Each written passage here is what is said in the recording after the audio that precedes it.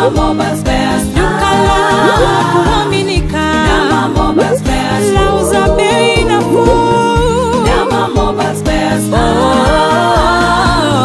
Dama Mobile Spares. Lauza vipuri halisi. Dama Mobile Spares, your mobile phone spares supplier.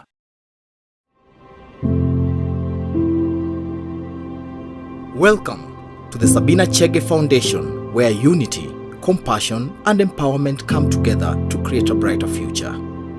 In a world faced with challenges, we stand as a beacon of hope, dedicated to mobilizing resources and creating positive change. Sabina Chege Foundation started way back in the year 2007. And this was after the post-election violence. I was in the media, and we started mobilizing people to go and help the people who are IDPs looking for food. And when we went to those camps, we also found children who are vulnerable, who needed help. I remember the first two I picked and just took them home were two boys who were twins, whose father was owned a private facility, private school in Eldoret. And so that's how it started. And when I started broadcasting in Shore FM, we started mentoring our young people. I started in my own primary school. I remember that time, must have been 2008. I wore my primary school uniform, went and we motivated those children, bought them books, we planted trees, and just encouraging them that where they have come from, and you'll see Kenyona, this is our home. Where they've come from doesn't matter, but they have a bright future if they believe in themselves. Kwa majina naitwa Samuel Karanja.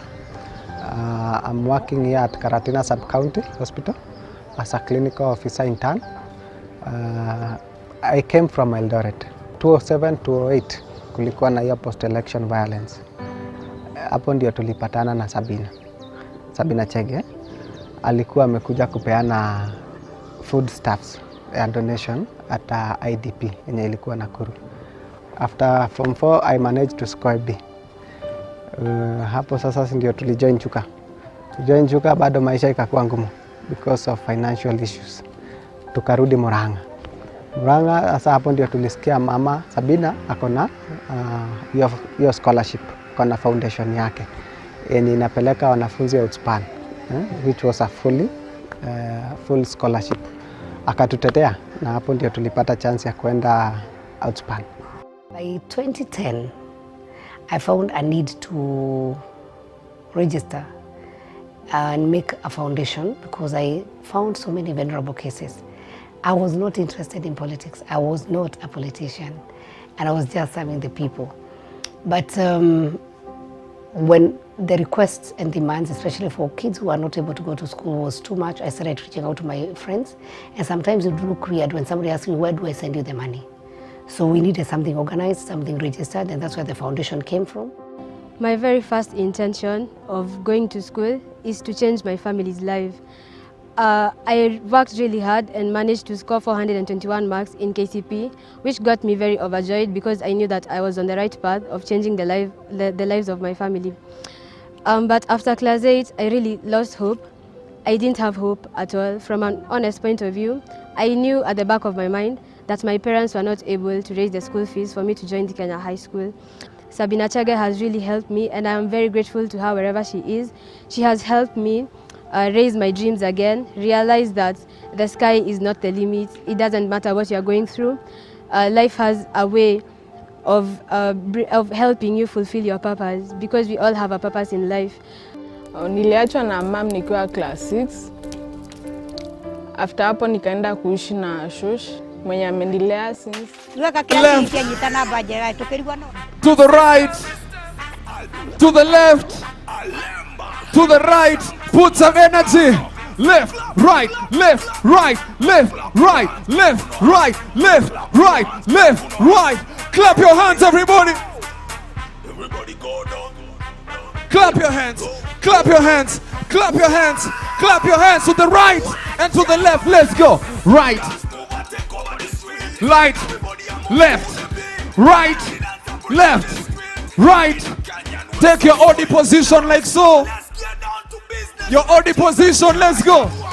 OD, OD, OD. Nice one. Nice one. Turn around, turn around, turn around. Let's go. Turn around, everybody, turn around. Turn around, everybody, turn around. Put your hands like so.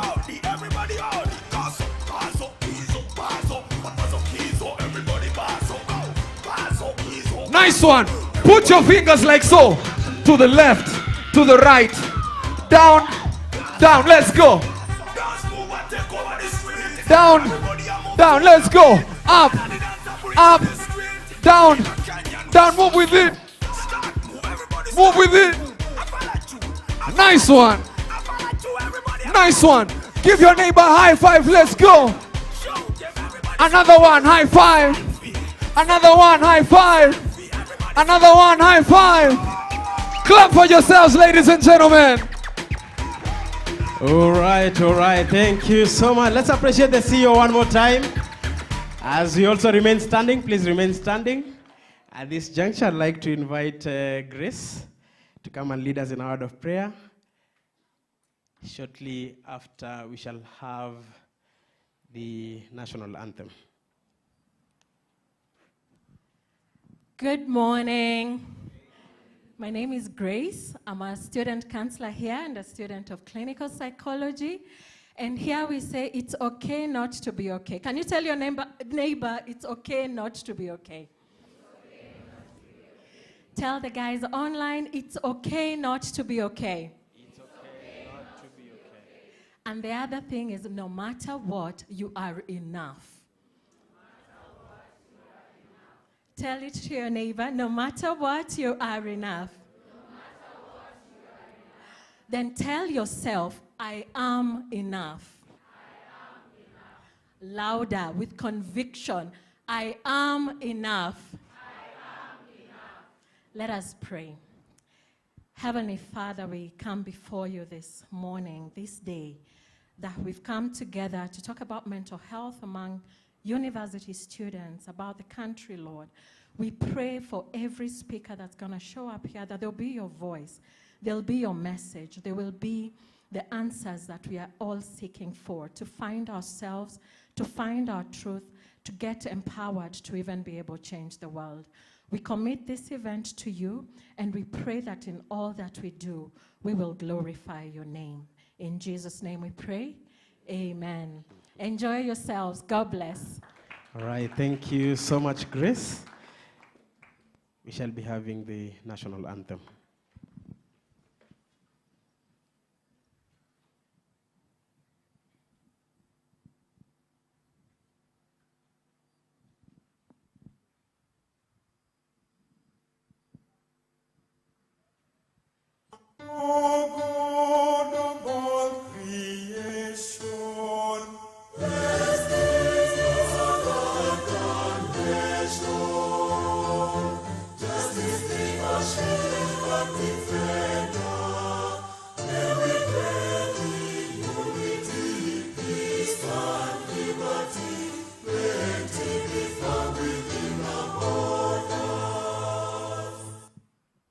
Thank you so much. We can have our seats as we invite Anita Mbugwa to come and introduce the next speaker.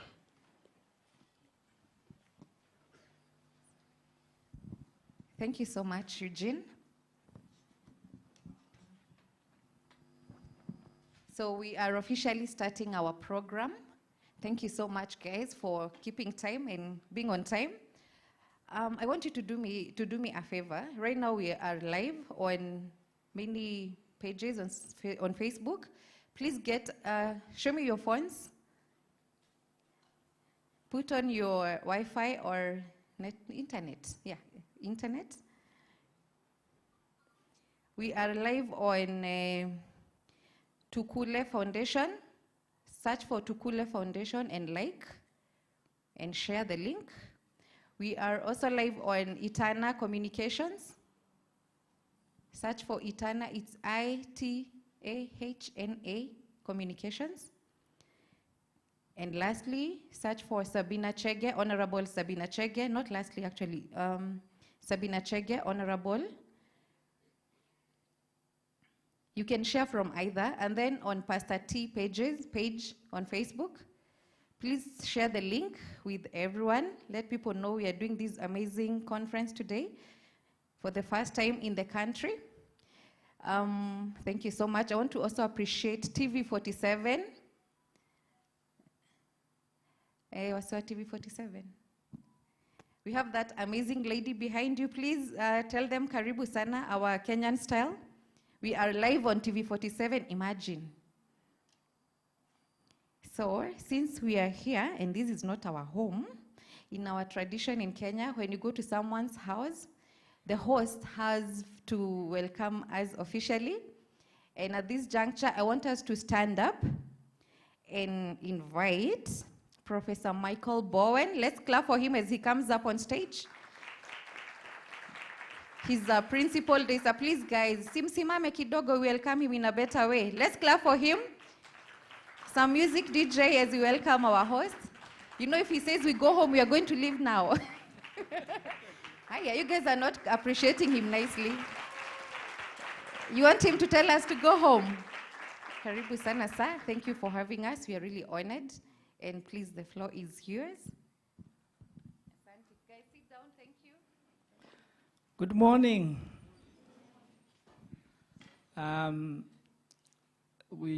I don't know how I will maintain the energy that has been set, you know. Professor Kamama, you know, I danced, you know, this one's here, this way.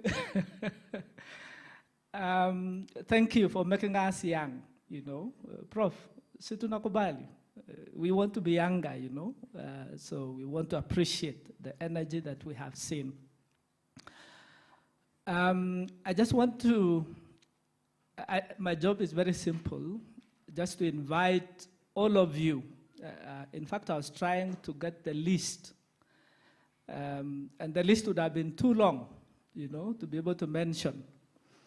But just to say that we appreciate the choice of Daystar University. We are honored.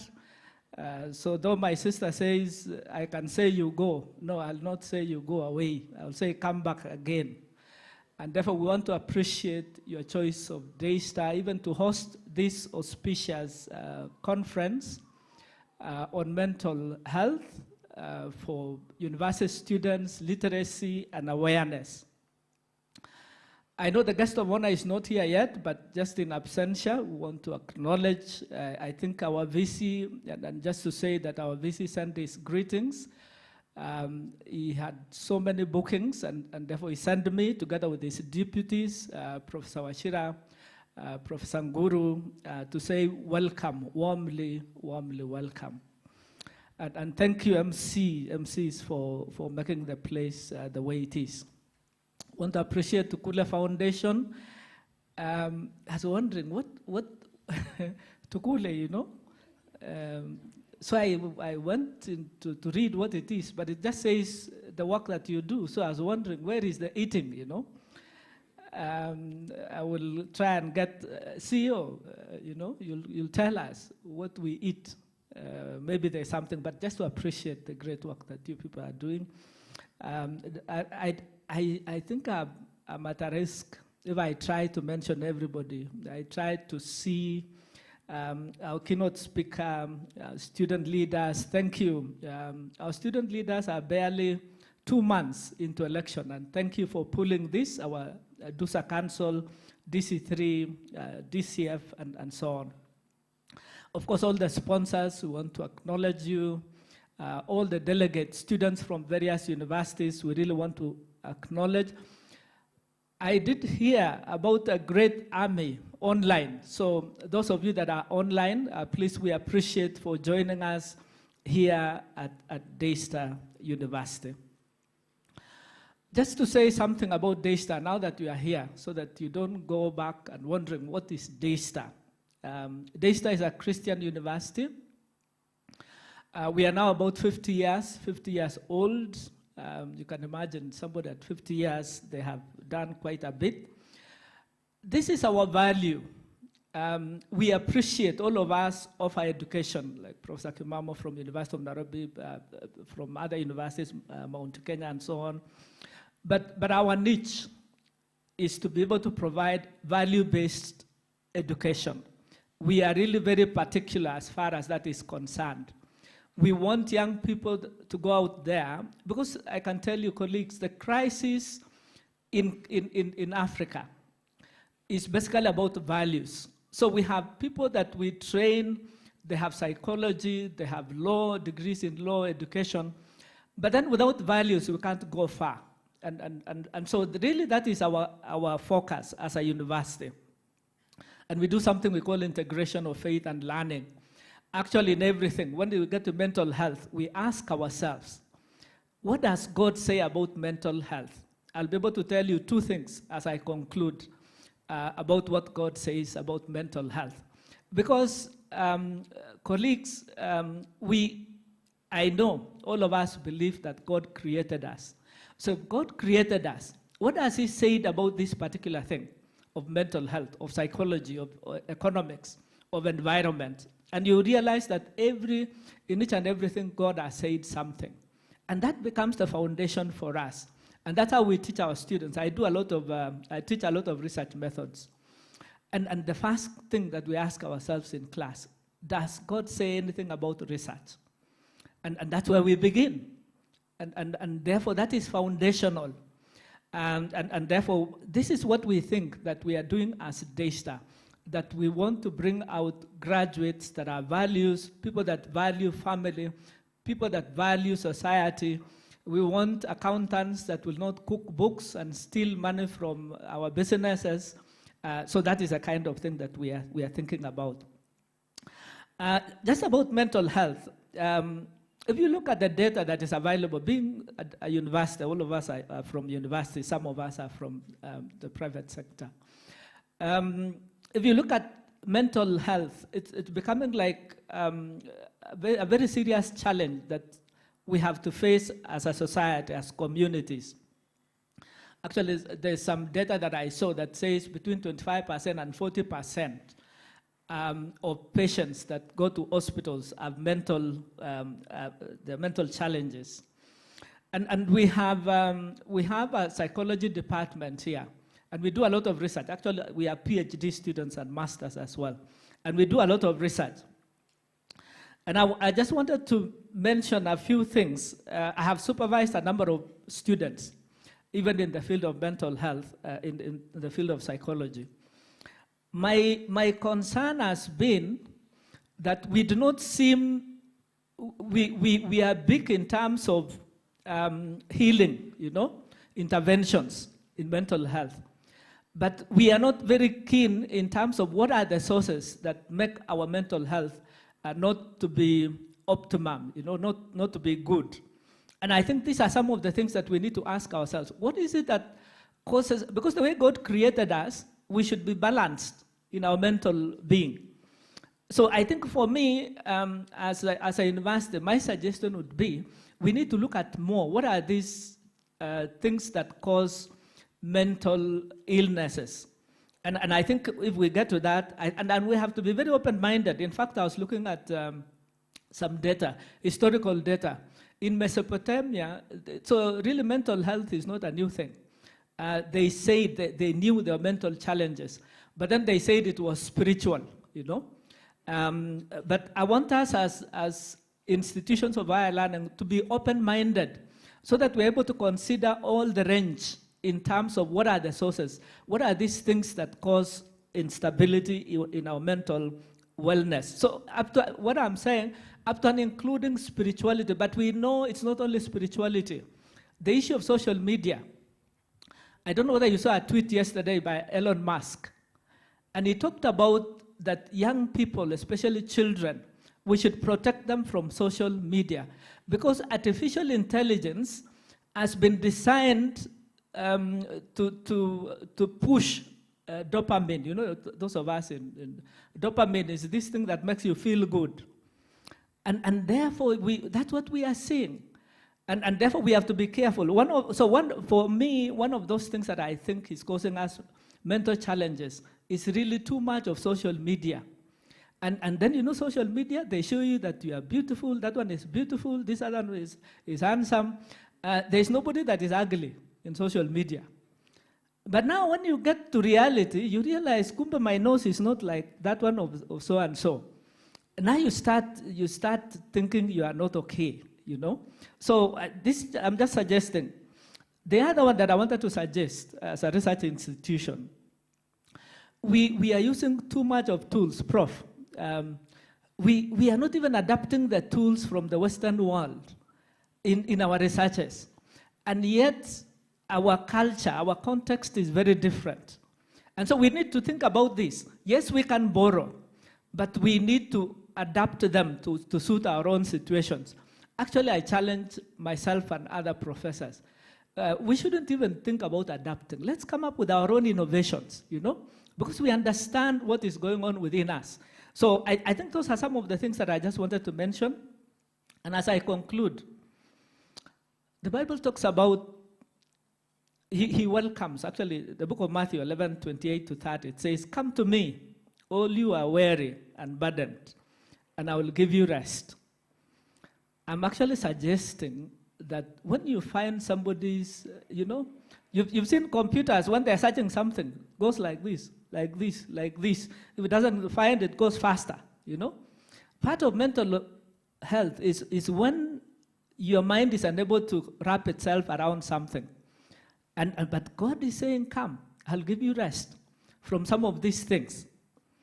It's possible to have rest even in very difficult circumstances. If you look at in the Bible, there's this Peter that was in prison, and there were some disciples that were in prison.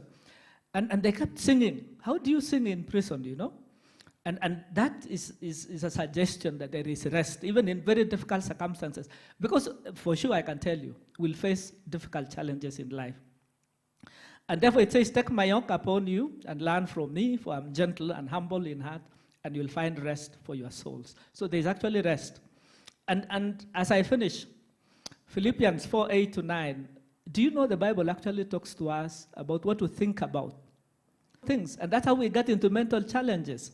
So the Bible says we should think about that which is just, that which is true, that which is honorable, that which is lovely, that which is commendable, that which is excellent, that which is worthy of praise. What are you thinking about? If you find yourself thinking about other things, then you take yourself, and I know, I am very much aware, I'm an adult of sound mind. I'm very much aware that it's very difficult to control your mind. And then because of that dopamine thing, we are pulled towards things that are not in line with what I just read, you know? And therefore we get into mental challenges and mental issues. So thank you very much. I want to, again, say very much welcome. Whoever the MC is, please start coming. Karibuni sana, and feel at home. We have many facilities here. We have a function. The MC was telling me they have had many meetings because of the way the place looks. We'll make it even better. We have many rooms. And so you're welcome to Daystar. Thank you for choosing Daystar. Blessings. All right, thank you so much, Bwana Principal Bowen, for the warm introduction and also welcoming us to Daystar. We feel like we should stay here for another day because you've given us the permission to be around. All right, thank you so much. At this juncture, we'd like to invite Rona from Tukule Foundation to come and give brief remarks. Then we shall do an address thereafter. Let's appreciate Rona as she comes on stage.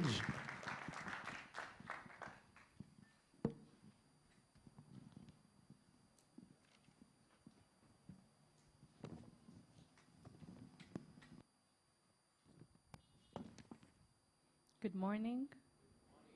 Well, good morning, good afternoon, and good evening for those online who are watching us live. First of all, I'd like to recognize our dear speakers who are here, excuse me, and our guest of honor in her absentia and keynote speaker in his absentia, professors, students, and everybody who's present today. All protocols observed. My name is Rona Ainembabazi. I am from Uganda, and I serve with Tukule Foundation. Like Professor said, we're not about eating food, but we do feed the mind. Tukule in Luganda means let's grow. Let us grow, okay? So we're here to grow together and get better together. Tukule Foundation is a youth-led non-profit organization that focuses on mental health awareness and mindset change as well as youth empowerment. We did our first university summit in 2022, and that was at the prestigious University of Makerere University in Uganda, which is the biggest university in Uganda actually. And I'm proud to say that we have reached over 100,000 young people in the period of 2 years. We do school outreaches where we've visited over 130 secondary schools within Uganda or across Uganda, and we've also done 5 universities. Like I said, we try to do youth empowerment, but then we realized we cannot empower students or people who are not okay when it comes to their mind. And right now there is a lot that is going on in the world, and I have heard a lot of people say this generation is spoiled, this generation is ruined, this generation, I think the extreme one was where I had a person say this generation is rotten. And sometimes we do forget that our words have power. So it is time for us to remind each other that we are all worthy, we're all deserving, and like Madam Grace said, it is okay not to be okay. We do not have to push ourselves more in the ground just because we're struggling with something, okay? So Tukule Foundation, we believe that empowering the youth is the key to building a brighter future. However, as we embarked on our mission, we quickly realized a crucial truth. We cannot truly empower individuals who are struggling mentally or lack a sense of identity. This realization reshaped our approach and reinforced our commitment to mental health awareness as an integral part of our effort. Mental health is often overlooked, but it is fundamental. It is a fundamental aspect to our overall well-being. By raising awareness about mental health, we aim to help individuals to understand and manage their mental health better. This self-awareness is the foundation of personal growth and empowerment. When young people are in tune with their mental health, they are better equipped to face life's challenges, make informed decisions, and reach their full potential. As Tukule Foundation, programs are designed to address these critical areas. We provide support and education to foster a generation that is self-aware and resilient. We believe that a healthy mind leads to a healthier and more productive and self-assured generation. Our vision is to create a world where every young person has the opportunity to thrive and not just survive. By integrating mental health awareness into our empowerment initiatives, we are nurturing well-rounded individuals who are not only capable of achieving their dreams, but also contributing positively to their communities.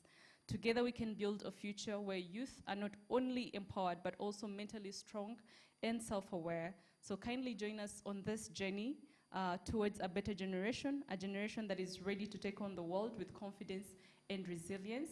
Kindly allow me this opportunity to appreciate everybody who has spared their time this morning to come and join into this conversation.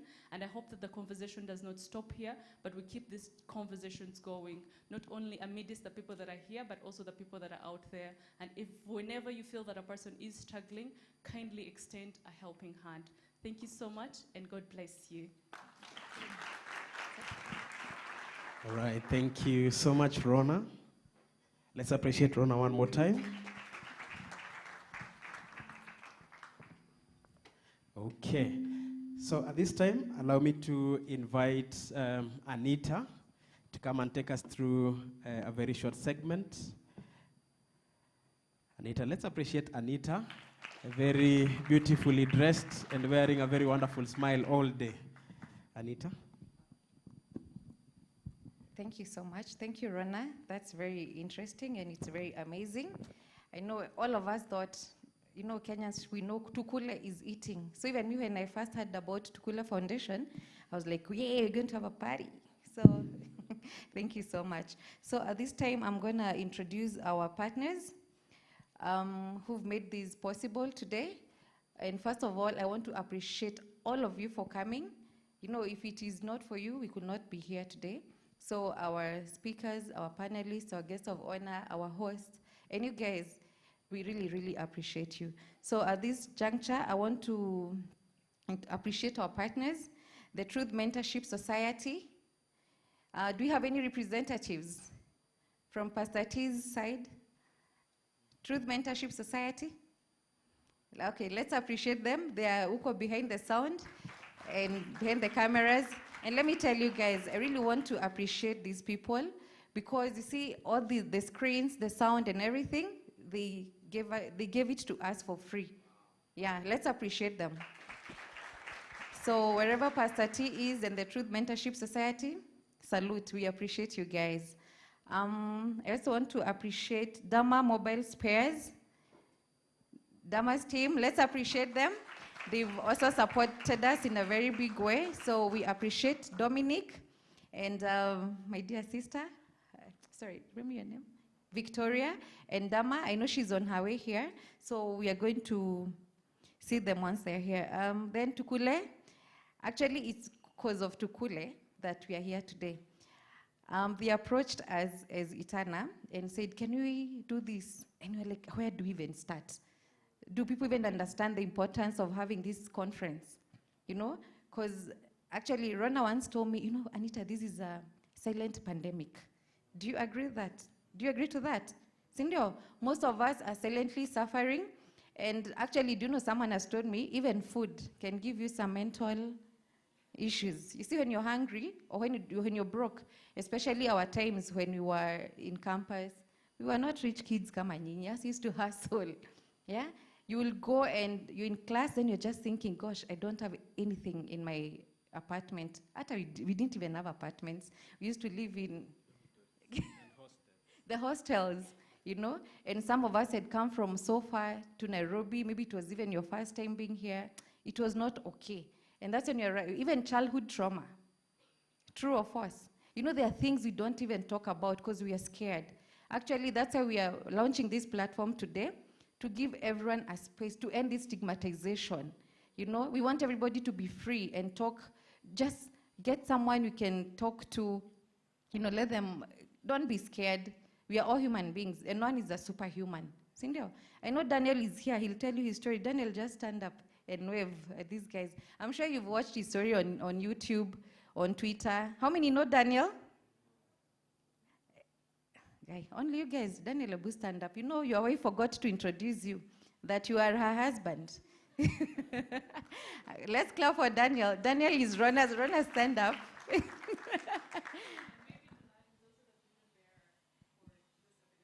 Imagine, he's a vision bearer, and she forgot to introduce him. So this is Daniel, Rona's husband, and they're from Uganda. Let's appreciate them. So Tukule, we really appreciate you so much. I also want to recognize Itahna Communications. Actually, I'm the president of Itahna. I don't know how to beat my own drum, but I'm gonna say, yeah, you can clap for me. So Itahna Communications is a 360 degrees agency that does communications, medias, and events. And we are here to serve you guys, sometimes for free if you're good to us. Sometimes we charge kidogo. And then I want to recognize Jagu Media. Jagu Media, I don't know where he is, but, oh yeah, that guy in white pants, his name is Jemo. He's part of the guys doing the, let's appreciate Jemo. They're doing the still photos we are going to share. I also want to appreciate TV47 once more. Thank you guys for taking us live. And this means a lot. Actually, imagine they didn't charge us anything. So let's appreciate, you know, just like our host has said, you know, when God is in it,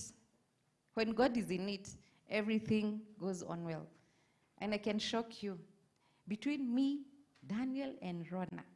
And where is Edwin? Is Edwin in the building? Edwin, please, Edwin, come. You know, imagine, we've not fundraised, we've not done anything, but God has made it possible. Aki, please appreciate us. We've not been sleeping. So this is Edwin, on behalf of Pastor T, who is also on the way. Edwin, you can just say hello. Good morning. So I'm Dr. Edwin Mwangi. I'm a clinical psychologist and psychiatrist. I've been part of this Noble team organizing this event. Karibuni. Thank you so much, Edwin. So I also want to appreciate this team that did the setup. They left this place at 2 a.m. just to make sure everything runs smoothly today. Again, Truth Mentorship, we cannot repay you. So thank you so very much. We'll keep talking. And right now, I want us to introduce our president. We have a president in the house. Imagine, and she's female. Yeah. Uh-huh. Oh, yeah, actually, before. Who? Where is Cindy? Let's appreciate our president. That's why I said she's female, because let's appreciate her as she comes. Please, let's clap for her as she comes on stage. She'll also tell us about the Daystar Compassion programs. We are glad to hear about that. Thank you for the Cindy. floor. Morning. How are you feeling? Okay, amazing. I didn't get enough. How are you guys feeling? How are you guys doing? Oh, so you guys are used to how you doing. Noted. My name is Cindy, as they've said. I am the Nairobi DC3 president, sorry. My heart is beating so fast. I guess I would say I'm unhealthy, because why am I panting this much? Anyway, amazing to have you guys here. Karibuni sana. DC3 is simply Daystar Care Compassionate Center, and we simply care about you from head to toe, literally. I was excited when we were partnering with Tukule Foundation and everyone else. What else to add on DC3? There are so many things, but I'll keep it short for you guys. Sorry, I don't have internal thoughts. Again, with the internal thoughts.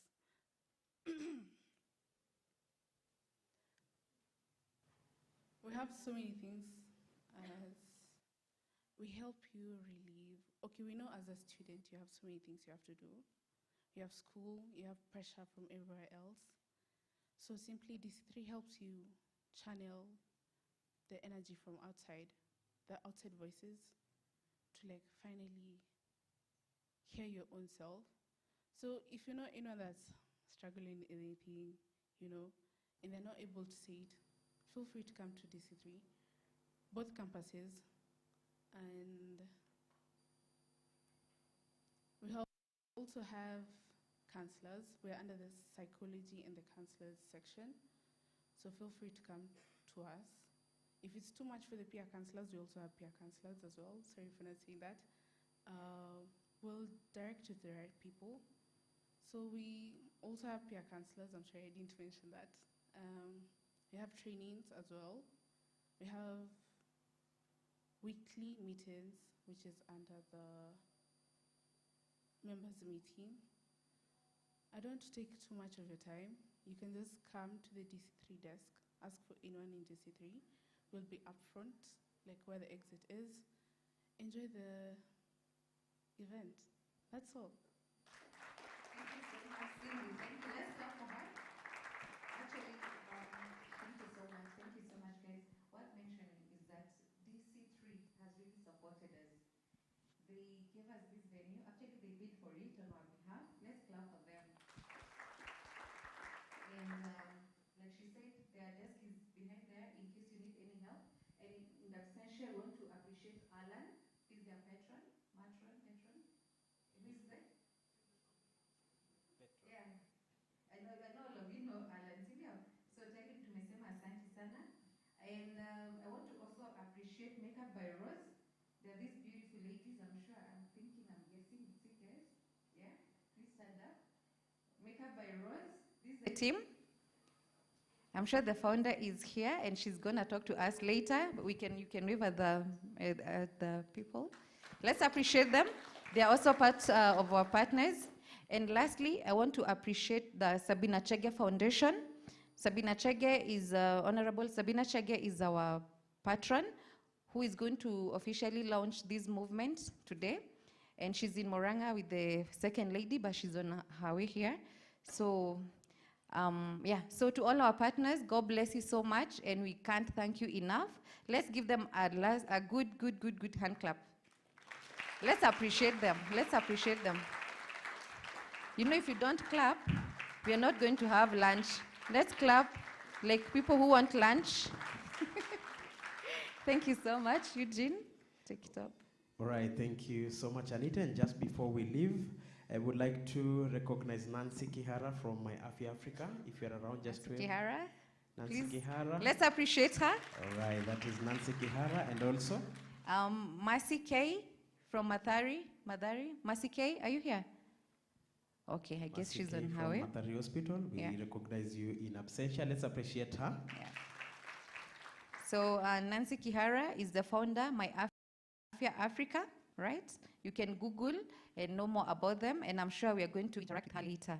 Thank you so much, and God bless you. All right, so at this time, we'd like to invite Governor Benedict to come and just introduce the student leaders for a minute, and then we'll proceed to the main program. Governor? As Governor comes on stage, we want to appreciate all the represented universities here today. Let's see guys from Daystar, both at the River and Nairobi campus. Daystar? You guys make some noise. How do we know we are here? Really? We can do better. Daystar Nairobi campus at the River, let's stand up a bit and just say hello. Please, we want to see you and recognize you. Let's appreciate Daystar. Thank you so much. Kindly have your seats. I want to appreciate Mount Kenya University. Mount Kenya University students. Do we have any representatives? Okay, UON. Nairobi University. Yeah, let's appreciate them. Please stand up. We appreciate you. Thank you so much. Nazarene University. Nazarene. Oh, ameogopa Simba. Oh. See, here the lions near Nazarene. Anyway, so Governor, karibu sana, and thank you. Our distinguished guests, ladies and gentlemen, good morning. Good morning once again. See, just do one favor, turn to your neighbor, just look at him or her, smile and tell them, you look beautiful, you look handsome, you look great. Right? Come on, turn to somebody, speak to somebody, you know. Tell them, how are you doing? You know, you well? Because a lot of times we sit close to people and we never know. Your smile can just change their world. Maybe they are just coming from a tough place this morning. So, karibu sana Daystar, everyone. To our guests, the Daystarians, and our guests from neighboring universities. Karibu sana Daystar. As our principal said, Daystar, we are a community that love first the Lord. And if you love the Lord, you have to love his people. So we love everyone, despite our differences, despite our cultural backgrounds and religious beliefs. Daystar is a place that accommodates everyone. You feel at home. So karibuni sana. And before I continue, if there's any student leader from any university, even within here, is there anyone, a student leader, just lift your hand and just wave to me. I can see some. This is an opportunity for you to be a politician. They are behind there, I can see them, and it's a good thing. I believe others have received their flowers, and I want to say thank you to Tukule when they approached me. By that time, I was just had won my elections, and I was sworn in. Even I had not even settled in the office. They approached me, and for the past few weeks, I've not had rest, tackling with the management, the principal calling me, and the campus administrator. They're saying, Benedict, this is happening. What? Alan Ball calling me here. Yesterday I left here, I was worn out. But all in all, I love this initiative because mental health is something that is vital. And it is unpopular, especially within the African continent. Because the different generations that we have, from the greatest generation to Gen Alpha, there's so much gaps. And right now, the millennials and the Gen X, you know, they are saying that Gen Z are using mental health as an excuse not to be intentional, not to work hard, But that's not the case so, because as much as our parents are doing everything to provide for us to ensure we have a roof on top of our heads, we go to nice schools, we eat a very healthy meal, the problem is our students are suffering from one is emotional stability. They are looking for that emotional stability in a sense that parents are absent. They want you to be part of their life. And now, the irony, as I say this, I close this with an interesting story. The other day, yesterday, I was having a conversation with one of our students in my office, and we were talking about this event, and she said something, Benedict, I will want to share with my mom whatever I'm going through, but she does not understand. I was like, how? And you're all both female. And she said, our parents are saying that, let's be friends. And when they befriend you, you are telling them your story, what you're going through. One is they don't listen to understand, they listen to respond. And then two is they use that against you when you have made a mistake. So like, hey, you did that, hey. I was not like that. And I love how Pastor T said, when you show us your trophies and your accolades, you distance us from yourself. But when you come and show us your vulnerability and show us your scars and tell my son, my daughter, these are the mistakes I made, this is where I missed, because this is a real generation. It wants the truth. Don't tell them to go left and you have not told them why. So now I love this. We are changing the conversation. We are starting to take this intentional. So karibuni sana, and I'm just eager to listen to our guest and to interact with every one of you.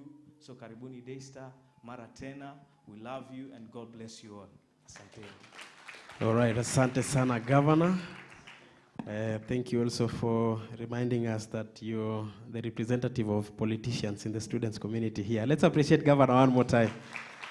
This is a great guy, and we are really grateful that you allowed us to meet your student community. Ladies and gentlemen, at this juncture, I'd like to introduce our first speaker for the day, Professor Charles Kimamo, to talk to us about mental health and the challenges around mental health. Let's appreciate Professor as he comes on stage.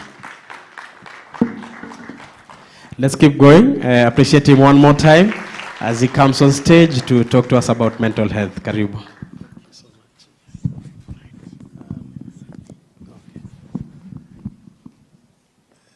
How is everyone?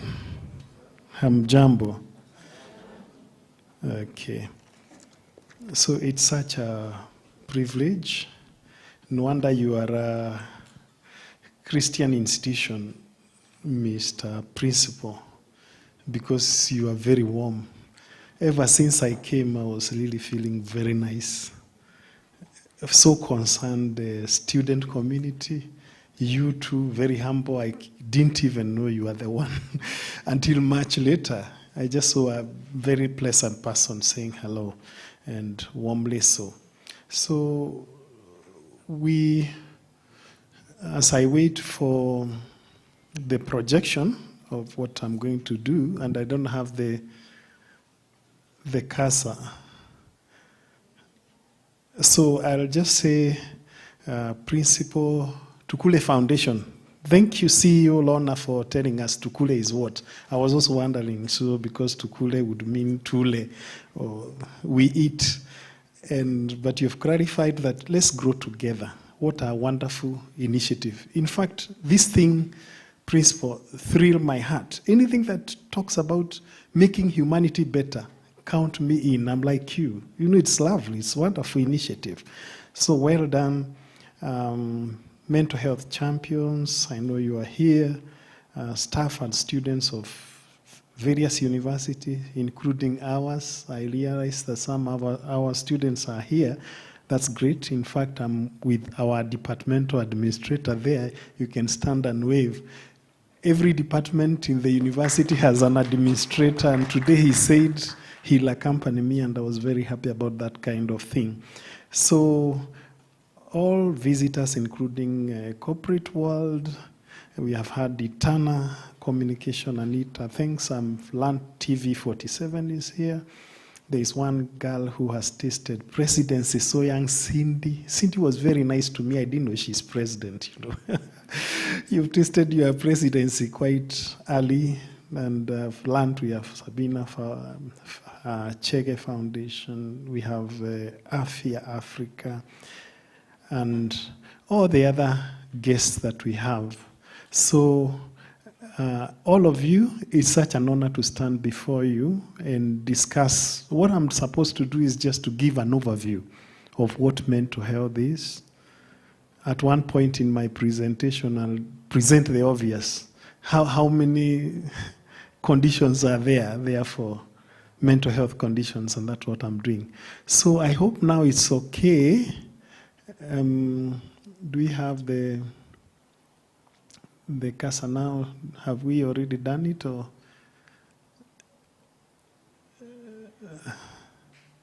Okay.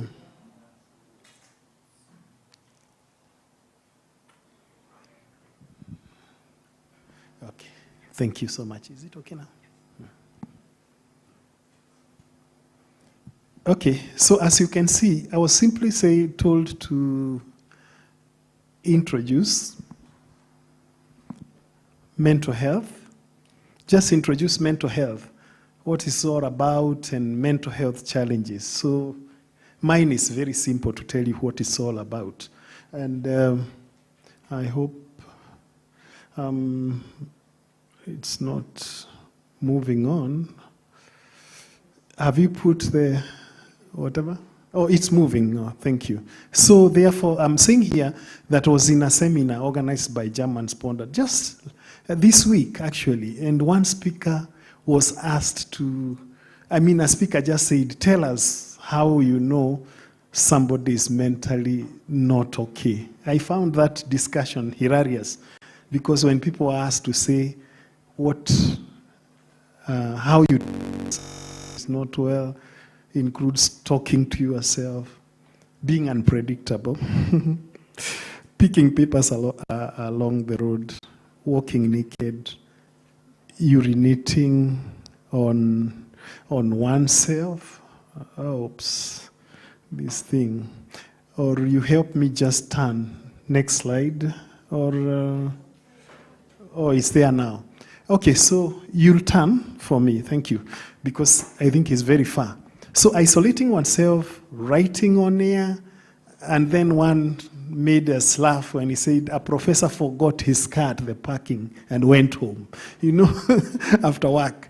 These things happen. Eh? People even come to the parking and keep on looking, where did I park? Almost thinking the car is lost. Suicide attempt is very abnormal. I normally say suicide attempt is very abnormal because all of us are running away from danger. How is it you are running towards danger? You see, every time you eat very well, you do gym, you stay away from, when it's corona, you're all having masks, and then somebody is running to commit suicide. Something not quite okay. It's an abnormal thing. So then it means something is wrong and needs to be addressed. So poor self-care, including not showering, putting on one shirt, it meant you put on one shirt throughout the week, of course. And all those, then we come to next. Next slide, please.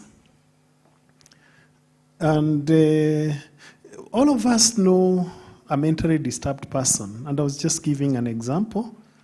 Like I was walking down to the campus, University of Nairobi, and I meet this man in a suit that is very dirty. When I passed him, I thought, no, I should have talked to him. Then I went back. Of course, we had a conversation. He told me he worked for the Ministry of Agriculture and that kind of thing. And he was walking all the way to Kangemi, carrying a newspaper and walking so confidently.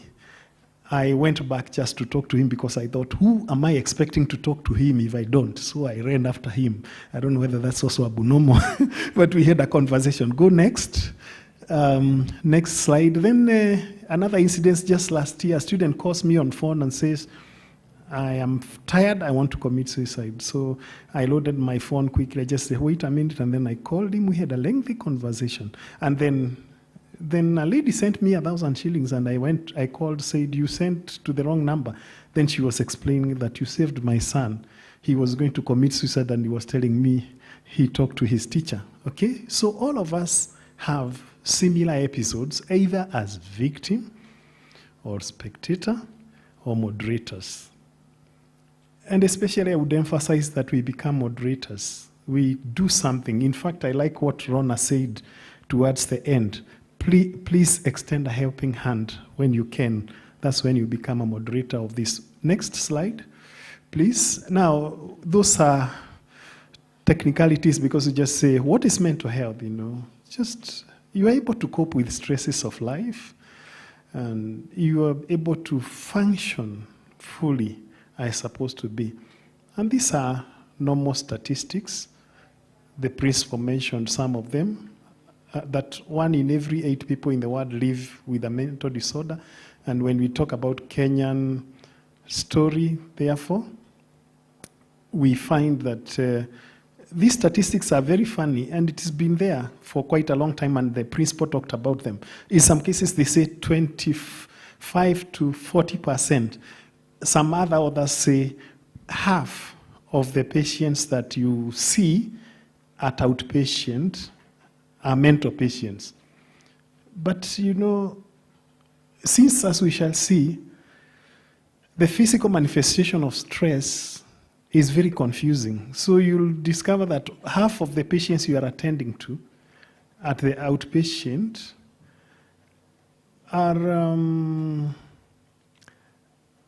actually having a mental health problem. Because when you look at what we shall see, some symptoms of stress can be confusing because they include even stomach upset, we call it palpitation. You are not supposed to hear your heartbeat. If you hear your heartbeat, then you are stressed. We call it palpitation if you hear your heartbeat. But we'll see all this next. Then the entry point, according to me, the entry point for mental illness is stress. Yeah? And this is a Latin word. Actually, this adopted from physics because it's the outline of a ship that's supposed to carry load, the stringer. It's like it gives way. It's just like the Titanic sank. It's the same story when stress becomes overwhelming, as we shall see. So the word stress is actually borrowed from physics. And I'm saying we have a theory in psychology that we call gateway theory. It tries to identify how did you get into drugs. There is a gate. For example, they normally say when you try using alcohol, at some point it may be a gateway to drugs. When you start using cannabis, it may be gateway to heroin. In the same way, I would believe that the gateway sometimes to mental problems is usually stress. Next. Now, we call him, it's funny to be called father of stress, but Hans Hille is actually the father of stress because he's the one who brought formal studies on stress. Next. Because a Hungarian endocrinologist, he conducted experiments deliberate now to stress rats and see how they behave. Next, you stress them, you do surgery on them, you do that, and realize that they come up with a syndrome. A syndrome is a group of things, group of presentations. When you say I have a syndrome, HIV syndrome, what syndrome means? A conglomeration of different signs. So after stressing them, he discovered that when you expose the rats to stress, they come up with a syndrome he called general adaptation syndrome. And he found that it had 3 phases. At first, is alarm reaction, where one is trying to cope here and there. You try to resist. The body can adjust to minor stress. But exhaustion stage is where now we see, where now the stress exceeds the body's adaptive capacity. So this is the foundation of all the theories of stress. You can read more about the father of stress, Sile, but he has brought us very interesting information that we struggle a bit until we reach stage 4, is when we develop now the signs that we see amiss. Let's go on, see next. And but we need, as we go on, we need to distinguish between good stress and bad stress. Good stress is what we call eustress, and many of you know that. And eustress is positive because it's short term. It is activated when one has an exam. Otherwise, if you didn't have that stress, you couldn't read. You know, competition. When you're going for promotion, you really prepare very well. It helps you, you know, when you're giving a speech that way. So eustress motivates us in a way. So we call it good stress as opposed to the bad stress that we are aware of. Next. That is the one we are, the bad stress. The one that overwhelms, that is illustrated so many things until, oh my God. Okay, next. The bad stress. Now, manifestation can be in threefold. When you are stressed, you develop normally physical symptoms. Like you feel muscles are tense. You can have actually migraine. People talk about migraine. Migraine headaches are headaches that do not cease, that are terrible. You can't cope. The migraines are associated to stress. Fatigue, sometimes you lack the energy to do anything. Upset stomach, indigestion, you are not able. Insomnia, sleep disturbances, next. And emotional signs sometimes. Anxiety, irritability, mood swing, difficulty concentrating. You sometimes withdraw by isolating oneself from others. No wonder this was cited in our group earlier. Next. So the cognitive effect is you think a lot, and you have memory problems, and you have negative thinking. But sometimes you don't see, and you become pessimistic. You wonder, is life worth living, really? And you even criticize yourself. You think you are not good enough. I like the way we started the seminar here by people affirming that, oh, I'm okay, thank you. It's okay not to be okay. I like that slogan. Thank you so much. Let's go to the next.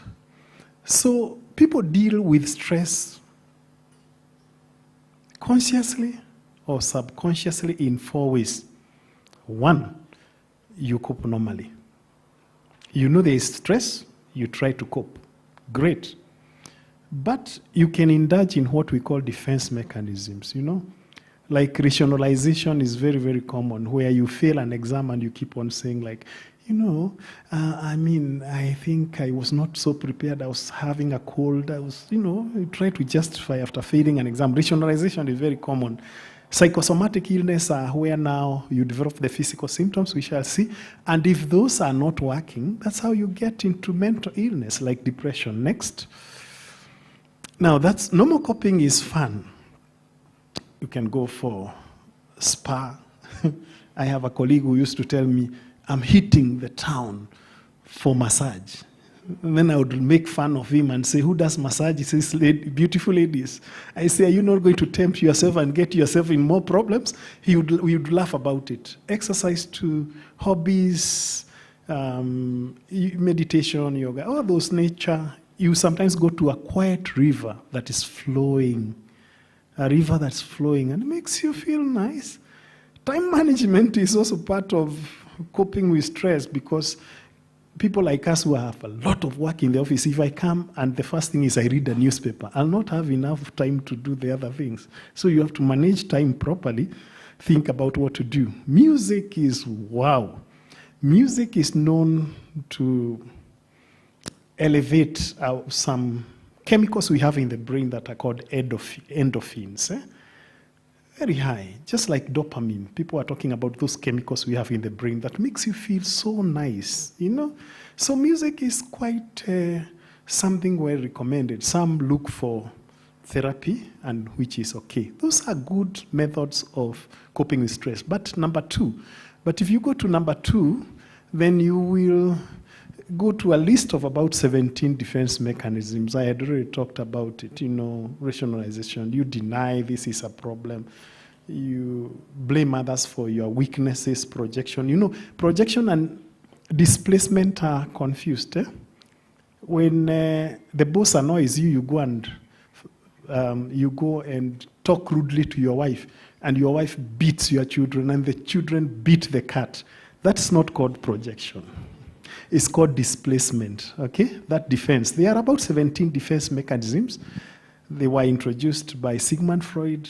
The list was expanded. Sigmund Freud is the second best known psychologist in the world, although he died all the way in 1939. One of the greatest psychologists and anybody in psychology knows who Freud is, but the daughter took after the father and went on with the work of the father and did a lot, trained great psychologists like Erik Erikson. Some who are in psychology should know that Erik Erikson was trained by Anna Freud. Eh? You remember that. So next. Now, these are what I was telling you why you are in a hospital. Sometimes I've worked in a hospital setting, so I know. And one time I was challenging a doctor who was telling a patient to go for tests. I told Daktari, are you sure you've made the right? Because the Daktari wrote, go for this test, because she could not understand the girl's story. Go for this test, go for this test, go for this test, and too many tests. And I told her, are you sure it's not, because she didn't know that I'm a psychologist when we were there at Kenyatta outpatient, because I had gone to see a friend and we were chatting and I was doing some assignment anyway. I was officially there. Then I told the doctor, I think, have you explored depression? But she didn't listen to me. So when I was leaving the hospital, I met the girl crying outside there, and I said, why are you crying? She said, I had borrowed 500 shillings from Dhika, but now the doctor has said I do all these tests, I don't have any money, even to go back home. I told her, come with me. Luckily, the counselor in the emergency Kenyatta Hospital ward is our former student. So I just took her and we went. Luckily, she was in the office. I said, do you have a client? No, I want you to see this girl.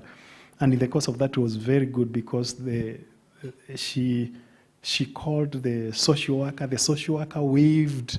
The girl was able to do all the tests. Unfortunately, I don't know whether when the results came, there were any positive. But I knew that was classical depression, but I couldn't interfere with the doctor because he was focused on what he was doing. But I wanted to give him an idea that you should have not explored depression. No wonder he gave so many tests, which to me were irrelevant. So it's because sometimes fatigue, palpitation, we say it, headache like migraine, nausea and vomiting. Sometimes you say, I don't know why. Constipation, you go to the hospital all the time, and the doctor says, GERD, gastric esophageal reflux syndrome, GERD, and you are given a lot of medication. Backache, sometimes you don't know, it's insomnia, you're not able, muscle aches, go next. The list is so long, chest pain, and of course hypertension is obvious, high blood pressure, dry mouth, stomach upset, PUD. We call ulcers peptic ulcer diseases because we can have other ulcers like ulcers in the mouth. Now, to distinguish the ulcers that happen in the gastrointestinal tract, we call them peptic ulcer disease. Some cancers have even been associated with stress, arthritis. No wonder we said a common observation among psychologists is that more than half of the patients, just like the principal said, going to see a doctor have psychosomatic related issues. Next. Now, mental illness. I wanted to say here, very briefly, that all unusual behaviors, shida zote, they're in a book called DSM. Yote. To a psychologist, other people get shocked when a behavior is done. I met my sister-in-law. She was working in my wife's shop. I met her shocked and they were talking in whispers. They said, a man came to the shop. He was not buying. When I looked at him, he had removed his penis and was looking at me. Then, she was so shocked, she ran to call the soldier. When she came back, the man had left. But you know, for us, that's exhibitionism. We are not shocked. So I just laughed about it and went on and said, he's not harmful. You know, so we have, all of them are there. And the first one was in 1952. And the whole idea was to, 1968 really, was 1952.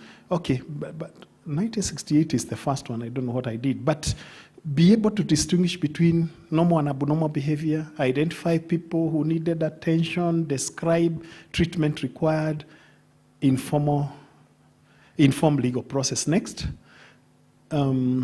Next, please. So the first DSM was 130 pages. It had 106 mental disorders. That was 1968, you know? Oh, 134, okay. DSM-1 was 1952, then I think it is 2, that one. Is it 3, 4, and 5? Yeah, okay, let me correct it. 1952, 130 pages with 106 mental disorders discovered already. 1968, 134 pages with 182 disorders. DSM-3, 1980, 494 pages. We can see the list of disorders are going on to 265. We have DSM-4, 1994, 297 disorders. But now we are DSM-5 version 2 of 2013. And although it is very many pages because it's very comprehensive, it is only 253 disorders because of the reorganization. So we can actually say the disorders that are there in the world, we can know. There are 253. And if another one comes, then we'll go to DSM-6. That's funny.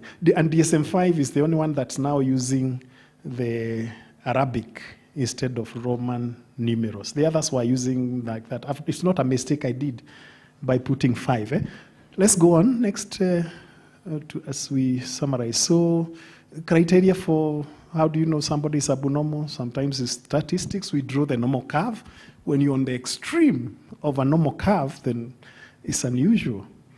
Social norms, yeah?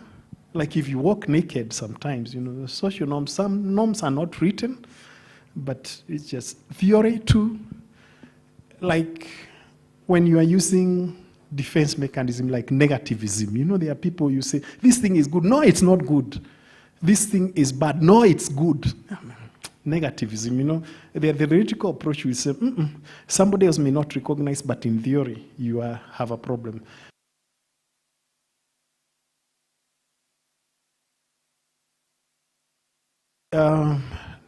Next. So we have all those 23 categories in DSM-5 now, version 2, the TR. 23 categories only. So all problems are listed that way. We don't need to go through the list because I can see I have 2 minutes or 1. 2 minutes, let's go. Just that's the list, 23, we go on. And I should mention here that anxiety disorders and depressive disorders are the most common in the society. Yeah? So all these trauma, like forgetting, like chronic pain, feeding disorders, enuresis is bedwetting, sleep disorders, sexual dysfunction, gender. You are not able to know what your gender is, impulse control problem, and substance-related abuse. Some of you are experts in that. Gambling has been added in substance-related and addictive disorders. Let's go on. And we have all that. Paraphilia, paraphilic disorders, we know that. Very interesting concept. Sometimes I heard over the radio a relationship almost broke because the girl was busted in that she had panties and bras in the wardrobe, and the girlfriend was suspicious that she has a boyfriend. When she was busted by Shiko, that program was called Busted, he tried to explain and said, no, I don't have another girlfriend. I can explain. And I could understand what it was. It was fetishism, you know, just paraphilia. It's true, he doesn't have a girlfriend, but keeps panties in the room just to watch and feel nice, you know. So we go on. So next. And so I'm doing a conclusion now, and I'm saying anxiety and depression are the most common. But I want to mention something interesting here, that adults don't seek help. I don't know, if you see an adult seeking help, something must have. Many adults do not seek help. And this is not because they do not need help, but because of the factors involved. And even when a decision is made to seek, there is something I'm going to. Informal supports are usually the first. Before you even talk about professional, never. Professional, you first try informal support. You mentioned you have a problem to your friends and all, something like that. An example I'm giving here is that our University of Nairobi has a welfare center where counseling is free. But I walked to see our counselor the other day and asked, up to now, I was there on 15th, I said, up to now, how many members of staff have come here? They said, I see 3 students almost on a daily basis, but only 2, 1 man, 1 female. I confirmed, yeah. Adults, we have a staff of 5,000. Next, then finish, we are finishing there. Yet, mental instability can impact negatively on peers, whether staff, their colleagues, students.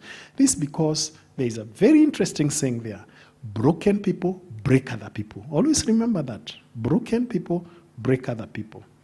So, for example, when you are mentally disturbed, then you'll pass it on to a student through displacement. And I'm asking myself finally in conclusion, how can we break this?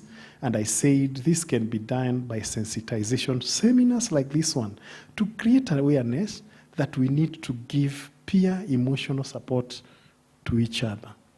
Come back to what Rona said. Please extend a helping hand. Okay? This can be done by having seminars. The seminar should expose peers to key characteristics in counseling psychology, such as listening. You know, we have a small hotel in University of Nairobi called Senior Common Room, and people talk a lot, and I just listen because I'm a psychologist. But others will be, kwenda huko, you know. Empathy, just imagine you are that person. How would you like to be treated? Congruence, you should be reliable. What you say is what you do. Confidentiality, you don't go exposing people out there when they tell you something confidential. Patience, just listen to the story without interrupting. Respect the person as a human being. Non-judgmental, not saying, oh, what's wrong with you? In fact, when you say, why is already a judgmental, it's not allowed in psychology conversation. Why is not allowed? Unconditional positive regard. That means that you can give without being affected by the title. When I know is the principal, I'm paying more attention. When it's just a clerk, you know, and conditional positive regard and availability. And sorry, I've repeated respect. Okay, so my references, and I think I'm done. I thought the next one is references, and I am done. Thank you so much. I know I've eaten 1 more minute. All right, thank you so much, Professor. Let's appreciate Professor one more time as he exits the stage. I give you back your mic. So what we will do is we will not have it. All right, thank you so much, Professor. I'd like to invite Anita on stage so that you can do the next part of the program. At the same time, I'd also like to invite the CEO to get ready and the protocol team so that we can get to the next part of this program. Anita, I think you are very attentive to Professor's presentation. What did you capture? That broken people break others. That's my takeaway home. That's my takeaway. How about you guys? Is it true? Yeah? What else did you pick apart from what Anita picked? What did you pick yourself? Anyone who is able to project from where you are? Nobody else. Okay. At least I saw Pastor T took a lot of photos of the notes. So I know that he's going to be reading between now and the next time that he's going to be reading for the next sermon. Thank you so much, Professor, as he leaves. Let's appreciate him. Hi, Eugene, you've not heard about psychosomatic illness? I think Yeah. I had it. Psychosomatic illness, right? Anita, my challenge is in getting the English word. All right? So I got it. How many of us in this room are like me, who are just genuinely true that you heard the big words, but you're not able to remember them, or at least you can't say them? Mimi nimeshasema ukweli. How many of us are like that? Mungu anawaona. But the Pastor T is also in the house. Let's appreciate him. He'll come back. Thank you so much, Pastor T. Sorry, Eugene. Unasema kizungu ni ngumu. Na najua I'm speaking for many of us, sindio? We are many, No. Oh, I'm alone. Yeah. You are sure? Yeah. Mimi niko peke yangu. And I've asked you and you didn't pick anything. So how many of us picked anything that Prof talked about? Let me see, especially those. Oh, Rona, now you have heard things. Brian, you've also heard things. So you just want to prove that I'm alone. Okay. Rose, did you hear anything? Did you understand something? What is psychosomatic illness? What are the signs and symptoms? The psychosomatic illness. Yeah, at least I got it right. Hata si tuko na PhDs. But at least me nilishika moja. That gambling has been added as a form of substance abuse. Nipagieni makofi, Sindio? Maybe he's a victim. Unajua mtu anashika kwenye anajua kuna kashida. You are a victim of gambling. So no, it's true. One day, a long time ago, someone told me that there was this company. It used to be on USSD. So star 7 something. So I tried betting on USSD and I lost the money that I had in my M-Pesa. So I really suffered on that day. That is about 12 years ago. So I've never even tried gambling ever since, for 12 years, because I lost my fare home. So I had to walk home from town. That's why I cannot gamble. Wow. Anyway, I think we are ready for our panelists. Let's appreciate our speakers.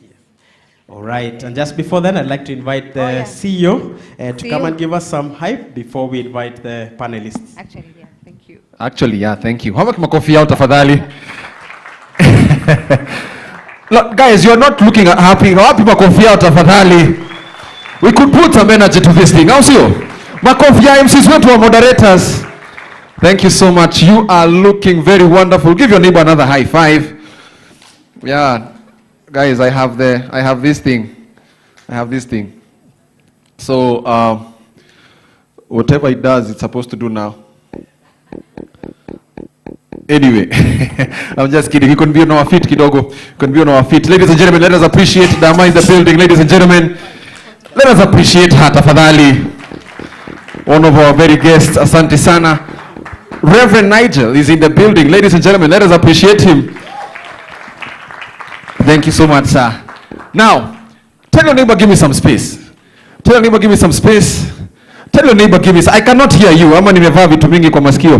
Tell your neighbor, give me some space. I cannot hear people speaking. Give me some space. Now, put your hands in the air like this. Put both hands in the air like this. Go to the left, kidogo. Bend to the left. Not the hands, the body. Bend to the left, kidogo. Okay.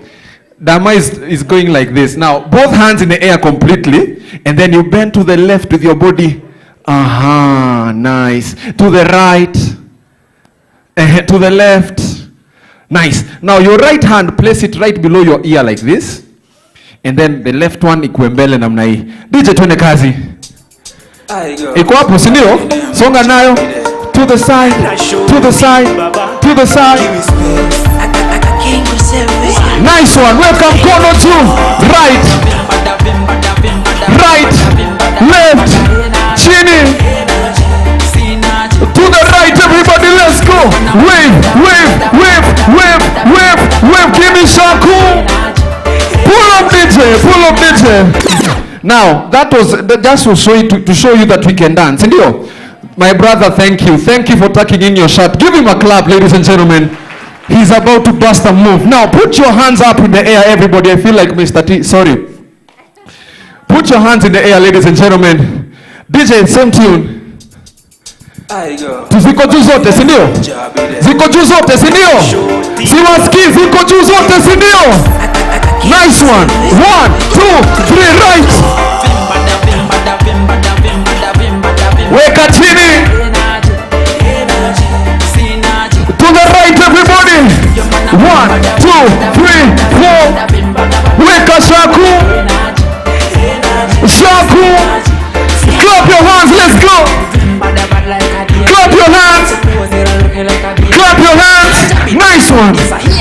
one. Put your hands like so.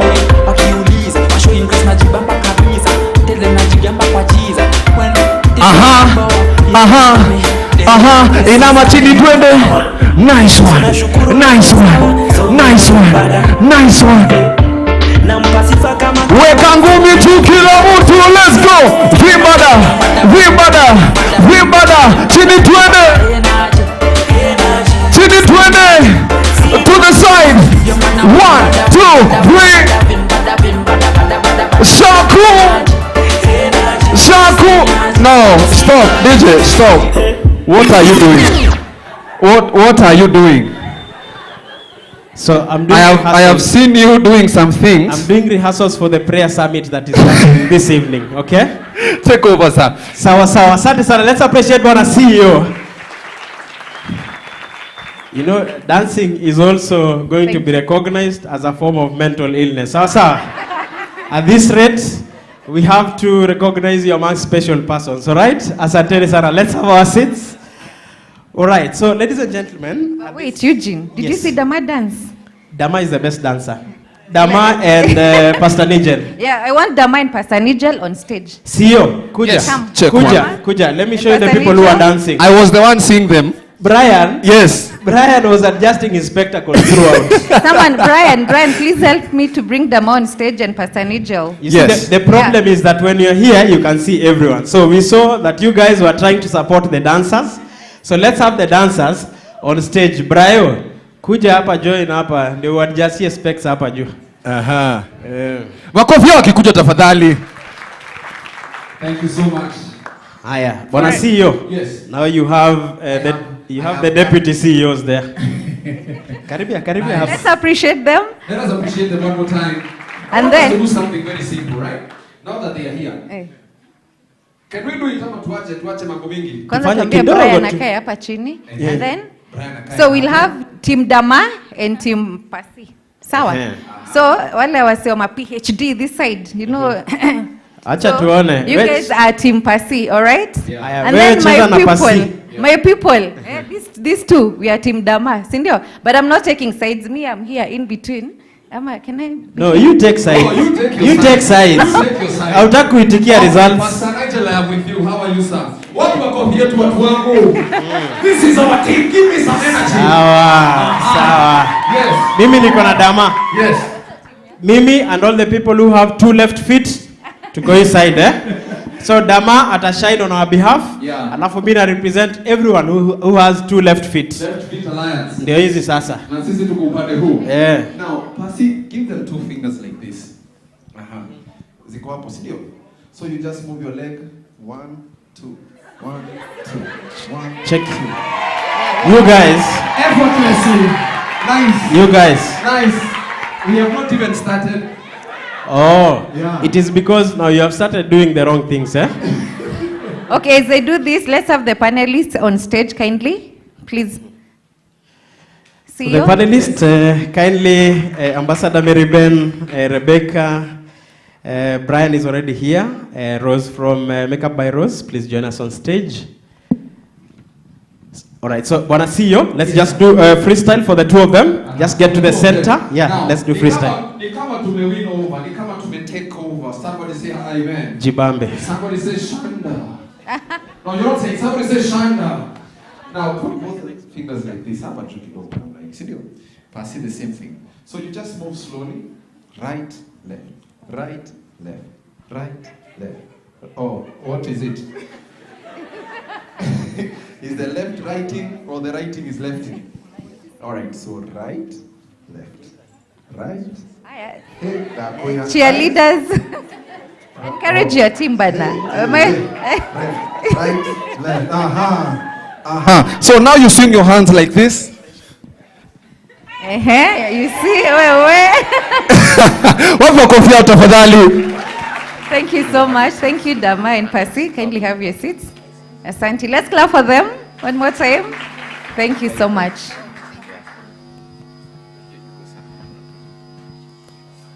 All right, thank you so much. Sound team, let's confirm.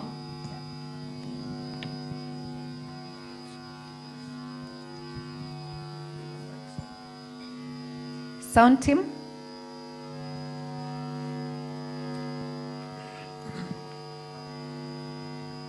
Let's appreciate our panelists. It's sort of sound here. Guys, are you hungry? Let's give them a better clap. It won't take long. Yeah, so thank you guys, thank you everyone.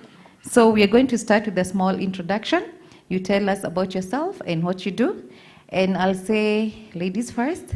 And I'm going to start with my friend from Uganda. Let's appreciate Rebecca McKelly. She'll tell us about herself and what you do. Karibu sana, Rebecca. Thank you so much, and thank you for having me. My name is Rebecca Macheli. As Anita has said, I am Ugandan, and so Daniel and Rona are my people. And I'm a woman who's been graced by God to do very many things. But primarily, I am a sobriety coach and the founder of Ahava Life, which provides personalized addiction recovery solutions to individuals struggling with substance use disorder. Apart from that, I am a lived experience storyteller. As a recovered alcoholic who struggled 15 years with addiction and also lost my mother to alcoholism, I do use my testimony and my experience to be able to raise awareness about substance use, the dangers around substance use, especially among children, teenagers, and young adults. And I'm also a published author, and so you can find my work anywhere if you do look me up on social media, and that really is it about me. Thank you. Wow, let's appreciate Rebecca. Guys, I can't wait for you to hear her story and also read her books. She's amazing. And let me tell you, what God can do, no man can do. Cindy, thank you so much. Thank you for having me here. My name is Ambassador Mary Ben, and just like her, I wear a lot of caps. I'm an ambassador of women empowerment across Africa. I am the chairperson of East Africa Surf Transport Cooperative. We focus with the private drivers. I'm also the founder of Mary Ben Foundation, where we focus on mental health, vulnerable communities, and women empowerment. I'm also the founder of Green Seal Limited, where I always say I kill for a living and mend hearts for a living. That means mi ni ule demu amende na panya na viroboto. Yes. Wow. Let's appreciate her. Ladies in the house, are you encouraged? The sky is no limit, right? Sawa. And lastly, I'm also the vice president of After Young Entrepreneurs Federation, domicile in Ghana. We champion for After. That is, I believe there are business people here. We are trying to champion for the free borders for all Africans, at least to do business across Africa. And we are focusing on the youths to give us that chance to empower ourselves. Thank you. Wow, Mary Ben, that's such a profile.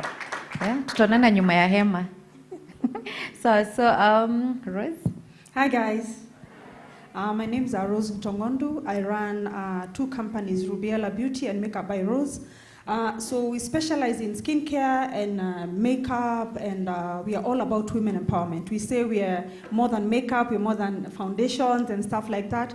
We are beauty with a difference. So for us, we mainly focus on women and empowering women using what we do. So we are not only beauty and makeup, but we also love using our skill to actually empower young people, to see people start successful businesses and all that.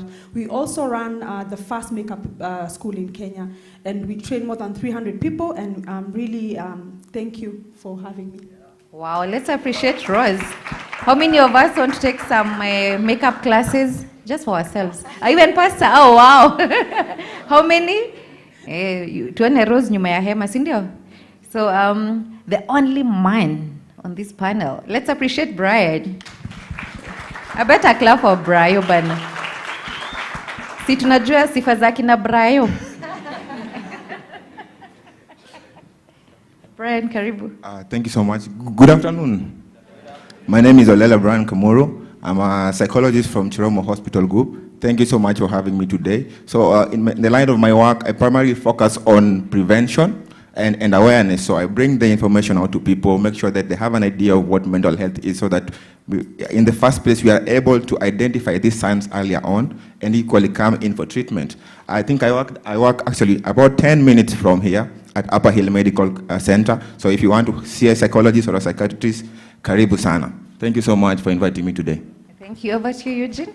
Right, thank you so much. And this is quite a rich panel, very wonderful portfolios, and we look forward to this engagement. So I'd like to start with Rebecca. Would you want to share with us about something that has been mentioned as a causative agent or a cause for mental illness and mental conditions? So what is the difference between substance use, substance abuse, and addiction? What is the difference? Thank you so much. So these terms really, when it comes to the progression of mental health over the years, some terms were created, one, to humanize the experience of addiction, because many people don't like to associate with the term addict. So that's why terms like substance use disorder, alcohol use disorder came. But those are fancy terms for alcohol addiction and drug addiction. So the difference between substance use and addiction really is in the terminology. Substance use is the use or the indulgence in psychoactive substances like alcohol or drugs. When it comes to abuse or when it comes to substance use disorder, now we cross into addiction. Addiction is now more complex. It's when somebody indulges in substances and this now goes a notch higher. What characterizes something to be an addiction is three things. Many people diagnose themselves as, I'm an addict, but you're not. There are people who drink alcohol but are not alcoholics, but every person who is an alcoholic also suffers from alcohol use disorder, started by drinking alcohol, okay? And so if you're trying to find out if someone is an addict or if someone is struggling with addiction, there are three characteristics, whether it's a substance, whether it's a behavior. One, it's excessive. Something is done in excess. Two, it's compulsive. The person does not have the self-control to keep themselves from indulging in this substance or in the behavior. The third one is it's destructive. A person continues to engage or indulge in a substance or in a behavior while ignoring the adverse negative effects that it's causing in their lives. There you know that a person has crossed into addiction. So addiction is characterized by three things: excessiveness, compulsiveness, and destruction.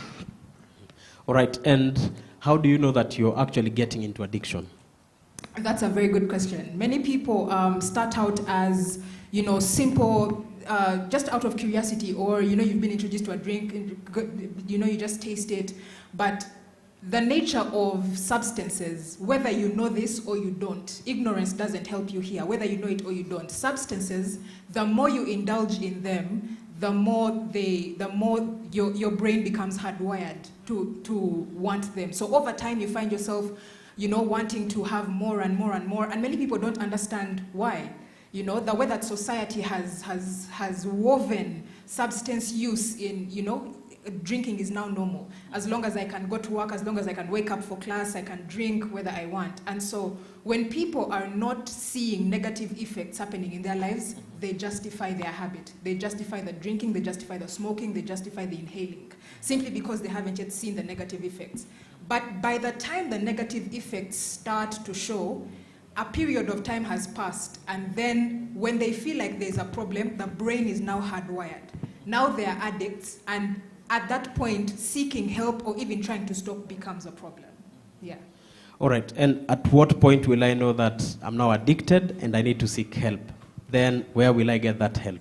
Okay, many people actually come to the realization that they are addicted, but because of the stigma that is associated with it, they don't reach out for the help.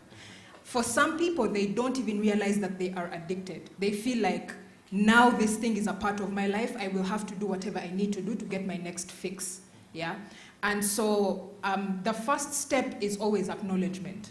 Whenever something is not acknowledged, it can never be addressed. So if you continue to wear your alcohol use disorder or your substance use disorder as an ornament around your neck, as an identity, ati me, I'm vibes, I'm party, I'm a party animal, you're never going to get the help that you need. And unfortunately, many people are swallowed up by that and enter into pits that many don't return.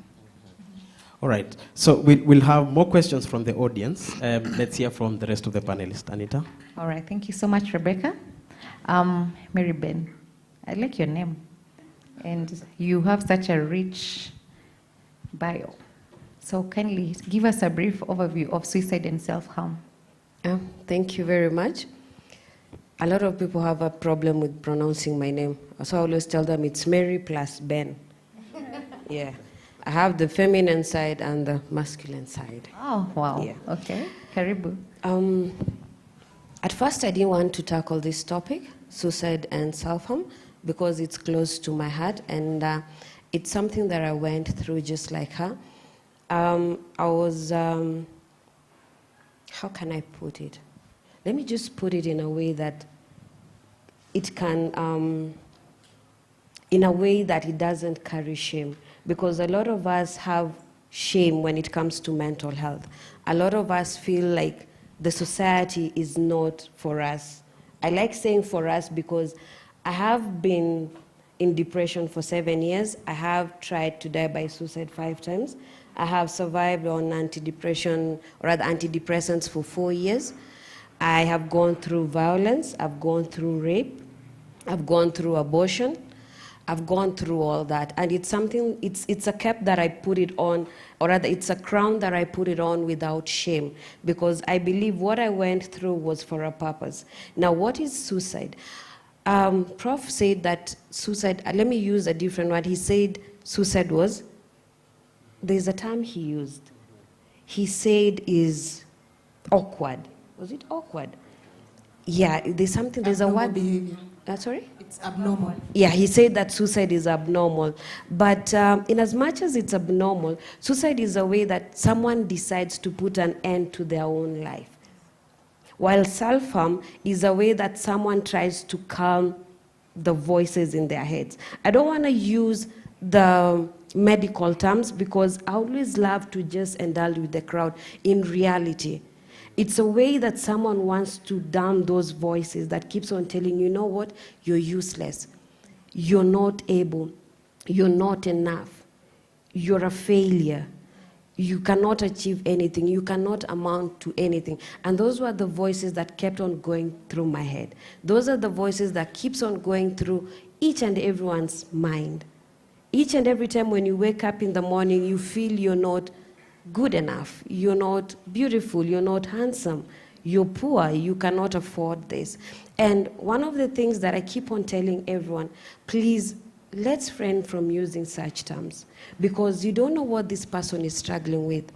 You wake up every day in the morning, you have an underlying problem, perhaps you come from a violent family, you're going to work, your bosses are insulting you, at home they're insulting you, your spouse is insulting you, or you come to school and nobody wants to talk to you because they feel you're the nerd or you're the awkward one.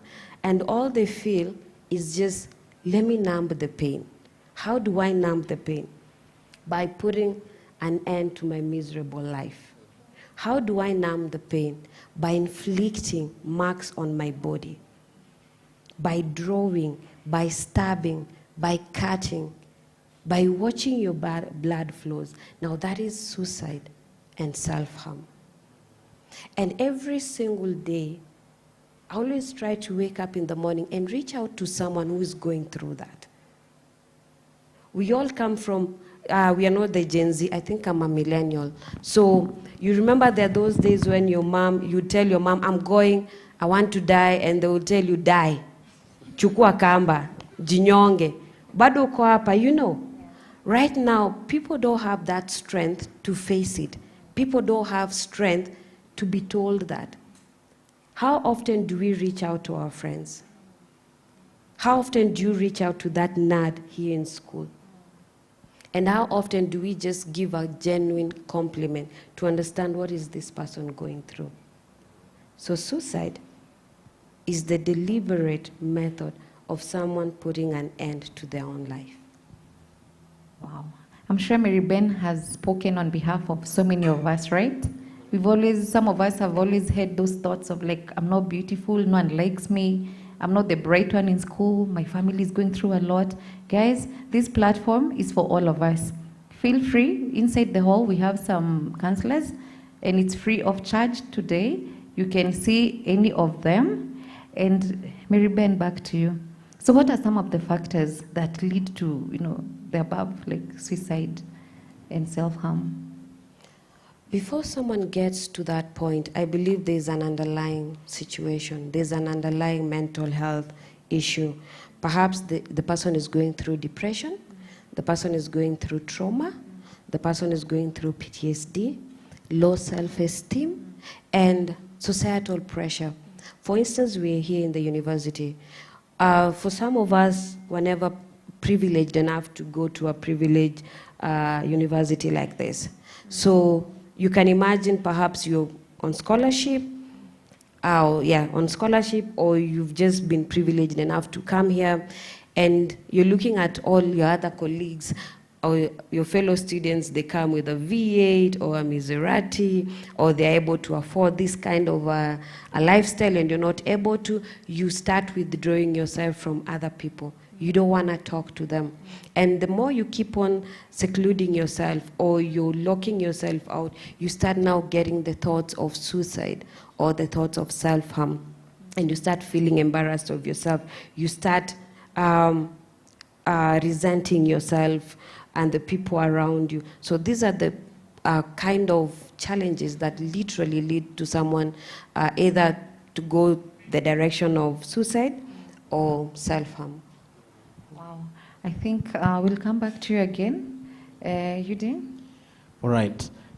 So Mary Ben talked about PTSD as one of the issues that will actually lead someone to suicide or even self-harm. Would you want to take us through PTSD? What is it? How does it come about? How can one tell that someone is going through PTSD? Thank you for that. Thank you for that. So PTSD is post-traumatic stress disorder. So picture a situation that was very disturbing, something that really, really shocked you. As you're thinking about it, it's probably a memory, right? But for someone who's experiencing PTSD, every memory feels like they are reliving it again and again and again. So the memories are very, very vivid. So maybe I can talk by explaining what trauma is. So trauma is, how I can define it, as a significant, distressing event or experience that caused extreme fear, confusion, and disrupted your moods and emotion.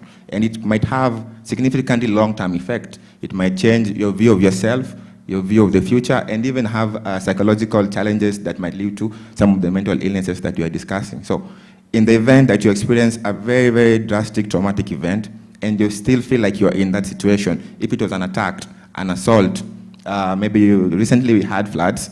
Some of us, unfortunately, were affected by this, and whenever you think about it, it's almost as if it's happening again. I am reliving that situation.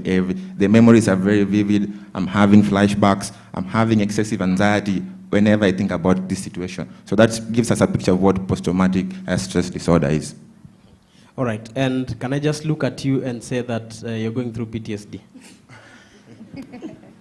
Okay, no, because first of all, we don't want to get to a point where we diagnose each other, right? Because if you get to that, if I will start fishing for symptoms, and if he's quiet and he's holding his chin, I might diagnose him on the spot, right? So, but to be able to find out if someone might be having PTSD or post-traumatic stress disorder, most of the time we look at their reactions, right? So when looking at the reaction, we usually look at the baseline. How was this individual before they underwent this experience? Ever since I underwent a traumatic experience, I am withdrawing more, I'm isolating more. But sometimes we overindulge, right? I've realized that being alone with my thoughts, I'm having intrusive thoughts, maybe I'm having suicidal thoughts, which sometimes are effects of post-traumatic stress disorder. So I want to numb this pain. So when there's a drastic change in behavior, someone who's more introverted now is overindulging in things, we call that hypervigilance, or what is called anxiety. Right? So extended periods of anxiety and hypervigilance. Hypervigilance is kukarada, right? Like constantly scanning your environment, checking for threat. Am I safe? How am I feeling? Who is after me? If a stranger talks to me, why have they chosen me? What do they want from me? So when someone has these symptoms, another important thing to note for someone who has PTSD is hyperarousal. So I'm here, I've heard a sound, and my reaction is not proportional to something that has just happened, because I'm easily startled every now and then. You might hold me from the back, and my reaction is excess of just a tap. Right. Yeah. So does it mean that when there's a thunderstorm and I shout and scream, does it mean that I'm going through PTSD? Or how could I differentiate between someone who is just fearing thunderstorms and someone who is actually going through PTSD? How are we able to differentiate?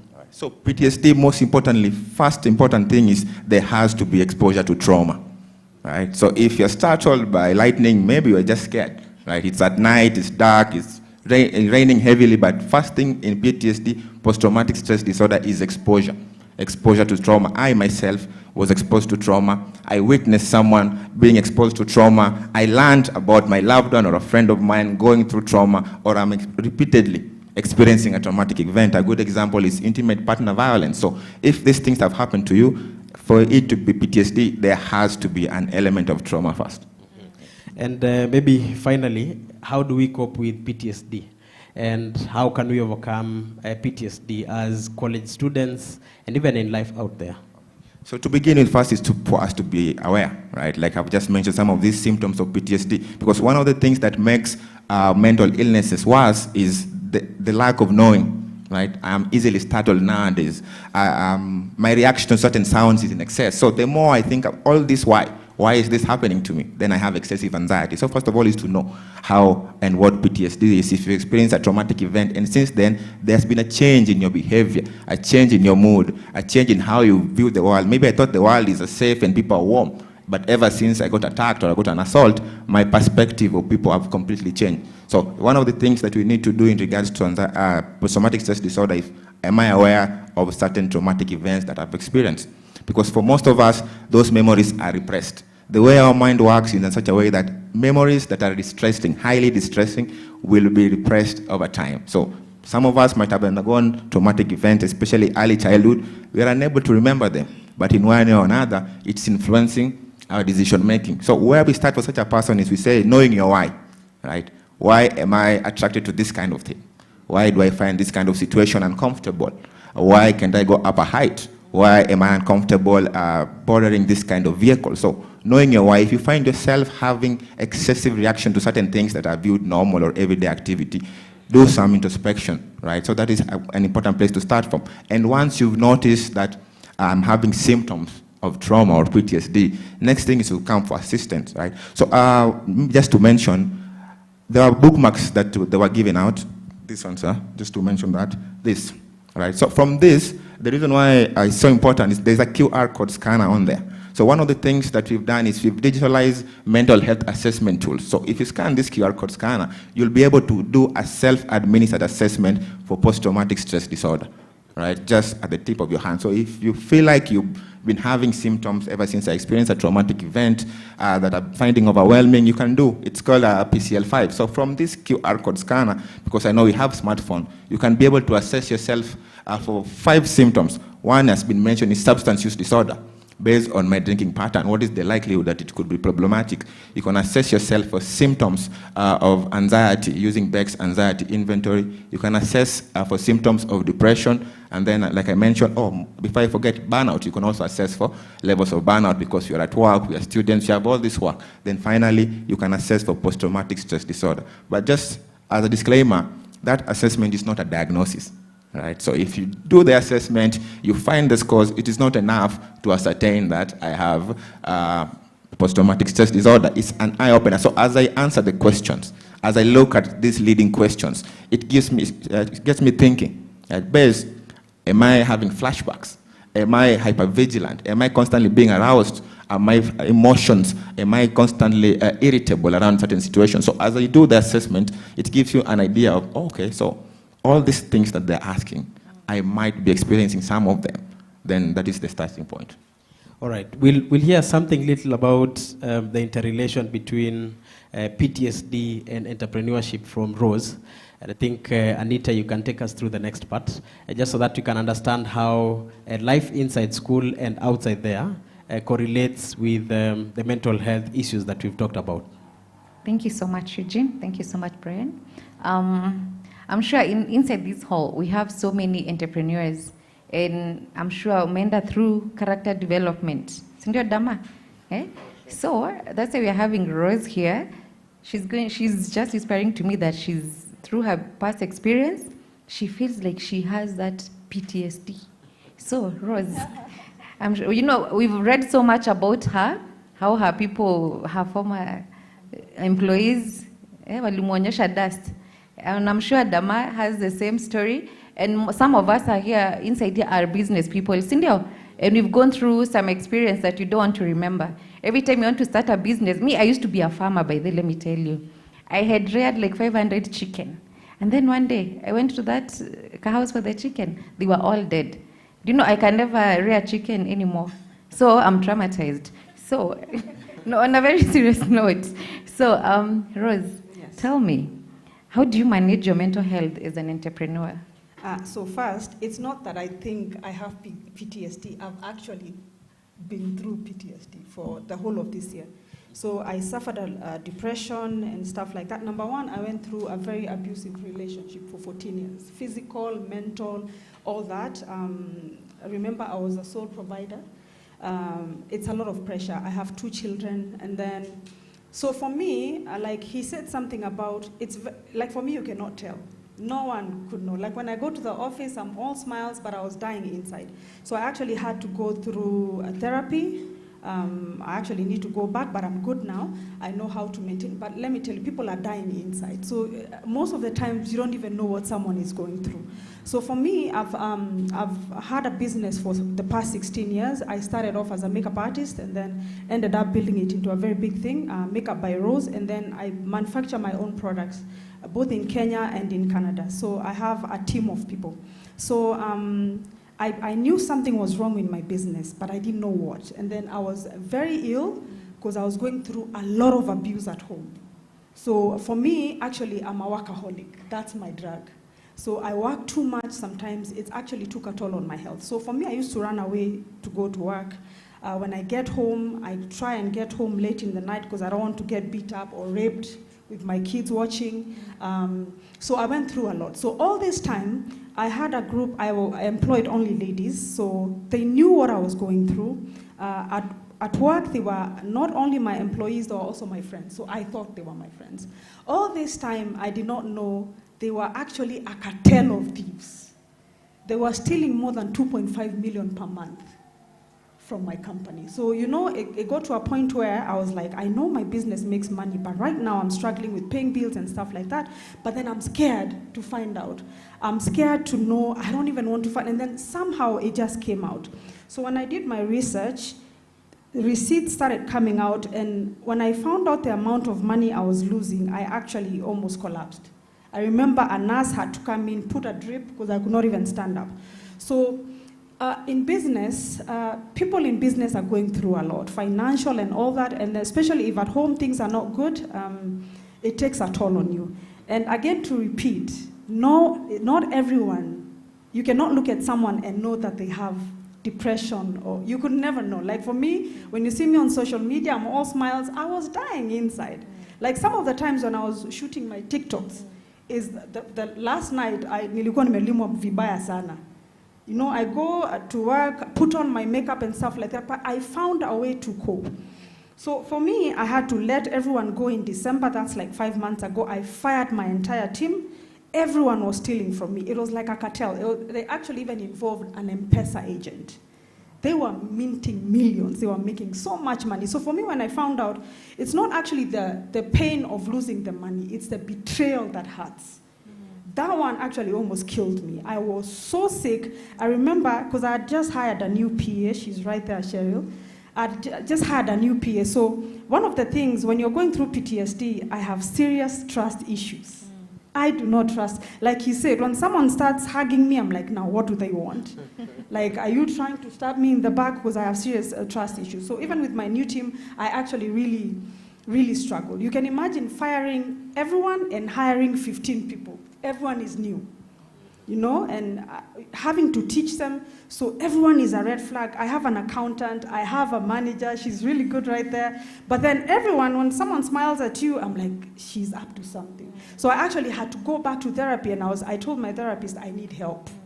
I need help, because it's either this or I'm going to close down my business. So entrepreneurship is not easy, but it's amazing. I love my job, been doing this for 16 years. But one thing that I can tell people looking to start business, please go through therapy. You don't even need to have a problem to go through therapy. There's going to be times when you actually feel like you're going to kill yourself. Like, I never thought about killing myself, but I remember going home and looking at my children, and I'm like, if not for them, you know, I would either, you know, I actually thought about taking poison once, but then I looked at my children, I'm like, if I die, watoto wangu watabaki chokora, you know, as a mother, you don't even think about yourself. And then the other thing that I've realized about entrepreneurship is you don't let your business run you, you know? Like, I've been doing this for 16 years, and I keep saying I've paid my dues. You know, at Makeup by Rose, we train more than 300 makeup artists. Like, half of the makeup artists, if not more, in Nairobi, if you go to MAC, if you go to Linton's Beauty World, most of them are Makeup by Rose trained. So I realized I let myself go. I actually kept my friends at bay. I had no friends, I had no social life. And then I was like, everything went into my work, and then trusting people too much, you know? And then I did not differentiate between my employees and friends. They are the people that I saw for hours and hours. So PTSD, you cannot always tell someone with that. I've struggled with it, especially the whole of this year. I am good now, I know. But and then as I end this, one of the things that happened to me is I started having nerve issues. My nerves almost stopped working. So like, I use my hands a lot, so I started getting a lot of pain, my neck, everywhere. So I had again to get, what do you call it, physiotherapy. I had to go, can you imagine when you start going to see a they're called neurologists, and then people are like, are you crazy? Like, are you mentally ill? So si lazima nianze kurokota makaratasi. Ndio, people have serious mental issues. Some things have been brought by people very close to them. Okay? So like for me, I'll tell you for free, finding out that your employees and your spouse wameshikana wanakuibia, it is the worst form of betrayal. Coming out of that, it took me, like actually I'm really grateful to these girls right here. They actually really helped me. They have seen me almost collapse. They were calling doctors to come and, I got to a point mali nilikuwa nadungwa Pethidine, ndio niweze kulala. I was in so much pain, anxiety. I started, like someone spoke about going to get tests from the hospital. Let me tell you, when you're going through depression, PTSD, and all these mental issues, sometimes you have pains. You'll think, like I've been tested for, what do you call it? There's that disease. Like a doctor will be like, Rose, all the symptoms that you have, uko na hii, let's test, nothing. Nimefanyiwa MRI, nothing. I was getting stomach pains until I collapsed. I pass out. Nimeenda nimetestiwa, nimewekwa tubes huku na huku, nothing. It's all there. So one thing that has saved me is like taking walks, therapy, talking to people. I love comedy, anything that makes me laugh. I read a lot. So if you want to start a business, trust me, I've been here for 16 years. I've been through it all. And as a woman, as a mother who's been through so much, both physical, mental abuse, you can do it, but trust me, you always need to open up to someone. Wow. Wow. Let's clap for them. I'm sure most of us are victims of betrayal, especially by the people you trusted the most, right? Yeah? Sindio? So, like I'm saying, this platform is for all of us to heal, to talk, open up. We're not going to judge anyone. Yeah? If you need help, you see, imagine someone stealing like 2.5 every month from you, and your business makes a lot of money. You can imagine. So makeup, anyway, we will talk. Like I'm saying, there's a tent behind there. If you want to see her behind the tent, it's behind here. So, Eugene, all right. I was shocked. Yes, I'm very happy that you're still making business in your shock. I'm a Kikuyu bana. But not after business opportunities. All right, so ladies and gentlemen, we are short of time, and so we'd like to hear any questions that you have to the panel. You can direct it to the whole panel or anyone in particular, and we'll be happy to have the questions answered. So just lift your hand up. I'll bring you the mic so we can respond. Anyone who would like to ask a question? Please feel free. None will judge you. Ask anything and everything. All right. Thank you so much for the stories. Stand up, please. Hello. Good afternoon. I hope you're all well. Thank you to the panelists for, such powerful stories and for opening up to share. And your stories are quite heavy, but thank God that you've gone through them. My question is to you, Rose. So you've gone through so much in your business, and I'm speaking as an entrepreneur. My name is Susan. So what structures have you put to avoid going back to the same situation for your business? And you said as business people, we need to go for entrepreneurship. For counseling, for therapy. Yeah, I think sometimes it's 101 ways to die, but it's also, having said that, it's also quite beneficial if you love what you do, and it's a drive, and you grow a lot through it. So you said that you haven't been going for therapy, so how are you supporting yourself in that way, mentally and, psychologically? Okay, so this happened in December, so it's just barely 5 months ago. So the new team is 5 months old. I've had my PA for 1 year. So for me, what I did, number one, the POS system, I changed it, the POS system. So I know, because I was trusting people too much. I wasn't actually even checking like how my stock was moving and stuff like that. And the CCTV, again, changed it. And then also, when it comes to like the contracts that you have with your employees, right now they're very strict for all of them, especially for like these three.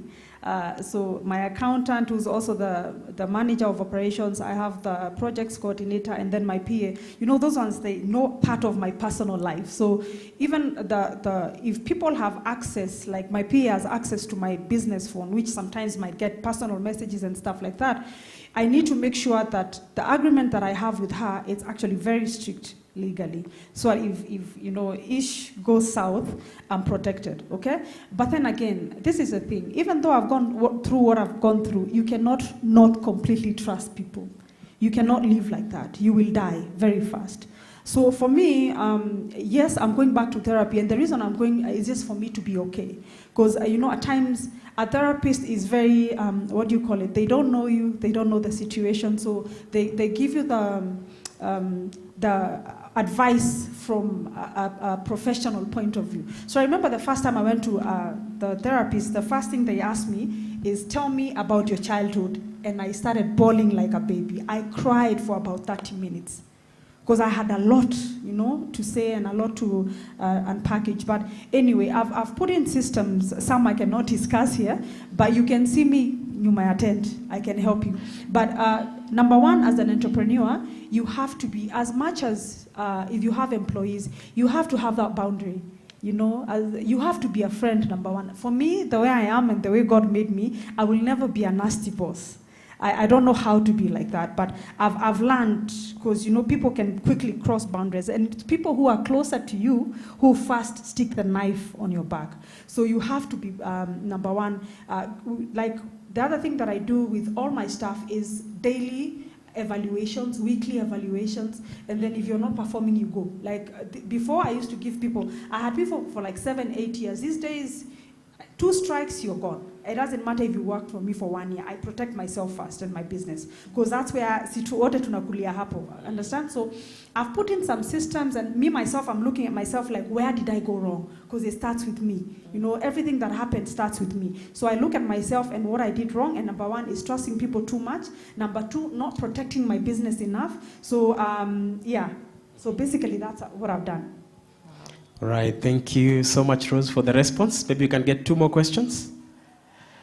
All right. CEO, please get another mic so that you can move a little bit faster. On this side. Then for the panelists, kindly allow us to take all the questions, then we can respond to all of them at once because of time. So good afternoon. My name is Norbert, and I'm a nursing student here at Daystar. So my question goes to you, Brian. So how do you, as the healthcare providers, or rather the mental health professionals, how do you ensure balance between confidentiality and reporting? Maybe when you are reporting people who are at danger of self-harm or maybe committing suicide. Because maybe as a person, maybe when I come to you with a problem, or maybe I'm going through depression, when I come to you and tell you my problems, maybe you'll have also another friend, maybe person X, who you trust so much, and you go and tell him, by the way, unajua, nobody's going through this and this and this. And person X also goes and tells person Y, and person Y tells person Z. And when this information gets outside there, you find like these people are subjected to stigmatization, they are neglected by the community, or else maybe they are put in segregated places where they are left alone. So how do we, as the healthcare providers, ensure balance between the two, confidentiality and the need for reporting? Thank you. Okay, I don't know if it's already afternoon. Good afternoon, all of you. I'm Refa, a teacher by profession, and my question goes to Mary Ben, if I'm not wrong. Thank you for being open and sharing that you have been through depression. Just as someone said, it's not easy to know when somebody has depression or a mental illness, because there are times people will go through their daily businesses as usual, but they are hurting inside.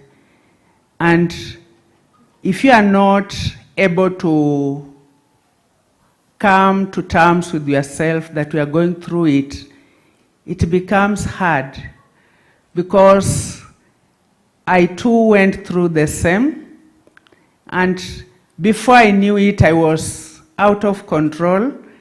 I could not even understand myself, and maybe before you know about it, you are admitted, you've stayed in hospital for long, and by the end of everything, I found myself on long-term medication. And I've been on medication. Every time I could go, I would stop the medication, I would find myself going back to the same condition. And I've suffered that way until I was put on permanent medication.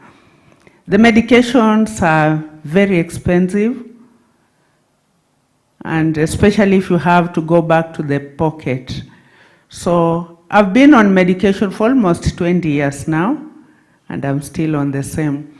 So maybe you can help me. How can I get assistance so that I can go back to normal life without maybe using the medication? Thank you. Good afternoon. My name is Julius, and my question is directed to Mr. Brian. So we've seen that gambling disorder has been added to the DSM-5 among the substance abuse and addiction disorder. In the current generation, especially the Gen Z generation, we've seen that the internet PlayStation, especially the PS4, PS5, we've seen that a lot of teenagers, especially the Gen Zs, are using the PS4 and the PS5s. In as much as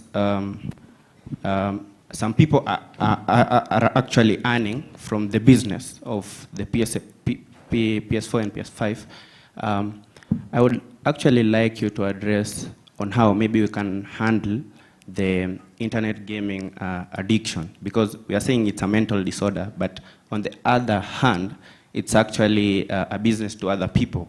I'd give another example. For example, these betting companies, for example, the likes of SportPesa, the Betika, we've seen that they are the sponsors of these football teams, the like of Gor Mahia, AFC Leopards. So how are we going to tackle this? Because it's a business from one end, and on the other side, it's a health problem. So I would actually like you to address that. The reason as to why I'm actually asking this question is because I'm also a nursing student, and I'd like to do a research on such things. So it will be helpful. Thank you. All right, so as we wind up the questions, CEO, you're around? Okay, we need to hear someone from the other end. Okay. In the meantime, we could get one question from here, and then the panelists, please guide me. Are you able to still retain all the questions, or do we break after this one question? You okay? Sawa. So you can just keep noting them down. I don't know where you note them down, but we'll collect maybe about 3 more. Good afternoon, everyone. I'm Rael. I'm a nursing student. My question goes to Mary Ben. Suicide in my society is mostly associated with family being like an ancestral curse or a generational thing. What's your take on that? One more? Okay, then. Hi, good afternoon. I'm Viola Morioke, a psychology student here in Daystar. I wanted to ask, the question is directed to all of you. How do you get one to acknowledge that they have a problem? We've tried talking, nothing. So, yes, how do you? All right, I think, Rebecca, you can prepare to answer that question.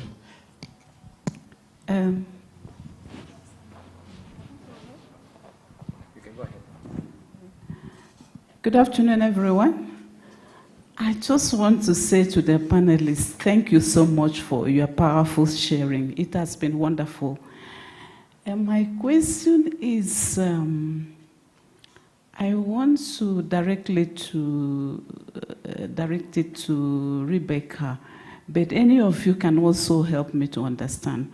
In terms of the substance abuse here in Africa, please help me to know which of the treatments that is working, especially for the young people, for the youth within Africa. I know there are so many treatment plans, but which one is actually working for us within the African setting? Thank you so much. I'm grateful. So, good afternoon. Sorry, just 1 minute. She needed to. I just forgot to say that I'm from Daystar. Thank you. Sorry, over to you. Good afternoon. My name is Salama. I'm from Daystar University. My question is directed to Mr. Brian. So, how can students deal with anxiety when they have so much to do and maybe other things that they're dealing with in their life? Hello. Yeah, my name is Stevie Mudiani. I'd like to ask if somebody is suffering from mental illness stigma and is able to approach somebody and is telling him on how to handle his stuff, and he is told that you are crazy, you are schizophrenic, and you can't be mad. So how do you handle the same? Or maybe, for example, like you have parents and they are having stress in their family, and for example, your mom is telling you that, oh, my dad has been fighting me, she's actually having a side chick, and after 30 minutes, your dad is telling you, oh, your mom is having a side chick, and you're a student. So how do you come up to solve that? Thank you. Good afternoon. My name is Elvis, and I'm a student here at Daystar. And my question is twofold. The first question I'll pose it to Brian, then the next one will be to Mary Ben, if I got that right. So, Brian, you've talked of PTSD, post-traumatic stress disorder, and you've said that hyperarousal and hypervigilance are the primary symptoms of PTSD, of course. But I don't quite get the difference. I feel like there's a thin line between hyperarousal and hypervigilance. If you could further demystify that. And to Mary Ben, I'd like to ask, is there such a thing as inherited family trauma, if I got that right? And maybe you could shed more light on that. Yeah, Thank you.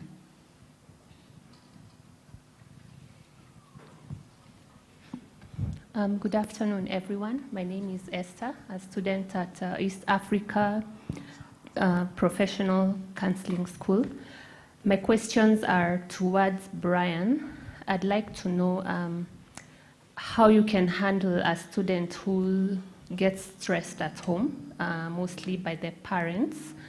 Ideally, the mother has someone who comes over, steals their stuff, and comes back. So she wants to know how she can handle that. Then the other question is on clarification about migraines. Is it a must that someone is stressed for them to have migraines? Because I've seen situations where a close person has a migraine, so it's someone else in the family gets the migraine. Thanks. Last question. Last question. Good afternoon. My name is Amy Waidera. I'm a student at Daystar University. I do computer science. My question goes to Mary Ben. I want to ask, how do you deal with someone who has just opened up to you about them self-harming, and it's not necessarily someone who believes in therapy or opening up? It's just happened that you're close to that person and they're self-harming and they told you, but they don't believe in therapy or getting help or, yes. Thank you. I think Brian could start. Thank you for the questions. You have really put my short-term memory to work, but I'll try to. So I'll start with this question. It asked about confidentiality in mental health. So just to mention, confidentiality is one of the most important keys in the field of mental health. You can imagine you've just come to see me, a psychologist or a psychiatrist. I'm a total stranger, and most of the times we might be having trust issues as one of the outcomes of the things we've undergone. But in the field of mental health, in the ethics, the first thing is confidentiality. That confidentiality is not only because I'm a decent human being, it's actually pegged to the practice, right? So in the event that I am to breach your confidentiality, remember I have a practicing license. So that's how serious we actually take the issue of confidentiality. So in the event that a patient comes in, the first few interaction, apart from just making them comfortable, we have to tell them about the psychotherapeutic process. What is therapy? How does it look like? So at that point is when now we'll mention things to do with confidentiality. So that confidentiality, of course, it has limits, right? And one of the limits of that confidentiality, if you are a danger to yourself or to someone else. So remember, our first responsibility is to preserve lives. So if you are to come for a therapy session and they tell me that after this, I am planning to do this to myself, or I am planning to do this to someone else. So remember, at the beginning of our interaction, I had already explained what confidentiality looks like, the limits of that confidentiality. So when you are to say that you are planning to do either you're having suicidal thoughts, you're planning to act on it, or you have to engage in a homicidal act, right? So at that point, I have to now clarify that is, I have to breach confidentiality. So that's very important. So in the event that confidentiality has to be breached, remember you had already been given that information beforehand. So it's not just something that now apparently in the beginning of our sessions or our treatments now when I bring it up. So remember, for most people, when you're coming into treatment, one of the requirements usually is to provide an next of kin, right, or a support person during treatment. So if you are to do that, so our work is to inform them. So in the event that you are breaching confidentiality to preserve life, that is actually the process. So I'm not going to just speak it out to any random person. I'm not going to post it anywhere on the social media. I'm going to take actions in regards to preserve that specific life. So how do you make sure that this person, when they leave this clinic today, they are able to come back for another day of treatment? So confidentiality is one of the things you will be informed very, very well. So I know because a question has also been mentioned there, that certain people we know are not very warm to the process of therapy. And one of the things we usually do in treatment is when you walk through that door, is to acknowledge you for the strength of coming in, right? Because one of the things you acknowledge is that strength is knowing when to ask for help, right? So we can sit there with our challenges, but then deciding to be vulnerable, deciding to seek support, I think that is the strongest thing we can actually be able to do for ourselves. So confidentiality, you will be educated about it. You will be educated about the limits of that confidentiality, and then in the event that we have to breach that confidentiality, what is the process that we take? Which kind of person will be involved in that case? Oh, thank you so much, Brian. I have a question for Mary Ben. Actually, we have so many questions coming through online, and from guys watching us. Mary Ben, someone is asking before, as you answer the rest, why Mary Ben? They got confused. Thank you very much. There's a question she asked. You've been in medication, and this is not only for her, but directed to every other person who has been on medication for long, completely. And one of the ways, because I do mental health coaching, one of the things that I got to learn, each and every day we develop new strategies, each and every day. And one of the things I learned, if you realize that therapy does not work, I found out the simplest thing that works is love. Love is the missing ingredient to anyone's mental state. And the question that I'm posing to all of you today is, how much do you love yourself? And every time when I ask people that question, everyone says, I love myself. In fact, if I ask you, do you love yourself? You say, yes, I love myself. But here's the question. If you love yourself so much, so much, then why do you accept some things to happen to you? Why do you accept the negative thoughts to crowd your mind? Every single time it tells you that you're a failure and you believe it. But imagine you cannot address that to somebody else that you love. You cannot tell your boyfriend or your wife or your partner, unless you're toxic, but you cannot tell them, you know what, you're a failure. You know what, you're good for nothing. You know what, I don't like your complexion. You're too dark. You cannot do that, but imagine you tell that to yourself. If you love yourself so much, why do you accept other people to treat you less important? But you cannot treat them like that. I tell people to start practicing self-love. It's a process, it's a journey, but it's worth it. And trust you me, when you start practicing self-love, there are a lot of things you'll start shedding off from your own body. You'll start healing from a lot of illnesses or sicknesses. You'll start to recover. Let me shock you, I was diagnosed with ulcers. I was diagnosed with stage 1 cancer. I've never told that to anyone. I was diagnosed with arthritis. The other day I started having pain on both of my heels. I was told I have growth. And one of the things is because for a long time, at first when I was diagnosed with all that, it's because I was in a violent relationship, and I remembered I hated light-skinned ladies, by the way, to share it out. Do you know why I hated the light-skinned community? It's because someone used to tell me every single time that I am too dark and too ugly and too short. And either I should bleach or try to see how will I work on myself. And I used to break my legs so much with high heels just to please someone. In return, I started developing a lot of illnesses, so much that 24/7 I was sick. And I remembered one thing. We were all created in the image and likeness of God. God has a purpose as to why I'll be chocolate, someone else will be dark, someone else will be tall and short. I tell people, me, I'm brief and summarized. And I love it like that. Why? Because God knew very well, if I make this short girl tall, probably nitasumbua sana. So he knew very well, let me make her brief. And I started appreciating it. And I remembered I would never tell a plumpy person you're fat. Or I'll never tell someone you're too slim. No, I'll appreciate them the way they are. And I asked myself, why can't I apply that to myself? And when I started going for therapy in 2019, I remembered I described myself, how I look and everything to my counselor, and the guy started laughing. And I picked offense. And I asked him, why are you laughing? And he told me, look at yourself. You're very pretty. But I never saw that at that time. And that was what made my therapy so easy. My therapy was I was supposed to go for 22 sessions. And out of 22, I only went for 8. And he's the one who also coached me to be a mental health coach. Now, you need to fall in love with yourself completely, to a point that when you look at yourself, you see the image of God. You'll be able to beat anxiety, you'll be able to beat depression, you'll be able to beat suicide attempt, you'll be able to build self-harm. There's a question she asked very fast about if suicide is a generational thing. I will answer it in two aspects. I'm both spiritual and logical. Now, on the spiritual aspect, there's something called genetic. It runs in our blood.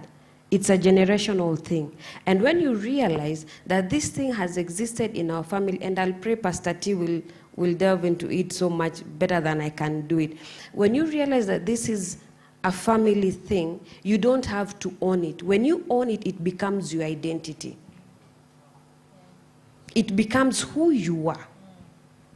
You will start saying, you know, in our family we die by suicide. Nowadays we say we die by, in our family, this is what we do, we die by suicide. Or in our family we are poor. In our family women don't get married. It becomes your identity. And remember the power of words.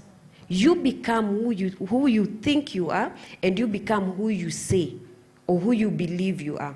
So if you believe this is our lineage, this is our story, this is our identity, trust you me, because you build those words around you, that becomes your identity. On the other hand, I'll say it in reality, is that it is not, if we have to face reality, because when it comes to counseling, we don't bring the spiritual aspect, we go with the logic aspect. In reality, I say suicide comes when you start feeling pressure. Pressure of the society, pressure to prove yourself right or wrong, pressure to prove other people's words right, and all that. So it starts building around you, and you feel the easiest way out is to just numb the pain. Okay? You numb it. But here's the thing. Remember, if you love yourself, what are you going to do different? You're going to take care of yourself. You're going to practice self-awareness. You're going to practice empathy. And lastly, to finish with this, for those who are in the business world or even academics, wherever you are, I want to tell you the secret to success in your life, and even the secret to fight mental health illnesses. You need 3 people. And I always say it every single day. You need a therapist. She spoke about it. Trust you me, business is a scam. That's what I always say. Entrepreneurship is a scam. You wake up today in the morning, you're a billionaire. You go sleep at night, you're bankrupt. What do? You need someone who you can talk to that sees your problem in a different way. The second person you need is a mentor. Someone who has gone ahead of you. And getting a mentor, trust you me, don't just pick anyone. Pray. Whoever you believe in, whether you believe in God, whether you believe in Allah, pray. Number 3, you need a coach. Someone who's going to make you better. Someone who's going to groom you to be the greatest person. Thank you. All right, and then you can have from Rebecca. Why Mary Ben? I think it's just a privilege, because I'm a lady of many hats. I believe, for me, I never fight for equal rights. I always say, for me, I want to be the baby girl. So I believe I was given the Mary. And kidogo tu masculine aspect in terms of business, so they gave me the Ben. So that's why it's Mary Ben. The feminine and a little bit of the masculine. Wow, thank you so much. Eugene? So, Rebecca, you can respond shortly, and then we'll just have one parting shot from Rose. Okay, I'm going to keep it as brief as I can. So there were 2 questions. The first one was about how to encourage someone to open up, someone who doesn't want to open up. Very, very quickly, I want you to, each and every one, just fold your hand into a fist, a very tight fist. Now I want your neighbor to use their other hand to try and open that fist.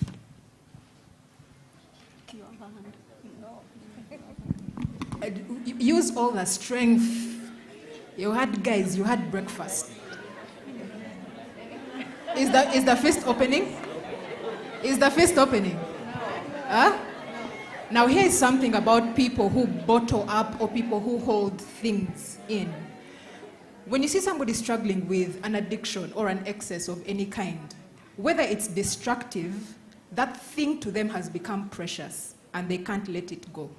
Yeah? And unfortunately, other people on the outside cannot see that. Growing up, I saw it with my mom.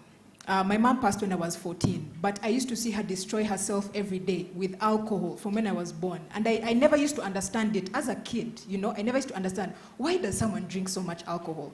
But later on, when I started drinking and I struggled in my own journey, I actually used to drink more than her. She used to drink, in Kenya, I think you call them mzinga, the big one. Even us, we call it mzinga. She used to do 2 a day by the time of her death. Now, for me, by the time I had escalated, I don't call it I don't own it, but I got to a point where I was home. My father kicked me out of the house in 2015. He told me, "You're your mother's daughter," and he kicked me out. And so I was homeless on the streets of Kampala as an addict from 2016 to 2020. So for me, I'm a COVID-19 product. That's when I encountered the Lord Jesus, and he saved me. That's a story for a different day. But in all those years, if somebody came to me and asked me, "Do you know that what you're doing is destructive?" I knew it was destructive. But I couldn't put a name to what was making me drink. I didn't understand what was going on with me. I thought it was vibes, enjoyment, this and that. But people don't want to open up for many reasons. And so as someone who wants someone to open up, one, she spoke about it, love. Show love and grace, because usually these excesses or addictions are actually a cry for help. A person is actually looking for love, but they don't know how to word it. They don't know how to approach people. It's a cry for help. So your job, let me tell you, addicts, and I'm telling you for a fact, my mother was a nuisance to me. I had school at 6 in the morning. I was seated in a bar with her Monday, Tuesday, Wednesday, Thursday, Friday at midnight in my uniform in primary school. By the time she died, I would be sleeping at night. It's 2 a.m. and she starts having hallucinations and she's shouting, "The bear is going to eat me." I'm like, "What bear?" So it got to a point where our relationship was strained. By the time my mother died, I didn't have a relationship with her. Actually, she dropped me off at the airport. I had traveled to play cricket. She dropped me off at the airport. She was drunk, dropping me off at the airport. And she told me, "You don't want to say bye to me? Bye." I didn't answer her. When I came back 5 days later, they told me my mother was dead. So for 15 years, I never forgave myself for how I treated my mother on the day she died. Yeah? And there's so many things that came with that. But it was only after all this time that I was able to open up. And it's because I had encountered love from Jesus. That's the reason I bring up the Jesus bit, is because I encountered love. All my life I had faced condemnation, shame, guilt, rejection from family, from friends, from even life itself. Let me tell you the truth. And university, we need to learn what to do when life blue ticks you. Let me be honest with you, especially at this age. University, life blue ticked me. My father sent me to one university, the most expensive private university in Uganda. I did 1 semester, I tried tuition for the next semester, and I dropped out. He took me to another university, a Christian university. By this time I was a seasoned drinker, seasoned smoker, yeah? But same thing happened, same cycle, yeah? And so at this age, there are so many things that you're dealing with. Don't think you've grown, by the way. The Bible says, train up a child in the way that they should go, that when they grow, they will not depart from it when they're older. Don't think you're grown. Teenagehood and young adulthood is a developmental stage. You're still young. There are things you're still learning, especially how to cope with life. Life is waiting to happen to us every single day when you wake up. Every single day, there's something that you have to deal with. What she deals with when she wakes up is different from what she deals with. What she has to deal with is what is different from what I have to deal with. So things like comparing your life to other people, it's not good. But I'll stick to the point of the question that she asked. The best way to encourage someone to open up is show them love and grace. Yeah, the best way is to just let them know that what they're going through does not define who they are. Yeah. The second question was from a lady. Kindly raise your hand. If I see you, I'll remember. The question was about treatment in Africa, right? Okay. So concerning the youth in Africa, according to multiple lines of research, the most effective treatment, you're talking about treatment, not prevention. So for treatment, psychotherapy and rehabilitation centers. To be honest, the youth of today, guys, I drank, I did so many things, like I did everything, but the youth of today, I sit back and I just get scared because the trends are just changing at an alarming rate. Things that kids are getting high on. I was shocked. I thought I had done everything in life. I came to Kenya and a counselor told me that girls are using tampons and dipping them in vodka and getting high off that. I said, Stan. I said, what's happening? Yeah, no, but this is actually a reality of what's going on. And so when it comes to the youth, because of behavioral changes and you know, we have a very hyperactive generation, yeah? They have to be separated because the availability of alcohol is at an all-time high. They have to be put enough. That's the purpose of rehabilitation centers and facilities. They are contained environments for detoxification, to remove people from environments and availability of substances, be it alcohol, be it drugs. So the most effective treatment for young people, by young people I'm going to assume you're talking between the age of 18 to 35, that it's literally psychotherapy and rehabilitation. And one thing that I constantly tell people is we need to focus on prevention, yeah? We are harassing governments, telling them your legislation, we are harassing alcohol companies, your advertising. But let me tell you, if you work on killing the demand, no one is going to be buying that alcohol or getting those drugs. So we need to create ways in which we can equip people with the right minds and the hearts to deal with life, so that they do not have to resort to these destructive ways. Yes, so psychotherapy, rehabilitation. All right, thank you so much, Rebecca. So just 30 seconds for Brian to respond to 2 questions. I hope you can do it in 30 seconds. Let me respond to the question that was asked about gambling. So gambling, as Professor Kimamo mentioned, was included as part of substance and behavioral addictions. And if you can see those 2 things, just by the nature of the advertisement, will tell you their similarities.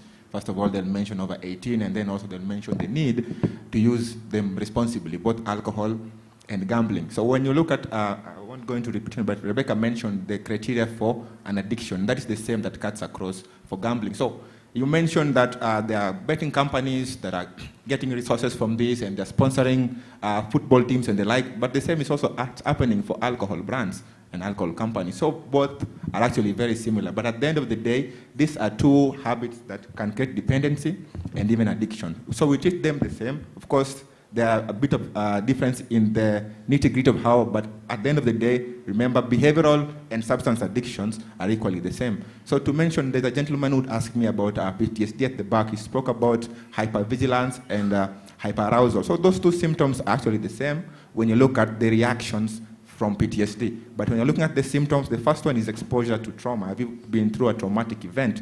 Then secondly, do you find yourself in periods where you are avoiding either the reminders of that, the place, or the kind of people who put you to that situation? And then finally is now the reactions, hypervigilance, and the change. My perspective on the world has changed, as has been mentioned here. So thank you. All right, so just one word from Rose as we close the panel.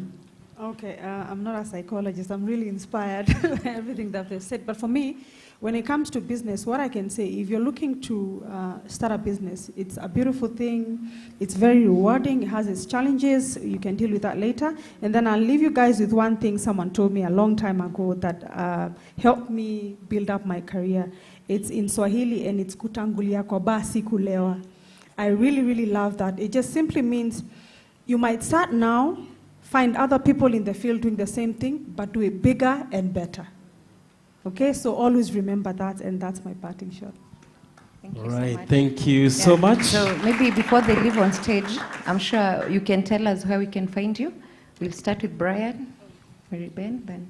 Thank you. My name is Olela Brian. I'm a psychologist from Chiromo Hospital, and I am based 10 minutes from here at the Upper Hill Medical Center. You can give your number. Maybe someone will want to reach out. All right. So my number, there's now 2 numbers that I'll offer, the office number and then my own number. So the office number is 0800. So this office number is very important because it's a toll-free emergency number. So if you're having a mental health distress, it's actually very, very important. And if you have a bookmark, it's also on that bookmark. So it's 0800 220 000. So in the event of a distress, an emergency, you want someone to offer psychological first aid, to show you any guidance, so call that number 0800 220 000. All right, Upper Hill Medical Center, Chiromo Hospital Group. Thank you. Thank you very much. On our social media, you'll get me as Ambassador Mary Ben Omolo. If you happen you want to chat with me on social media, please do it on LinkedIn. It's easier for me to respond, or even Instagram. Lastly, my number is 0712 152770. please, please just drop a text or WhatsApp message. I'll be able to respond, even if it takes 6 hours. Be sure I'll respond. Thank you, Mary Ben. Sorry? 152770. Thank you, Mary Ben. Rebecca? Okay, so you can find me on social media. As much as my first name is Rebecca, that's my government name, it's on documents. But everyone knows me as Che. It's a last name for my father's name, my last name, Macheli. So you can catch me on Facebook, X, Instagram, LinkedIn, Che Macheli, K-Y-E, then Macheli, M-A-K-Y-E-L-I. If you would like to contact me, the number is 0798-285-585. That's 0798-285-585. As Mary Ben said, please drop a WhatsApp. I'm more of a texter. And also, if you try to text me after 8 p.m., 9 p.m., please be guaranteed you will be blue-ticked until the sun comes up. But also, concerning if you'd like to know more about Ahava Life and our personalized addiction recovery services, do go ahead and visit our website. It's www.ahavalife.org. www.ahavalife.org. Thank you. Thank you so much. Actually, before we move on to Rose, I want to recognize that our patron is in the house, Honorable Sabina Chege. Let's clap for her, and he's welcome. Karibu sana. Rose, thank you. Okay, so for us, it's Makeup by Rose all over social media and Rubiela Beauty, but mainly Makeup by Rose. Instagram, Facebook, Twitter, and for us, if you want to contact us, please WhatsApp. Again, it's very hard for us because the number goes to the reception, okay? So it's 0721-295-541. We'll get back to you. Thank you. Yeah, so maybe Rose, do you want to give maybe 2 free lessons for makeup? Do you guys like makeup? Okay, so this is what I'm going to do. I can offer 2 people full scholarship, 1 month training each. Professional makeup training. So wow, I don't know how we are going to... No, don't clap yet, you know. we'll know how to... Okay, the lady in white, you're really excited. Please stand up. That one, and then also the lady, the entrepreneur. I would love to give you free business lessons from me personally. Yeah. Yeah, and then maybe for our patron, you know, she loves makeup and she's really beautiful. No, not a class, but maybe a makeup. Some skincare products, makeup products. I can do that. Yeah. And also you can extend the same to Dama. As you teach her on business trauma. And then you put me on the spot. No worries. No. Just to mention, we are live on TV47. We are also live on Facebook on Honorable Sabina Chege, Pastor T's page, Tukule Foundation, and Itahna. Thank you so much. Eugene? All right, Jebo, I can see you walking away. Let's be on our feet. As Mary Ben tells us about a group therapy that she's doing, Jebo will come and take a group photo of the panelists before we exit the stage. Yeah, and maybe just to mention, they're not leaving, so like we said, to Patane you may attend. Sawa, they'll be here to answer all your questions. Thank you. Thank you so much, guys. All right, really the rest of us, kindly just smile as we take the photo. Just to finish, for everyone who is not able to access therapy, we always do every monthly free group therapies for mental health and entrepreneurs. So kindly check on our Facebook page, that is Mary Ben Foundation page, and please join us. Some music, please.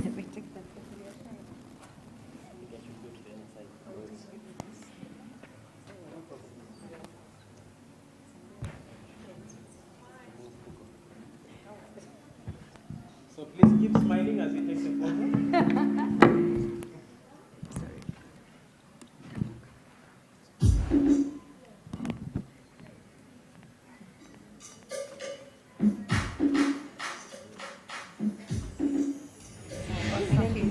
All right, asante sana. Thank you so much. Let's appreciate our panelists one more time as they take their seats and as we get ready for the next session. Protocol team, you can assist me with the podium. CEO, just come and get a mic. All right, so we're getting into a very fast-paced session. Just a few speakers, and then we'll be done for the day. Check 1, 2. So in the meantime, check 1. we'd like to just let you know that our keynote speaker is here, Pastor T. Let's appreciate Pastor T. Aha, we also have our chief guest, as was recognized by Anita, Honorable Sabina Shege. Let's appreciate Honorable Sabina Shege. See you. Thank you so much. Turn to your neighbor, give them a high five. Tell them you're looking good. Yeah, as Madam Entrepreneur was giving her lessons, I was thinking, who's going to ask me for dance lessons? Anyone who's excited, interested? Anyone? Let me see. Yeah, I'll give you free for 2 months. Yeah, Brian. Yeah, I get you. Ah, thank you. You should also give Pastor Nigel, eh? Yeah, Pastor. No, he's part of my team. Oh, yeah. He's already at Buka, say we come. He's a vixen. So Rev Nigel is a vixen kwa CEO. All right? Yes. All right. Now, please, if you where you are, you have space enough to stand. Please stand. Please stand. Please stand. Please stand. We've been sitting for quite a while. Let us, stretch a bit. Thank you so much. Please stand. Thank you so much. Now, if you can hear me, clap once. If you can hear me, clap once. If you can hear me, clap once. Clap once.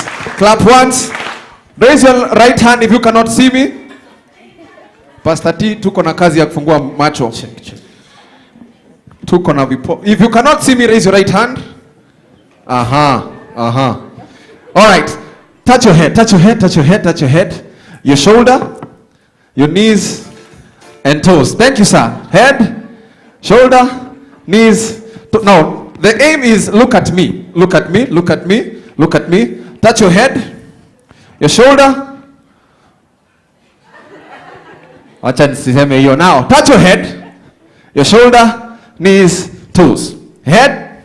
No, look at me. Look at me. Don't look at your knees. Head, knees, shoulder. Head, shoulder, knees and toes, knees and toes, knees and toes. Head, shoulder, knees and toes.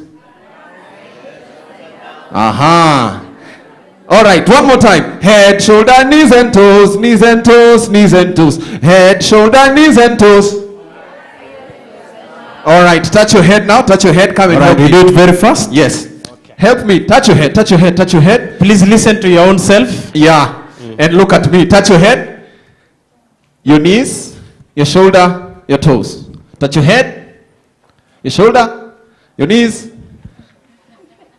Bro, even you, I'm wondering, why are you touching your shoulders anywhere else? They are right above here. Touch your head, shoulders, knees, toes. Thank you, ma'am. God bless you. God bless you. Now, put your hands in the air like this. As we finish up, put your hands in the air like this. Aya, pamoja, we do it together. DJ, press play. Your hands are like this, all right? Shake them in the air. Shake them in the air. Put some flowers to it. Put some flowers to it. To the side. Let's go. Nice one. Nice one. Nice one. Now, show me your fingers like so. Oh, kumbe mlikuwa mmengoja ma chief guest wafike. Sasa ndio moves zimeanza. Aha. Okay. I'm not ashamed. Let's go. Nice one. Let's go. Nice one. Let's go. Turn to your neighbor. Turn to your neighbor. Turn to your neighbor like so. Tuende kazi. Ensure that you can smile as you do this. Nice one. Turn around with them. Let's go. Turn around.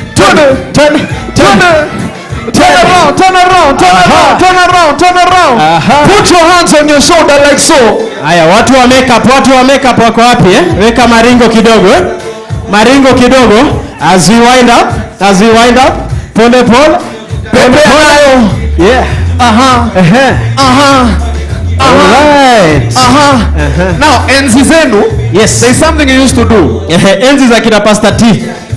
Ndio hizi enzi za kina Pastor T sasa Slide with it. Twende helicopter.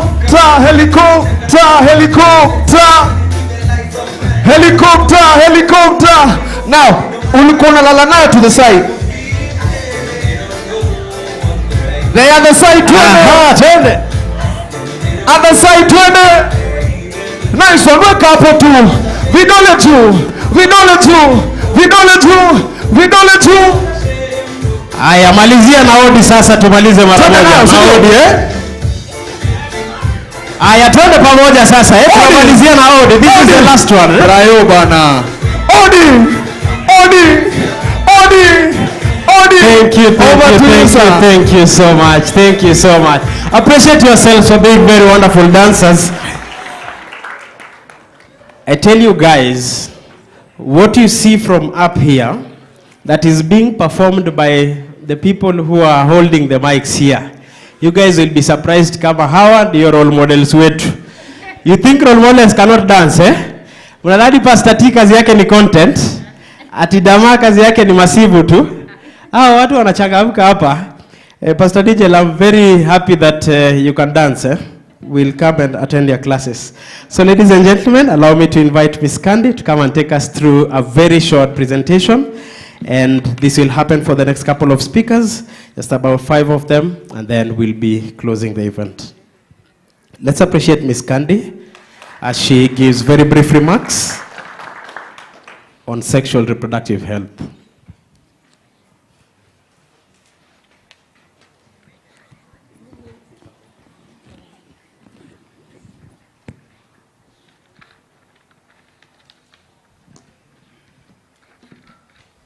Hello. Hi. How are you? Kindly wave at me. My name is Candy Mwai. Hamunijui sana. Ndio maana mja clap. Please clap for me.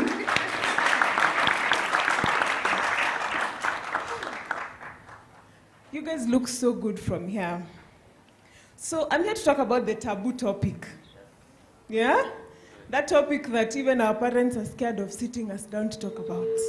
Sindio? And how it affects us mentally. Sindio? Our mental health is affected by our sexuality. Right now we are hearing a whole lot of stories about sexuality. Sindio? Hello? Yes. Me, I'm those teachers. Me, I'll point at you.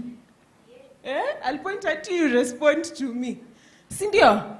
Because we need to interact. This is a topic that affects each one of us. Sindio? Abortion. I'm going to throw them out there, guys. I'm going to throw them out there. Abortion. So those are things we hear about. And we shy away from talking about them. Is it true? Hello? Ninja? Ninja, kidogo tu stawabo, promise. Watu wakihavingi sex wanakuanga quiet. Yeah? When you're in bed, are you quiet? Too quiet. Ama mnakuanga la kuzima stima. Because people are active out here. Sindio? And we are shying away from talking about the important topics about these things. We have abortion cases that can be prevented. Yeah? Gen Z are out here, and I'm sorry, I'm not hating on Gen Z. It's no love. My siblings are Gen Z, so munanifundisha vitu mingi. But we have Gen Zs out here acting like there's no diseases. Sindio? Because your parents were very busy looking for money. True or false? They were busy looking for money, always out there. Gen Z, wengi wamelelewa na nannies. Am I saying the truth? Yes. Nannies have taken care of so many people. And when will a nanny sit you down to tell you about your sexual health? Who has spoken about sexual health? Who? You can just raise your hand. By the way, no discrimination. Because when we see you expectant, we know you did something. Cynthia, we know you did something. So is there anybody whose nanny or anybody out there spoke to you about sexual health? No one? Yeah? Why? Because people shy away from this topic. Yeah? If you go home, you ask your dad, were you ever spoken to about sex? He wasn't. How to protect yourself? Men out there are those ones of, ukikuwa na wengi, weni bingwa. Am I lying? Am I lying? And ladies, you're told, apana, jiweke. Sindio? Jiweke until marriage. You have not explored, you have no information, you get into marriage, you think what you have gotten, you're 100%. You stay, you get to your 30s, you get older, you start realizing, is this really it when you start talking to other people? Cindy, because people are out here having very wrong information about sexual health and reproduction, okay? So I just want to mention that reproductive health is not only about sex, it's also about abortions, contraception. I've heard there's a couple of nurses here. Hello? Nurses, mnajua contraceptive methods gani? I saw someone there. Any nurse on this side? Yeah? One method? Yeah? Yes, intrauterine devices, and there's two types. There's the hormonal one and the non-hormonal one. Yeah, another type? Uh-huh. Just shout it, just shout it. Mnakwanga na sauti huku nje? Don't shy away, don't shy away. Not because when you mention it doesn't mean that's what you use, but it's okay to be informed. Yeah? It's okay to know that these things are there and they are accessible to everyone. True or false? They are accessible. Today, I'm going to let you know how these things are accessible to you. Where will you find them? And please, do not shy away from going to a hospital and asking for contraceptive help. Sindio? You go there and you tell them, Mimi, sitaki kupata mtoto mapema. Sindio? We'll also talk about abortion and the effects it has. We're also going to talk about pornography. I'm telling you, I'm touching everything, guys. Yeah? Pornography and masturbation. Hello? Yes, so you were saying one method? Uh-huh. Could she get a mic, please?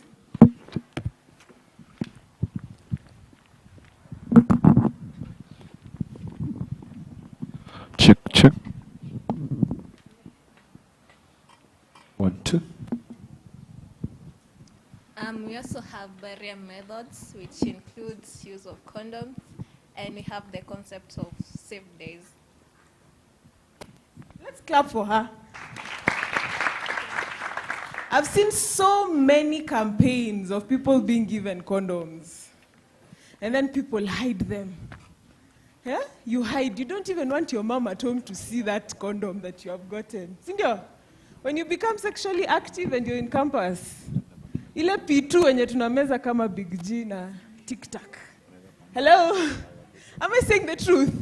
Si watu wanameza kama TikTok. You take that the sealed part with the tablet, and then you hide it, and then you throw away the box because you know your mom knows, and your mom's gonna check your bags. Sindio? And they're going to check and know that you're taking P2. Instead of us hiding so much, why can't we just go and get a proper contraceptive method? P2 is an emergency pill. What do we mean by emergency? Ama ninasema P2 watu hawajui P2. Mnajua P2 ni nini? Hamjui? Haya. Najua uko nyuma wanajua. Mnajua P2 ni nini? Ha? Postino tu. Mnasikia nikishout? Acha niende hii side. Labda uko hamjui. P2? Anybody know what P2 is?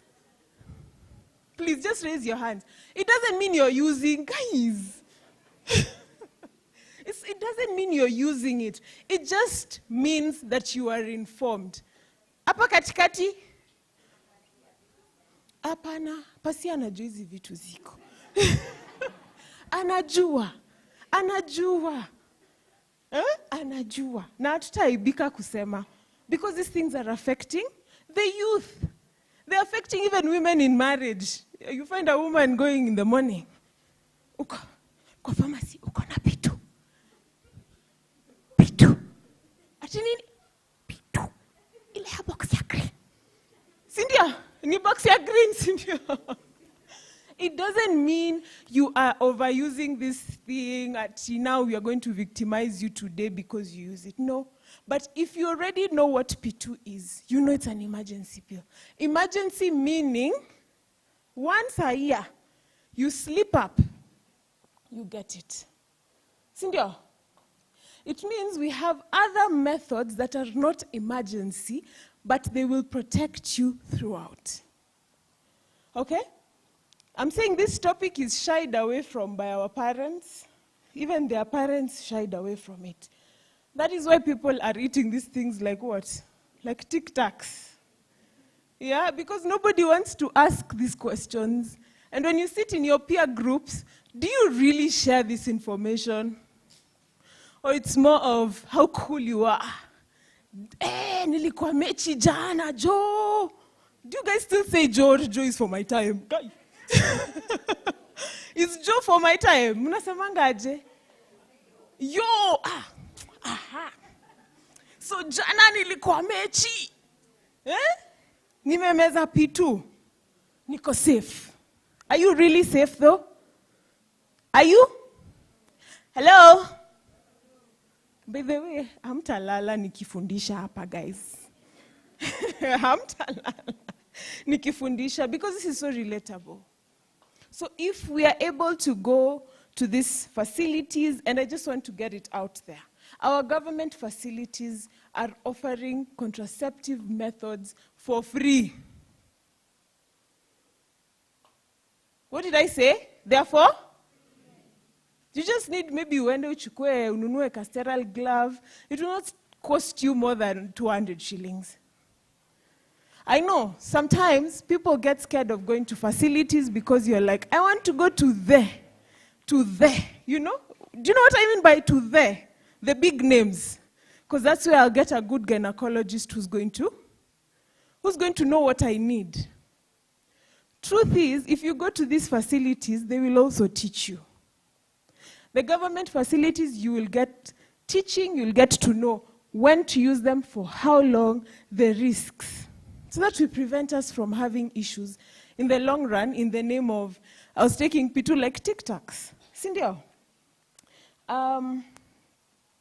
I just want to honor the panelists who are here before I even continue. Because these panelists have shared, thank you so much for sharing. People are going through so much out here, and I know some of us are seated in this crowd today, and you're not able to stand up and share your stories. There's a meme on social media that I saw when the year was starting, that, God, please, I don't want to be among your strongest warriors. These ones were strong warriors, guys. If you were put in their shoes for one day, would we survive, really? Yeah? It's tough. People have stories out here, and it's good to be kind to people. Also, because many people in this generation are broken, because they were broken by broken people. Is it making sense? They were broken by broken. Our mothers, our fathers were broken people, and they were broken by their parents. So these things are being carried down to the next generation. Sindio? And then you just find yourself always sad, and you don't know, you can't even admit that you're sad, because life is going so fast. You've come, you're in campus. What's the next expectation? Yeah? You get a job. Yeah, that's your first degree. Yeah? Ukaikai kidogo, pressure ya job. You have to increase your education. So life is going so fast, and you never get a chance to sit down and ask yourself, am I okay? Ask yourself that. Am I okay? When I woke up today morning, was I okay? Utagongana na mtu hapo nje, and sometimes it might hurt you. You might feel like, oh, why am I the one who's going through some of these things? But in the long run, you need to ask yourself, am I okay? And admit to yourself when you're not okay. And it's not shameful to look for help. Let me tell you, the first time I came into contact with a therapist, I was shocked, guys. I was like, kumbe munakuanga mmesoma hivi nyi watu. Munajuanga cha kufanya. Because I was like, at first I was, that group of people who say, do I really need therapy? Do I really need, ataniambia nini yenye sijui tayari? And just by the first session, hello? By the first session, I was like, this guy made me feel like I was so calm. Like, wow, so I can open up about something and not feel judged. And I don't know what they do, but they make you talk, guys. You end up talking about those things you never thought you'd ever tell anybody. So it is okay to go for these things, not because you are really, really broken, but because it's good to just have your mental health on check. Hello? Am I saying something? Mental health is a process. For me, I'm going to give a bit of a rundown because of what our panelists said here. Just kidogo too, so that I can get into the rest of my topic. Mental health is a process. You cannot wake up today and say, okay, you've been going through things, now I'm okay. You're not okay. Sometimes we look for our best friends, and we tell them our problems, and we think we have sorted everything. And your best friend is sick as well. Let me say sick as well, because nyi wote mko na mashida mnaambiana, lakini hamuambiani twende therapy. Si ndio? Nyinyi ndio therapy. For those who partake in alcohol, they want to get a glass of wine and say, we have sorted our problems. But have you really sorted your problems? Yeah? Your friend comes and tells you, a rape incident happened the other day. What do? Do you tell them, let's drink over it? You're supposed to guide this person towards the right professional help, because they will remember that forever. All right? When bad things happen to you, caused by other people, it's not your fault. Hello? We are in an age where people are getting into relationships, and you're in a relationship with a broken person who will definitely break you. And when they're breaking you, they make you feel like it's your fault for doing what? For feeling bad that they hurt your feelings. Hello, am I speaking to somebody? Yeah? You can just remember there's that boy or that girl who made you feel like it is your fault that I'm hurt. That it's your fault that you're hurt. It's not theirs, and they're the ones who've inflicted that harm on you. Okay? It is their fault, not yours. Start healing from that. I don't know if I'm touching somebody, but start healing from that. By virtue of remove that blame from yourself. It's not because you are not good enough. That's why that person did what they did. No, they're the ones who are bad. They need help. And it's okay for you to also look for help so that you unburden yourself of things that were caused by other people. Vulnerability is relatable. That's what I've gotten from this conversation. So many people here have related to our panelists today because they're sharing things that people are not able to openly tell. You know, you can't even as your friends, you know, because with men, I realized men don't even tell other men their problems. You know, men hide. Twende tupatane, biashara, nini magari, everything else, but never the weakness. Mwanaume anachapwa home, atambia nani? Huh? You hear a man saying, mwanaume sasa hata kwa police station nenda kureport nini? Si ndio? Ama I'm lying? So even men don't have the right avenues to even vent. Whether informal and also now this stereotype of ukienda kwa a therapist you're crazy, it's for crazy people. Si ndio?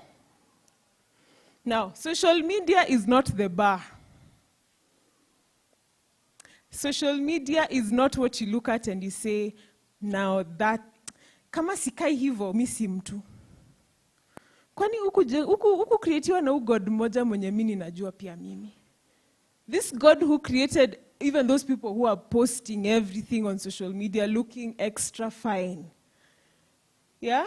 Showing us how life is so good, but none of them tells you how horrible maybe some experiences they're having are. True or false? So you take the good ones, you put pressure on yourself. And then you can't expect to be traveling to Dubai every week, yeah, and taking very nice photos. Sindio, you're posting. On yourself who has just finished high school. Yeah? Ata pesa onge, no money. Where are you going? How do you start? Kwa nini unajipea pressure? Au wenye wanaenda Dubai si wacha waende, ini time yao. You will get your time. If that's what you want to do, later on, just save, but don't put pressure on yourself that you must live life like those people on social media. So, social media is not the pass mark. Those people, what they're showing you, that's not the pass mark. That is not real life. Okay? I have gotten to an age where I have appreciated that sometimes you can come from work and go home and just sleep. And that is fun. Hello? I know a Gen Z is dozens of how. Nasijapitia ile kona.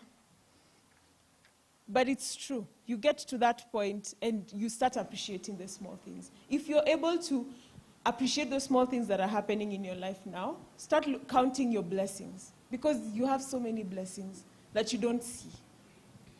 Hello? Hello. Now, back to my taboo topic. Nurses, who knows what P2 is like? What it's meant, what is the composition of P2? Nurses. Yes, yes.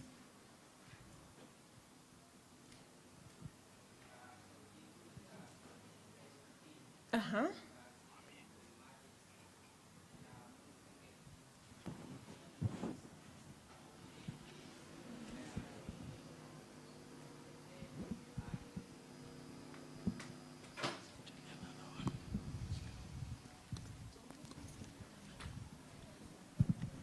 Hi. Hi. So my name is Munyoki, a student at the Daystar University doing nursing. This is my 4th year. So P2 is an emergency pill made of progesterone in a very high amount. If you compare it to the normal pills, the family planning pills, it's over 10 times of whatever it's used in family planning. So it's meant for emergencies, and that's why it's an emergency pill. For example, if you had a rape case, and yeah, that really happened, so you can use it as an emergency, that kind of emergency. But if used in normal circumstances, at least once per year. Thank you. Thank you. Can we clap for him? Are we informed from that? Once I get down this stage, if you have not heard anything, please remember that. It's not tic-tac to eat every day. It's because once you use it like today, it has already messed with your cycle. Okay? It's important that even you who has a girlfriend to be aware that this thing is not supposed to be swallowed every now and then. She mentioned barrier methods. Those ones you can use. And please walk proudly if you're being safe. Walk proudly if you're being protected. Hello? I know this is a Christian university, but hizi vitu lazima zijulikane. So I'll just run through, I'll just run through a few things and then we're done. So some of the long-term risks of abortion. Why do people go and get abortions? Because they are not ready for the pregnancy. Sindio? Now those abortions that are not legal. Because there's legal ones and there's the illegal type. True or false? So the illegal one, why are people getting it? Because they're not ready. Sindio? Why should we go through this really heavy procedure and we can prevent it? Yeah? The only times when abortions are acceptable is if the baby in the womb will not be able to survive outside the uterus when they're born. If there's any factors that will harm this child, even by being in your womb, then an abortion can be done. An abortion is termination of a pregnancy or a fetus before it is even viable to survive outside. In this outside life, they'll not even be able to breathe this air of ours. So that one, it is allowed, because a doctor will certify that that is okay, it has to be done. If it is causing any risks to the mother, risks like if a mom has hypertension, uncontrolled hypertension, sometimes it might lead to us causing, getting to do the abortion so that the mother is able to survive. Now, some long-term risks of abortion. Who knows any? We've mentioned here PTSD. Yes? One of the long-term effects of abortion is it can cause internal scarring in the reproductive system. And if it's a bad day for you, you might actually end up being infertile for the rest of your life. Yes. Also, another thing, anyone else? Anyone else? She has explained it so well. Another thing, sometimes with abortion, we have to open the cervix. The cervix is the one that protects the baby from coming out. Now, sometimes because it has to be manually opened, we are making it weak and loose. Then it means much later, when you're ready now to have babies, those babies will not stay in the womb. And I'm not saying that every woman who's going through miscarriages, when they are ready, it is because of that. Hello? These people who have gone through this, a good percentage of them tend to struggle to hold pregnancies till term. There's a risk of death. Yeah? In the main hospitals, you'll realize that there are moms who are coming in with retained products of conception. Retained products of conception, this means there was a baby there, and then a part of this whole process of the baby being in the womb is removed, and then a bit remains. This means we're exposing you to infections, and I'm not telling you this so that I can scare you. It's for information. I am in a field where information is power, and I really believe that. Sometimes you can have perforation of the uterus during the procedure. Some people will even become habitual aborters.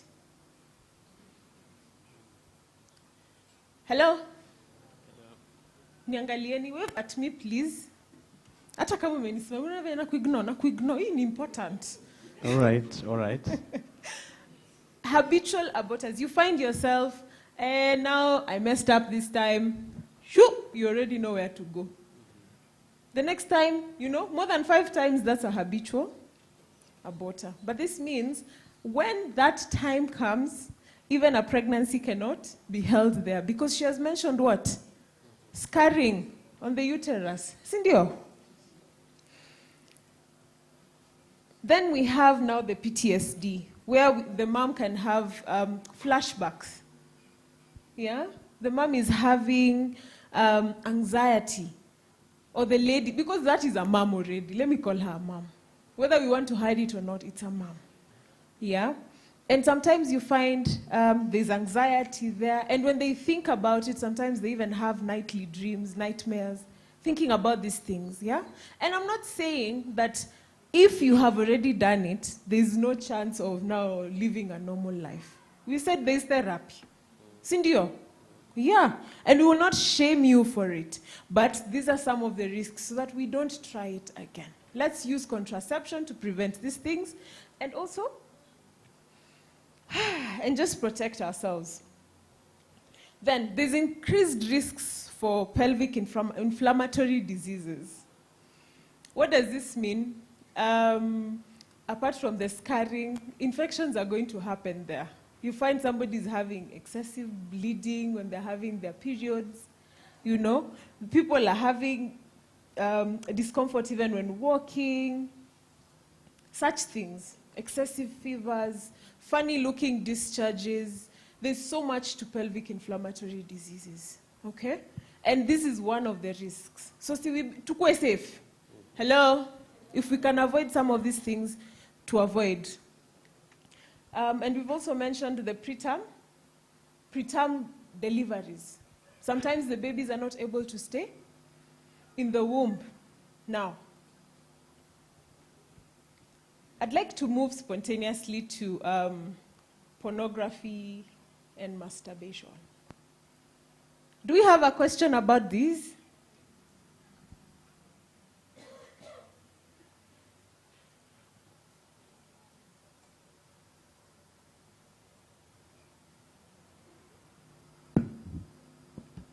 Any questions? Any questions? All right. Mental health and pornography and masturbation, and this is mostly, I'm leaning mostly on the male child, on the men. Because imagine you're being rejected by all the pretty girls you think are pretty. Then you go hide in that room. And then these things are very easily accessible. See, they're accessible. And they're cheap, if at all you're paying for them. So you have access to this thing, you hide in your room, all the pretty girls are not taking you. So socially you're struggling. You go and you do what? You sort yourself in your room. You do it once, it works. You do it twice, it works. Then with time it becomes a habit. You become a habitual masturbator. Hello? I'm not hating on that. These are things that you really need to get assistance for it. Because at the end of the day, there's no shame in trying to get help. Now, sometimes people would go for this because of stress reduction. They're trying to cope with stress. They're trying to suppress their emotions. They have really wild imaginations and really good fantasies, you know. And these things are easier to find. And they're easier than human interactions because people are also becoming very mean. Sindio? So you find somebody is hiding behind there, just hiding and acting like everything is okay, but they're struggling to even get a human interaction. Now, I'd like to just jump onto the long-term effects. Oh, another reason why people watch porn in this generation, I hear a lot, is that they want to know the skills. Anataka kupata skills. True. Sindio? And this is where people are learning how to have sex. Is it the right avenue to learn? Or we should have proper conversations about these things with professionals so that we're able to learn and know what to do. Some risks. There's decreased concentration. You find this particular person is consistently thinking about masturbation and pornography, and it affects your daily life. And that is where mental health comes in. Because you won't go around your normal days. Utakuwa unakaa kwa class, a few minutes, you're rushing somewhere. Your phone is there, you have access, you're doing things, yeah? But so that we can avoid that, let's try and look for help. Your daily schedule is usually interrupted. There's decreased sexual sensitivity. So being with an actual female will not be as satisfactory as it is to just do it yourself, or a male.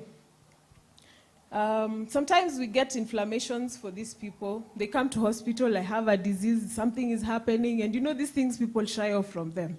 So you don't want many people to know you're going to hospital for this particular thing. And when you get there, you realize you're hiding, and it's because of this habit of being masturbating and all that. Then, in the long run, because you're doing this for yourself a whole lot of times, we tend to have low sperm count. So when you're ready to start a family, we have very little to help us start a family. Sindio?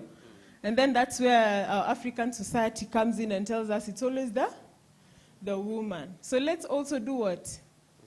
Let's look for help with this. And there's no shame in looking for help. Now, there's this thing about a rotten generation. It was said at first. Did you hear that one? Are we a rotten generation, or it's an aware generation that is more in tune with their emotions and their reactions? Is it true? You're more in tune and you're courageous enough to say you don't like something. Hello? Hello. Yes, so I am Kandi Mwai. Thank you so much for the short time. I am. It is short. You know, this topic is Definitely, it's very Yes. long topic. So what I do, I am a nurse. I am a childbirth educator, and I enjoy receiving babies in the family setup. Hello. I enjoy receiving babies on this other end where you are ready and you're not stressed. How I come in with the mental health with my profession is that once a mom has delivered her baby and is at home, we have things like postpartum depression. We have things like postpartum blues. These things have to be acknowledged, because I had another case where a mom was telling her partner that, I think this is depression, I've Googled it, and the partner is like, wewe na hiyo depression yako, bebana nayo urudishe pale ulitoa, juu umejiekelea. Okay? So these things are affecting people, and it is good to acknowledge that they are there, and you can get assistance for them. Thank you. All right, thank you so much, Kandi. Let's appreciate Kandi as we invite Anita on stage to come and take us through the next couple of very quick presentations, just very few minutes. I think it's just about 5 minutes per speaker, so we should be able to move very fast. Anita? Thank you so much, Ms. Kendi. You've reminded us of the home science we learned, millennials. No, Gen Z do not understand. Guys, please don't mind. We are only having 3 more speakers to go before we invite our keynote speaker and our patron, and lunch will be served. Sawa? Tuchangamke tu kidogo tu. So please, the next speakers, dakika tano, 5 minutes each. So I want to introduce on stage, and as I introduce her, please, Pastor Nigel, get ready. Then we'll have Dr. Kagwe. Dr. Kagwe, yeah. So we'll have Dama of Dama, our mobile phone spares. Dama, please come on stage. I'm sure we all know her. She does. How many have heard of Dama or have ever bought anything from her shops or anything? Mnajua Dama? Mnamjua? Haya, si uinue mkono, maybe utapata kasimu. How many of you know Dama? Yeah, please let's clap for her. She's an amazing woman, and she's a matron kule JCM. Wanapeana unga, by the way, if you know any needy family. Naniambia nimeban, sijaban. So Dama is going to tell us a bit of her story as an inspirational story, because I'm sure most of us have gone through something in life to be where we are today. And without much ado, kindly, she only have 5 minutes. Let's welcome her with a clap. Let me have another microphone. Microphone, please.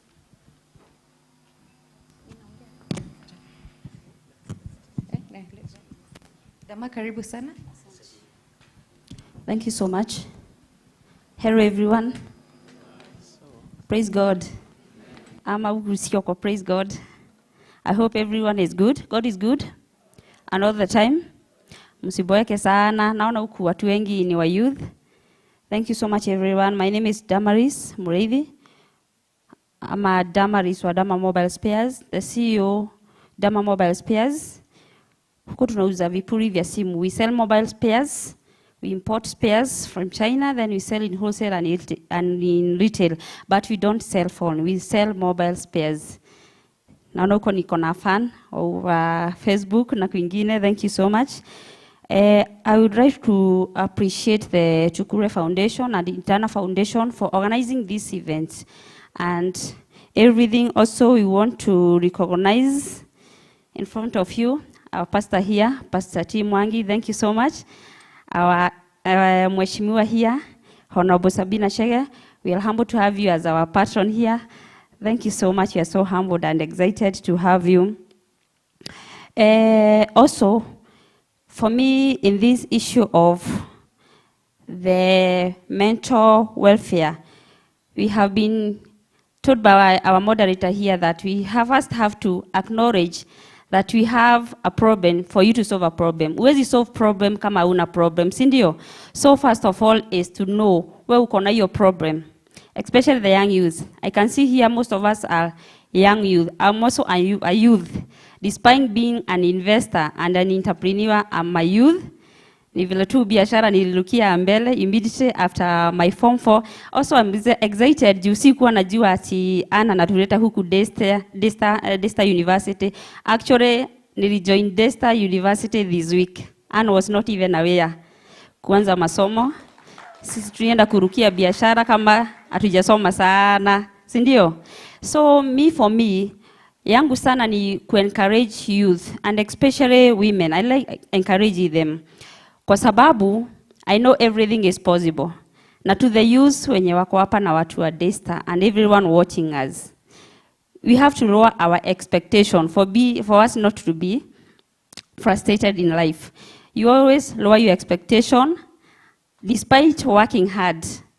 Unajua wengi mkimaliza shule, view yako is that immediately ukimaliza wewe unaenda kusucceed.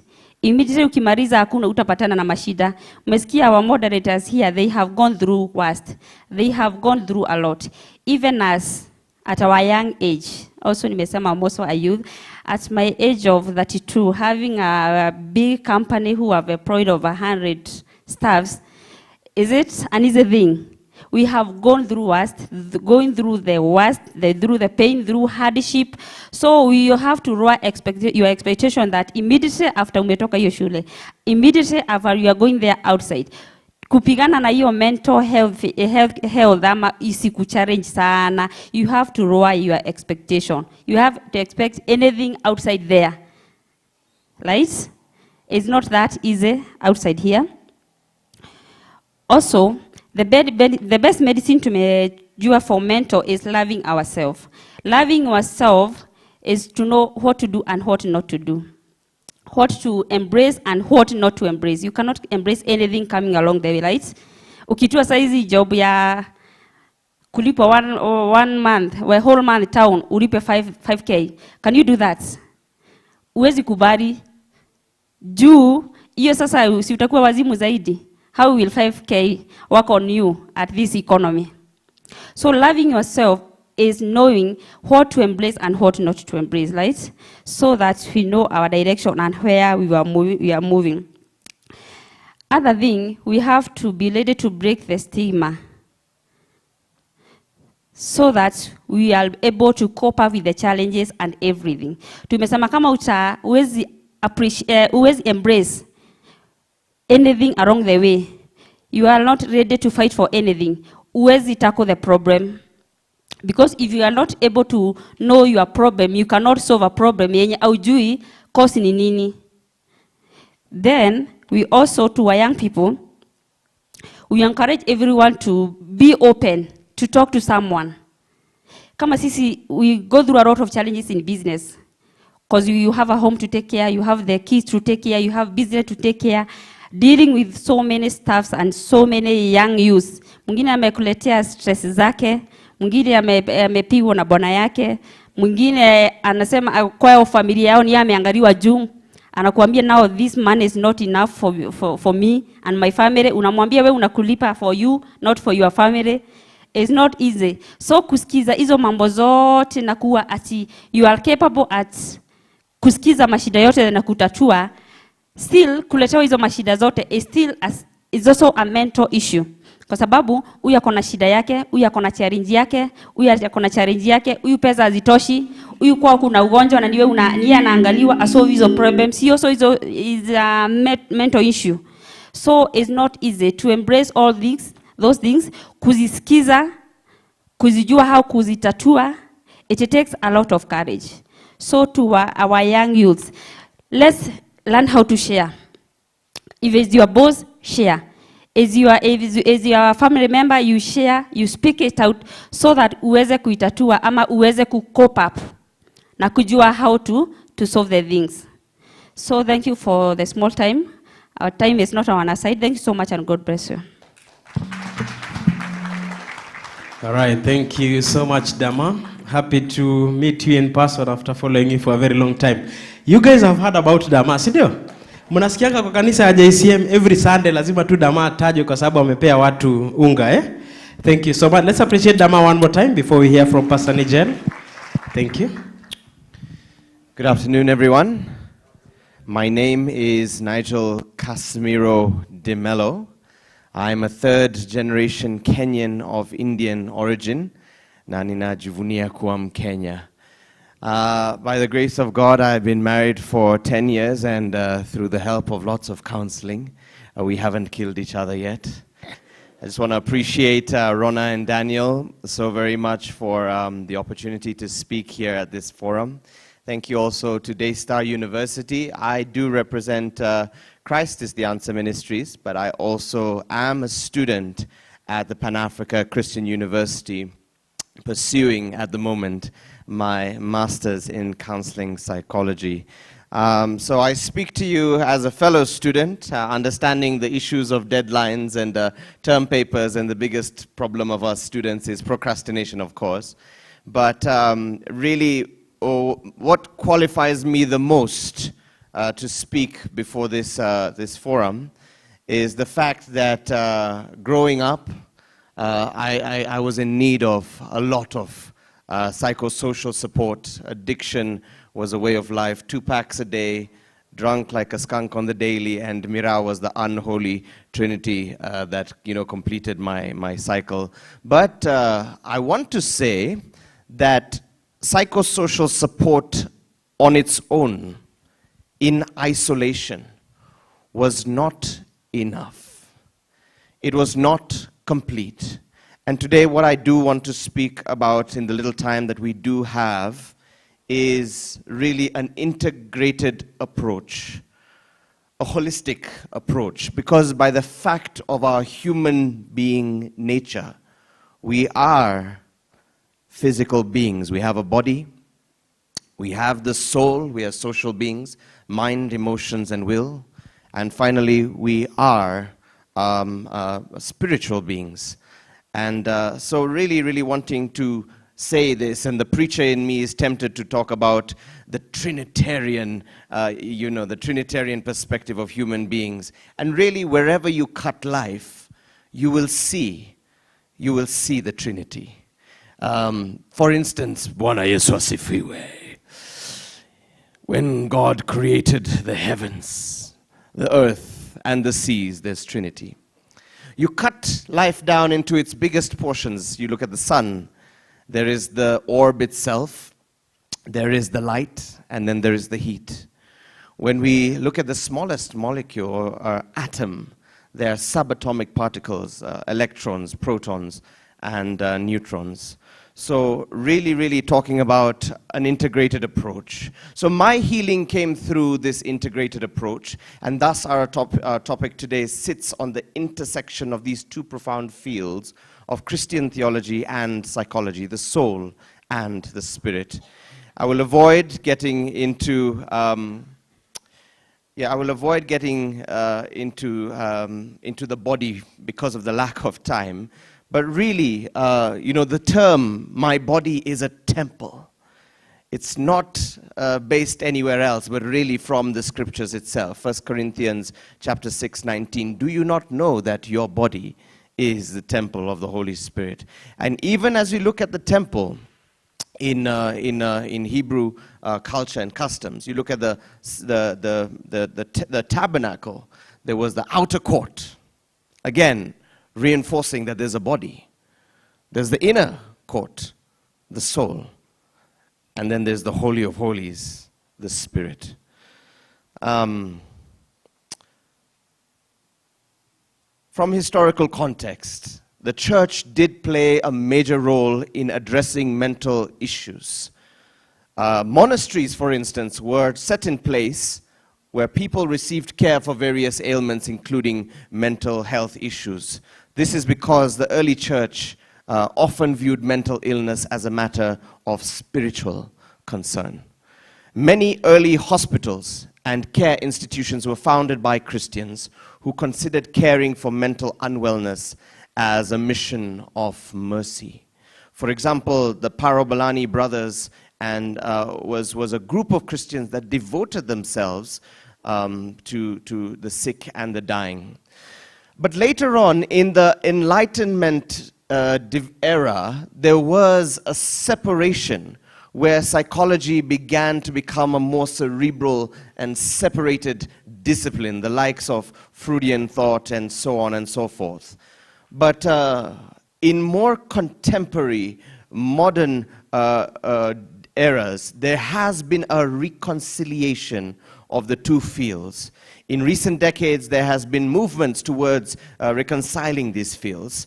That is partly driven by the realization that spirituality and faith play a significant role in many people's lives and well-beings. Many contemporary scholars, practitioners, and the likes recognize the value of integrating spiritual beliefs with psychological practices. For instance, the American Psychological Association now recognizes the importance of spirituality and mental health. A case in point, I also serve as a chaplain at the Aga Khan University Hospital, which has a Joint Commission International accreditation and which applies a holistic, again, that Trinitarian integrated treatment plan for all their patients, in that the doctor will come and do what he can medically. The psychologists and the therapists will come and work on the patients and their families through therapy. And we have spiritual caregivers such as ourselves offering spiritual support.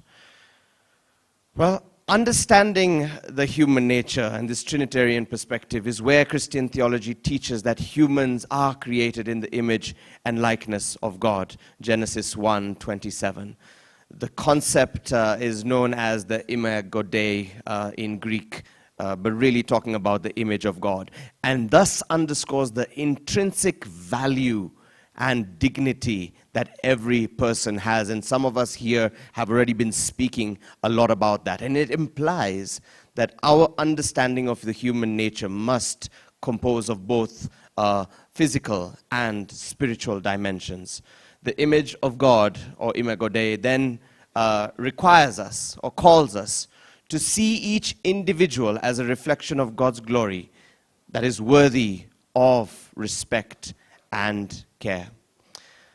I won't get into too much because our time is far spent, but really, brothers and sisters, as we look at psychology and we look at it from a secular perspective, we must join and go back to the origins and start seeing where God began this journey from. And in conclusion, the integration of Christian theology and psychology offers both a rich and nuanced approach at understanding the human mind and the spirit.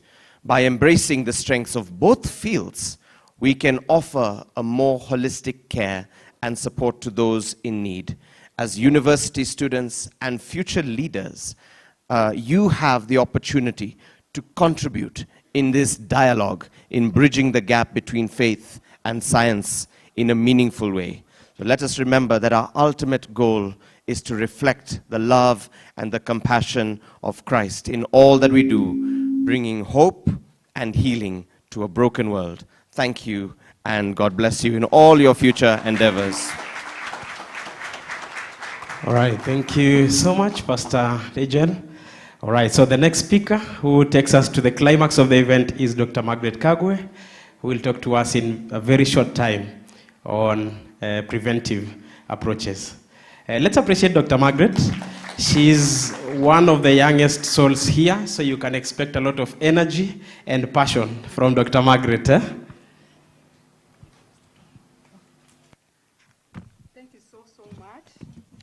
Thank you so much. I'll try my best to be quick, but I'll also acknowledge the fact that this is a subject that we need to give quite a bit of attention. When I say it is okay, I want you to say no. It is okay to say no. It is okay to say no. Why am I saying this? Sometimes we are invited in spaces where we don't belong and we are unable to say no. So it is okay to? Especially for you, university students, it's okay to say no. All protocols observed. I want to acknowledge all of you for coming. I want to acknowledge Tukule. Thank you so much for this. I would like to acknowledge you, Pastor T. Thank you, and I would want you to know you more. I want to acknowledge Honorable Sabina Chege. I know we know each other. Thank you so much for being here. I'm going to go very quick because I acknowledge that we don't have time. But from the conversations we have had, I'm just going to go like top. We agree we are all mental. Are we all mental? Yes, we are all mental. Because mental health is not what you are thinking. Mental health is a continuum from 0 to 100. And you must be somewhere in the middle. Sometimes you are doing well, sometimes you are not doing well. So we are all of us there. Sometimes you feel like you are 0, but nobody who is alive is 0. Nobody who is alive is 100. Trust me. So basically, I want you to remember we are all mental. Sometimes we are all mentally well, sometimes we are all mentally, yes, some days are good, some days are not so good. So I want us to remember that so that we don't say mental health is for those people who are looking a particular way. No. They may not have what it takes to recognize that they are naked, but it is our duty to recognize they are naked and we dress them. So the moment you laugh at a person, the moment you take a photo, the moment you take a video, it is you who has more problems than they do. Are we together? Yes, and we are in agreement. So I would want us to know this is something that belongs to all of us. And we need to acknowledge that unless you wake up and give yourself the motivation to do what you have to do, trust me, you'll stay inside the house the whole day without doing anything, yet you have your legs, you have your mind, and you have everything, even a car to take you to work. So mental health, the mind is the only thing that can convince you that you are not beautiful. It convinces you are not beautiful, and you can even write a thesis, isn't it?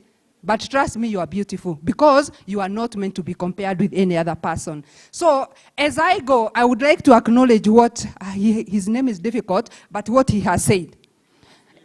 Yes. Number one, the way I describe mental health, it is that everything we do and everything we are actually informs our mental health. And I want to acknowledge what he's saying, that your body, he's calling it a temple, I'm calling it a house. And trust me, if you cut one finger, it will never grow back. You will remain without that finger even when you are 90 years old. So basically, you need to take care of your house because it is the only place you have to stay. Then the mind is a CPU. The ones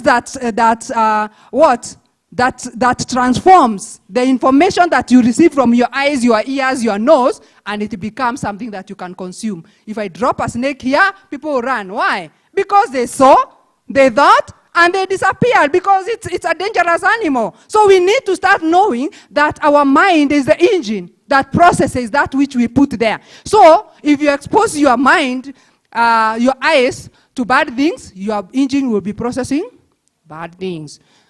For those of us from Kitambo Kidogo, when you go to the posho mill, you go with maize, you come home with maize flour. So we only digest that which we consume. So ensure that whatever you expose your senses to is something that you would want to process, because that is what the outcome will be. The spiritual bit is the maker's manual. Depending on where you believe you came from, then you have a manual that dictates how you should live your life. If you believe that you are created, then that creator, you have a manual to guide your behavior. Trust me, there's a manual for this. If I go put this, even if I like it so much, I put it in water, hot water and soap, and clean it. By the time I'm done, it will not be working, isn't it? So depending on where you believe you came from, you have a manual that guides your behavior. And if you follow that manual, you are going to be safe. So it is important for us to acknowledge and remember that. So I'm here to talk about preventive mental health. I'm speaking very quickly. You know why? Because of time. So forgive me. So now, one of the ways we ensure that we are preventing mental health problems is creating therapeutic environments. Number one, at home.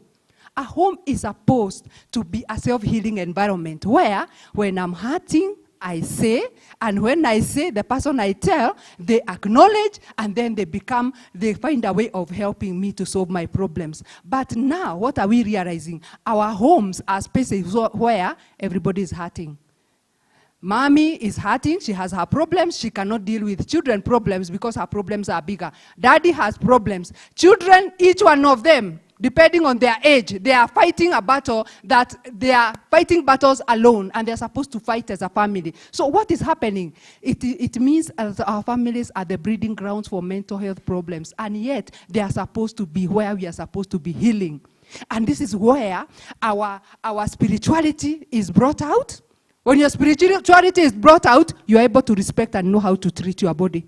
Isn't it? But if everybody is hurting, then it becomes a breeding ground. Then you go to school and realize a child comes, and when the next child angers them, they hit them. Because that is what happens at home. That is what they bring to school. So we need to now ask ourselves, what do we need? We need to educate people at home to know how they can heal each other and heal themselves and support each other in the process.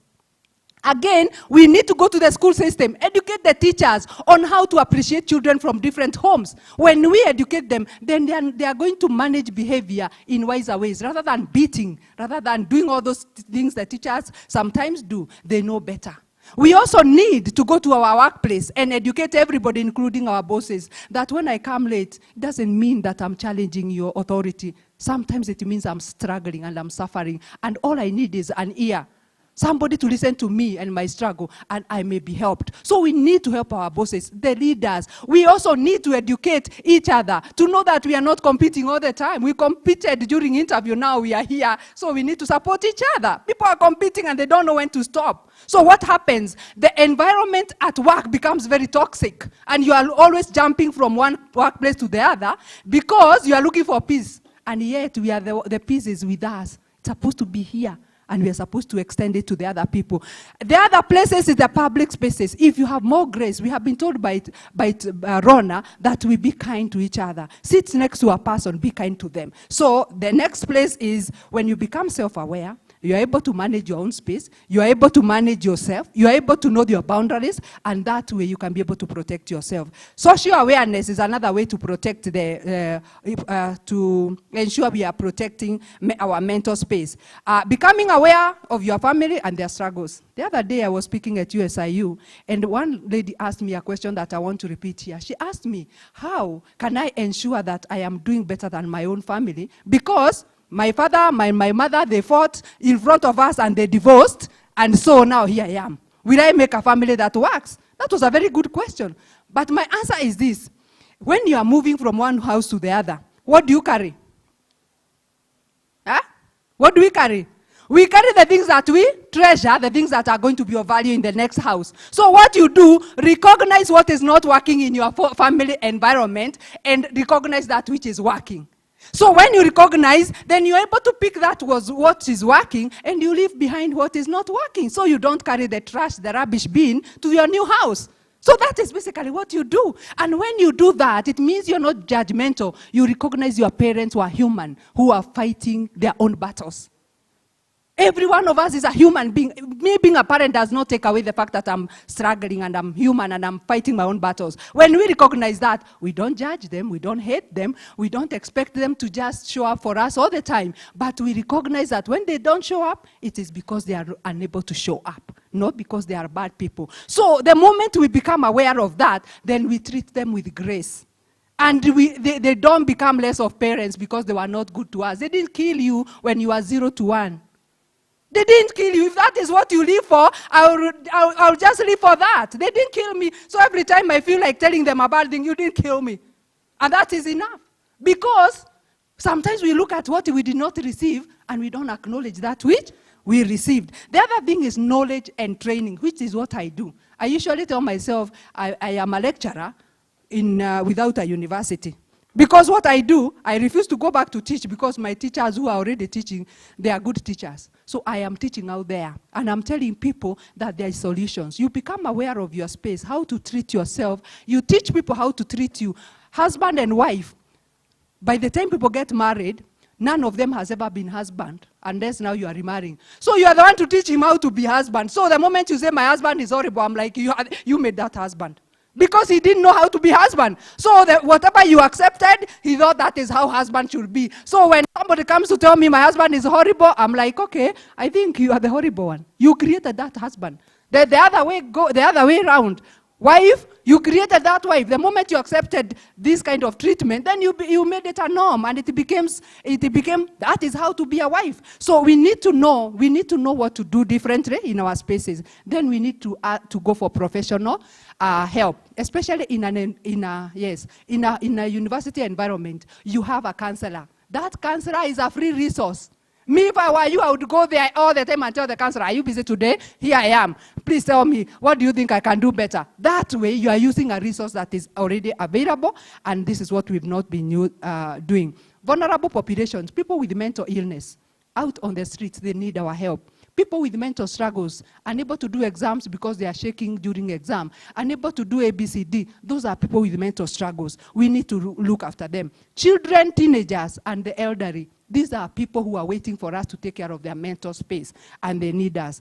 So interventions, preventive, this is what we do, educate, educate, educate. Then curative, seek therapy. Look for a healing environment. Restorative, this is where we rehabilitate, like in what they do in rehabilitation centers. A person who is struggling, they are unable to move on, so they go there for some time so that they can be helped and then reintegrated. Then we have resuscitative. This is for people who cannot now be reintegrated because they have gone too far, but they just need dignity. They need to be helped to survive, just to live. The same way you go to an ICU, you are resuscitated. You are just about to go away, but we are bringing you back. So for me, I want to stop there. I had so much to say. I work with the STEAM consultancy, and we have a program called the Mental Health Champion Initiative. This is where, since 2020 July, we've been educating the public on how to take care of their own space and other people's spaces. Because we recognize that in 2020, we don't like each other, yet because you know, when you wake up in the morning, when you go to work, you know you are running away from the family environment. If there was stress, you are actually taking a break. But during 2020, there was nowhere to go. So people started stressing, calling me and everything. I came up with a program. If you're interested, you can reach out to us, and we are educating the public. We are doing cohort 12 right now, and we have educated almost 1,000 people. Can you imagine? We have educated almost 1,000 people. It's a free online program, but we also have a customized program for corporates and for institutions. Now we curate it to the needs of the population. Thank you so much. I'm sorry if I overstretched your time, but I had so much to say, but because of interest of time, thank you so much, and take care of your mental health. It is okay? No, you are failing my exam. It is okay to say no. When you say no, you're actually saying yes to yourself. Thank you so much. Wow, thank you so much, Daktari. We really appreciate. Give a better clap.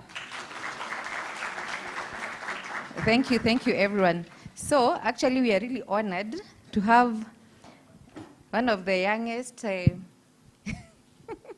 I won't tell you to stand. Her name is Opa. She's one of our youngest participants today, and she's Honorable Sabina's daughter. Let's appreciate Opa. Opa, you can just wave. She's very shy. Opa, karibu sana, welcome. So, to all the speakers, we really, really appreciate. And asante sana, Miss Candy, Damaris, Pastor Nigel. You know your name is Nigel. Yeah, with that twang, by the way. We can actually say he's Nigel the dancer, the dancing pastor. Yeah, the dancing pastor. So thank you so very much, Dr. Kagwe. Actually, Dr. Kagwe has been with us since we started. She's sat through all the meetings, even so late, so we really appreciate you. And I want to also appreciate our partners. Thank you so very much, Pastor T and your team, Honorable Sabina and your team. You've really supported us. Dama and your team, thank you so very much. Chiromo Hospital, we really appreciate. Guys, we have everyone here. So, and Tukule Foundation, asante sana. Now, because of time, I know Nancy Kihara, my Afia Africa founder, wanted me to give her a minute. Is it okay? Just a minute. She won't even come up here. Is it okay, guys? Before we welcome Pastor T and Honorable Sabina, is that okay? Please, please, please. Sawa. All right, let's appreciate her as he comes on stage. You can just come up. Yes. Hizo makofi msipopiga vizuri. Kuna lunch. Atatulia. Good afternoon. Since I'm the one who listens a lot, that is why I'm a clinical psychologist, therefore I don't have to speak a lot. Everyone ahead of me has said everything. I have also learned a lot, and I'll tell you this, guys, with all the information you have, I don't know whether you have information overload at this point, but you're no longer going to be a result of what happened to you.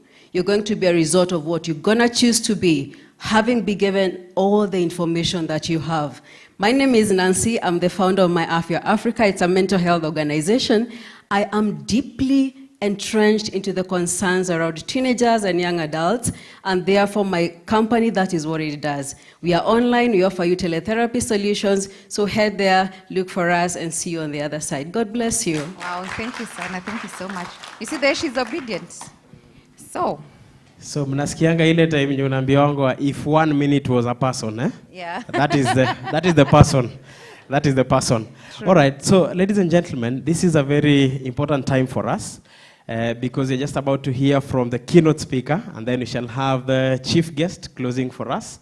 But just before then, technical team, allow us to have a taste of what we're just about to hear from many years ago.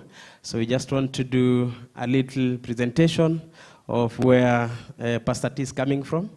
So we'll hear just a little bit of his TBT before he comes on stage, all right?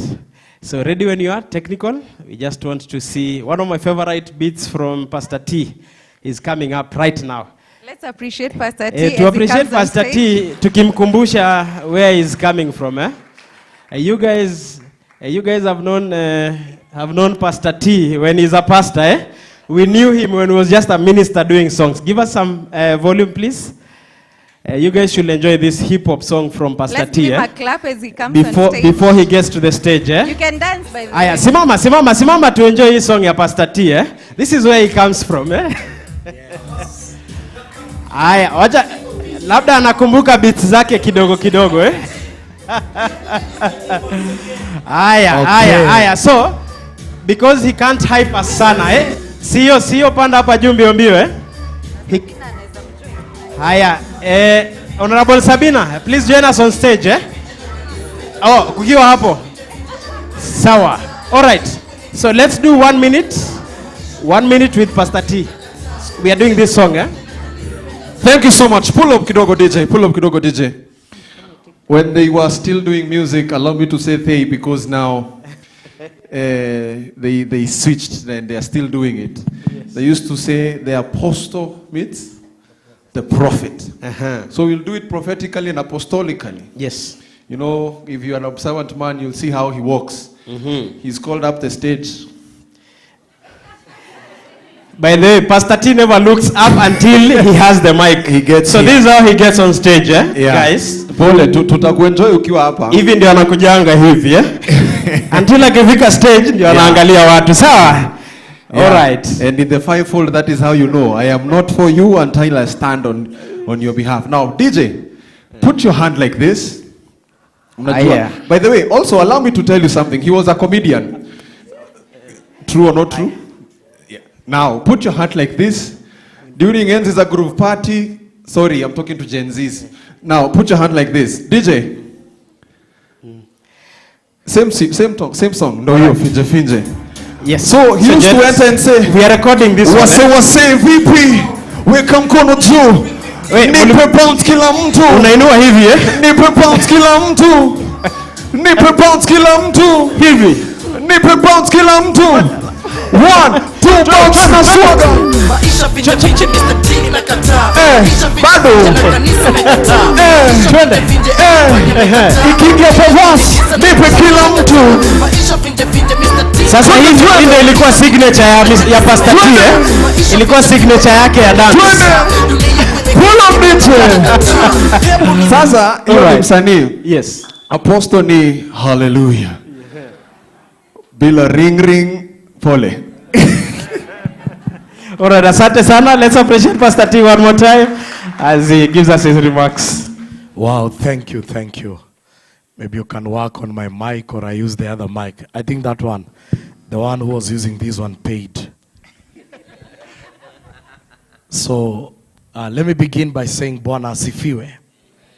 Bwana asifiwe. I want to acknowledge all the protocol. Dama, thank you for that presentation. Honorable Sabina, thank you very much for coming through. And you know, when you just opened the laptop, you caught my attention. We are the kind of people who love intellectualism. I believe Christianity was not carried on the voyage of foolishness. the age of Christianity and stupidity is coming to an end. Sorry, I used a very technical word. But Christianity became the foundation of major conversation globally, and philosophers could not have survived without conversations that came from the Christian circle. I'm the kind of guy who likes viewing the that side of the coin, because I was asking myself, did COVID come to an end, or did the conversations come to an end? COVID is still there. Did the virus die, or is it the media that reduced the conversation? I kind of feel like there is so much buzz about mental health until it looks cool to be depressed. I know it's a very sensitive ground. It looks like if I'm young and I'm not going through some mental stuff, then I'm not young. It's the same old school preaching whereby every young person was going through something, and when you realize you're not going through something, you had to look for something you're going through. Because it didn't look like Christianity was there. Mental health is there. I was just analyzing and asking, is life becoming more difficult, or is it the quality of soldiers that we are raising that is wanting? When I look at where we are, there was a generation that was more concerned about their physical health because they lived in the age of war. But now in the season of peace, then luxury comes in and mental health becomes another facet. When you go to territories where men are fighting, they don't talk about mental health. Because it takes settlement to some certain level for men now to begin to be psychologically sober. In the book of 1 Peter 5:8, the Bible says, be sober. And then it puts a comma and said, be vigilant. I read a book written by a friend of mine, The Deception of Suicide. And this is what he said: the end of breathing is not the end of living. And one of the greatest things being attacked is the soberness of a generation. Because any man that will ever go through what we call mental breakdown, it means that part of your mind, the sober part of your brain, has already been affected. Either through drugs or through emotional imbalance. I come from the school of thought that life is not felt, but life is lived. And the day we bring a sensational generation, then life will never bend its laws to accommodate you with your sensationalism. I come from a school of thought that life is a battle, and the day you are born with your fist folded because you came to fight, and the day you die with your arms open because you have released. The war has come to an end. And I'm coming from the school of thought of believing that anytime there is a collapse on our physical wellness, sometimes we survive on our mental wellness. Anytime there is a collapse on our mental wellness, we can only survive on our spiritual stability. When you take away spirituality, I like what my brother said, the trinity of life. When you take away spirituality, there will be a breakdown of suicide. Because anytime there is a collapse on my mental wellness and my spiritual wellness is not okay, it automatically tells me I can either survive on my physical strength or my mental strength. When the two fail, death has entered. Some of us, is not that life has been easy. Do you know the Bible says you'll go through the waters? The Bible says even though you go through the fire. So we go through waters, we go through the fires. But what is that thing that keeps on holding us together?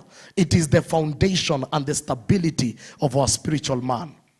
We have studied the physical man by anatomical science.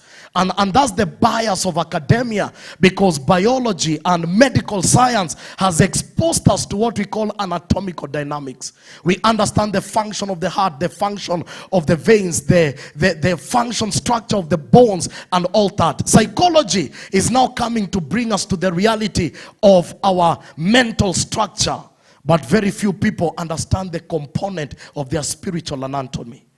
And there is a bias when you are healthy, mentally healthy, physically, but sick spiritually. That man is not okay. It takes the tetrapite health, that you are healthy physically, healthy emotionally, and healthy spiritually, for you to be actually healthy. There is an intentional attack on spirituality. What you don't know, every religion has one objective: it's spirituality.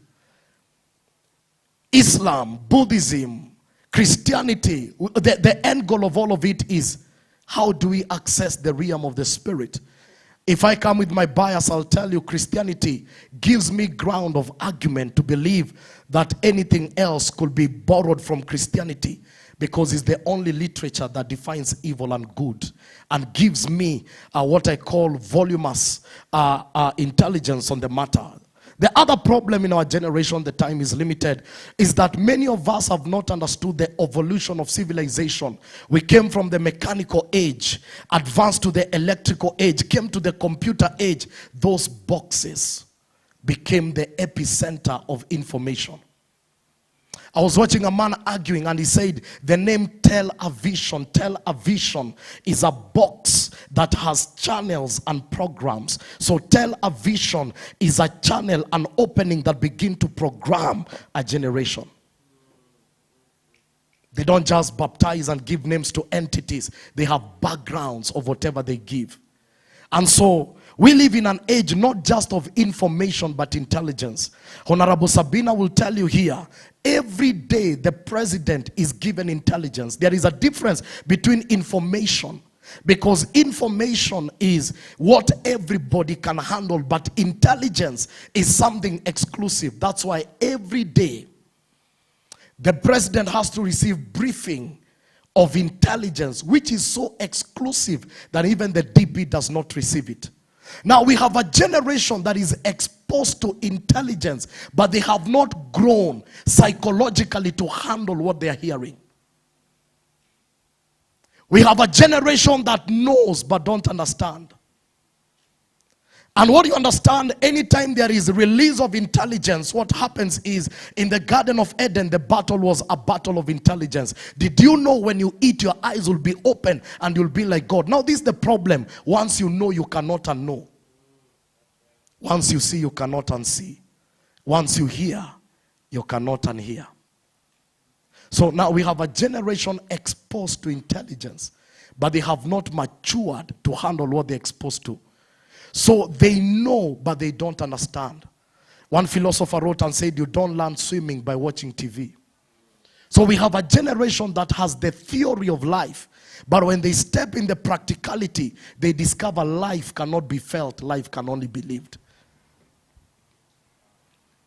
Hallelujah. Oh, I know I'm speaking this before lunch, but we are hosted by Tukule. We will eat. You can't have such a name and leave us hungry. So we in the age of artificial intelligence, so it's just artificial, it's not really intelligence. In the age of men being puffed up by knowledge, in the age of people ignoring spirituality and trying to survive on what they feel, that means you just raise emotional beings and rational beings, but they are not led by the coordinates of spirituality. That's a very dangerous generation. Nobody will need to nobody will need to kill them. They just need to be subjected to environments that are going to be very depressive. Mental health is a reality in our day. I'll be very biased in my analysis, because Paul writes and says, I beseech you therefore, brethren, to offer your bodies a living sacrifice, holy and acceptable. So I was asking myself, who was Paul writing to? Because if Paul is telling me to offer my body, that tells me I'm not my body. So Paul has journeyed beyond the appearance of what we see as humanity and is now speaking to the real entity of humanity. Because he's trying to say, you know what, that body is a tent, so I'm not this body. But you see, the bias of life has made us believe that I am a body that has a soul and I have a spirit. But when we come to the order of man, you are a spirit with a soul that lives in a body. So until we come to our original configuration, there will be struggle for us to try to fight the order of our Trinity setup. I now know man after the flesh, meaning that when you meet me, you need to know the spirit that I am, then interact with my senses, and then interact now with my body. And that's why when we look at life, the name life in the Greek word is a very open statement. When we look at life, there is the bios, there is the psyche, and there is the zoe. The bios is the biological life. The psyche is the psychological life. The zoe is the God kind of life. Someone asked, are these things inherited? They can't be. But when you connect to the Zoe, the God kind of life, the nature of the Father is imputed in you. And that means some patterns in our generations come to an end. I am not speaking, I'm sharing headlines. When time permits, we'll come to share the details.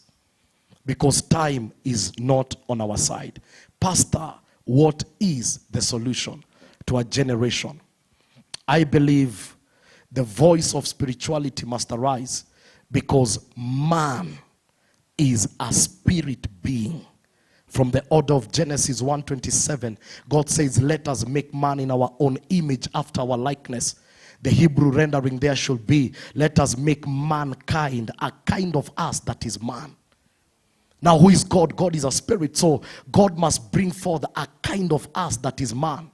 But now man can never do business in a physical realm called earth. He needs an entity that gives him legality on earth. And that's why he said, now let us form something that gives him legality. But man is not a form. Man is a created entity.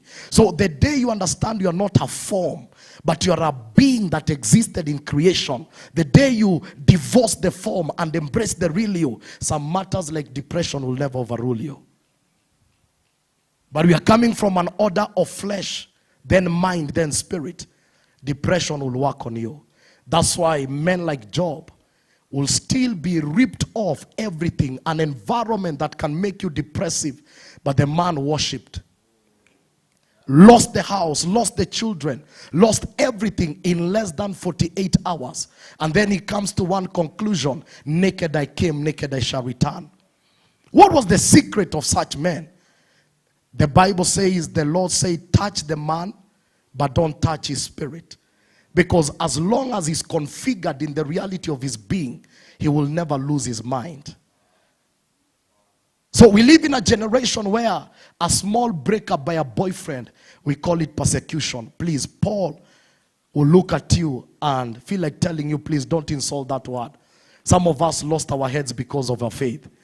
So when a small temporal issue happens, like just missing school fees, we raise sentences of where is God? Because we have been configured to operate in the flesh, the soul, and then the spirit. The order of man is spirit, soul, then body. When that configuration comes back, then everything will come back. The philosophies, I'm a student of what we call conspiracy theories. If there is a theory, there is a conspiracy. If there is a conspiracy, there is a truth. The greatest mandate in our day is to kick God out of our generation. And you know the Bible says in Romans 1:28 that since they rejected God, God gave them over to their reprobate mind. The Greek interpretation is he gave them over to their madness. Every man has a degree of madness. You accept that? It takes the Holy Spirit to suppress our madness. So when a generation rejects God, God is the only one who knows how to configure you to the reality of your being. We will see madness. We have not seen madness. You will see men marrying men and women marrying women. In fact, the Greek word there talks about women were confused on the order of relationship. So that madness is coming. So what is the solution? I'll be very biased. Jesus. That's the solution to our generation. We can have seminars, we can have forums. The success of clinical psychology will tell you without spirituality, there is nowhere man is going. That's why therapies are there for 2 hours. How do I live for 22 hours without therapy? Because when I go to therapy, I feel good for 2 hours. How do I live the next 22 hours without therapy? Pastor, you against therapy? No, my Bible tells me the Holy Ghost is the master counselor. I'm coming with a bias of Christianity because my literature is sponsored from that area. Allow the professionals to deal with their bias. Hallelujah. And so I believe we can't kick spirituality out of the way. Is there hope? Yes. What is the hope? Tell a generation life is a battlefield. You came. Ulikuja nikauna dance odi. Fight. Bro, fight. Hakuna mtu anajali kukuhusu. Hii game ni war. Na hii game usipo master war mapema, haikuonei huruma. Na kwa war, kitu ya kwanza kutolewa ni watu wameingiza njeve. Ukiakamkia katikati ya miguu, you are not worth it. Every day ukiamka jiambia nimeamka kufight na lazima ni fight. Even tomorrow is going to be a battle. Ladies and gentlemen, my name is Pastor T. Mwangi. I just wanted us to view the that side of the coin. I'm a spirit that lives in a body, and I have a soul. That was my time. I want to take the honors to invite Honorable Sabina Chege, so that if she spends more time, she's going to buy us lunch. When you have a honorable in the house, you know, anything can happen. So, ladies and gentlemen, let's stand up on our feet. Please stand to that neighbor. Mwambie oya. Mwambie oya. Mwambie Buddha. Life ijakuwa hard. Ni masofti ndio tuna raise. Angalia mse mwingine mwambie Buddha. Life ijakuwa hard. Masofti ndio anaraiziwa. And so we must be ready to embrace life. Are we together? And life is very good. Amen. So let's put our hands together as we receive Honorable Sabina Chege. Tumpigie makofi mpaka afike hapa. Tupige makofi.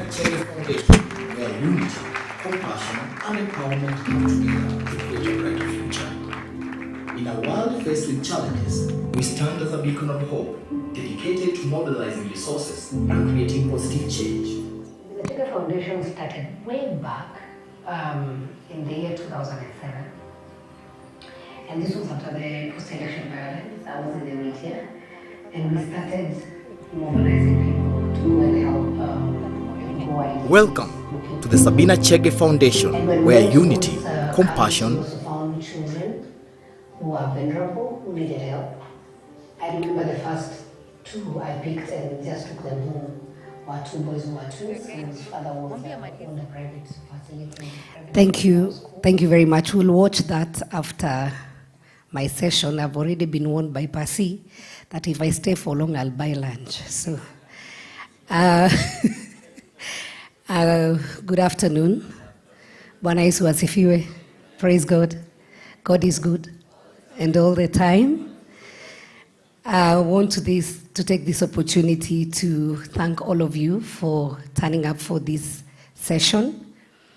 I want to thank a very special team from Daniel, your Tukule team, Anita, Pastor T. When we met in Parliament a few weeks ago, we shared the burden we have about mental health, and especially amongst our young people. We decided to take a journey, and we talked about this day. We committed it to God and prayed that it will happen. And this being the launch and the first one, let us appreciate God. Tupigie Mungu makofi. Thank you. I want to appreciate all of you, especially the young people who have turned up and you have stayed, you have listened. I am sure you did not waste your time. Appreciate yourself, please. Daystar University, again, for giving us an opportunity to be in this facility. Let us appreciate Daystar University and all the speakers. And so that I don't either mention your name properly or I skip some, all the facilitators, all the panelists who have been here, you have taken your time to come to speak to our young people. I want to say, may God bless you so much. Let us appreciate all our facilitators today. Today, I was not to give any speech. I was coming to launch this program. And this is a program that is going to be, will work in all our universities in Kenya. We are trusting God that we are going to have the resources to do so, the commitment of the facilitators. You know, when we start in Nairobi, but we want to move to all universities in Kenya so that you can talk to our young people. Thank you, Pastor T, for that other perception you have given to us. And when I was coming, I was just thinking, so what will I say? Because we have the professionals, we have the facilitators, then we have the pastors. And here is me as a politician. And I was not coming to give a political speech. Unajua tumezoea politics. So, lakini pia, when our good doctor talked about mental health. Nikaona hata pia sisi politician kuna pali tunaanguka kidogo. So be forgiving us. Saa zingine mnaona we are not behaving so honorable the way we are supposed to. Kumbe ni mental health, So thank you so much, Pastor T, for that aspect. And we are going to launch this after Kenya. We are going to Uganda. We have Tukule, Asante Sana. They are already our partners in Uganda. And we have Patience Museveni, pastor, who is also a very big partner with us. And I know she'll be coming to Kenya. I know she's watching. Let us appreciate her wherever she is. And the students of Makerere University who are also watching us. We have students following from Nigeria, UK, South Africa. So they might not be here in person. And all, I want to appreciate, we are live on our Facebook pages. Everyone who is watching, thank you very much for following this. And this is just the beginning. Part of what is disturbing us, or the young people, and making us go through stress in life, is one thing that Pastor T has talked about, fear. And I just want to talk about that, fear, the fear of unknown. The fear, I want to start with the boys.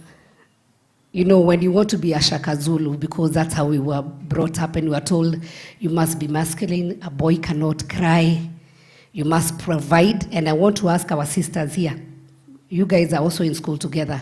When you go for lunch, it is okay also for a chick to buy lunch. It's not that the boys must buy lunch all the time. Ukweli, part of the stresses tuko nazo is because you have seen a nice girl and you cannot afford her. And so for our young girls also, because they want to drive the best car, they want to dress the best, so you also want to go and date a kambaba, an old man, so that you can have the look. And you don't want to be seen you are from the village or you are poor. Let me tell you, some of us where we started from, we never knew we'll get to Nairobi. I am born in that village. You'll watch my video after. I am in the first generation of our parents to go to school. In my family, I think we are 2 or 3 of us, now 4, who have degrees. I'm a last born in a family of 9. I went to school in Murang'a from primary and secondary, and I came to Nairobi when I came to the university. And by the time I was in my first year university, Kameme FM started. I went and looked for a job. I was not a trained journalist. The only thing I knew best was speaking good Kikuyu, because I was also brought up by my grandmother. So I took advantage of my Kikuyu, went asked for a job, and I was asked whether I will know how to manage the equipment. I had never seen the equipment in a studio. It took me one Saturday morning, one day I'll give you my whole story, to learn, to be trained by one Eric Latif. I think you normally see him, he's still in the media. He's the one who trained me. And on a Monday, I was called for an interview, and I passed, through God's grace. The reason why, I was given a challenge, I accepted it, I didn't accept to fear that I don't know, I've not been trained, whatever it was. And then another challenge came. I got a job, a full-time job, and I was a student in Nairobi University. By the way, I'm still a student in Nairobi University even now. I did my first degree in education. I did my master's in communication. I did a second master's, and now I am almost completing my PhD, though I have an honorary PhD. So I'm going to be a doctor very soon. I'm a mother of 3,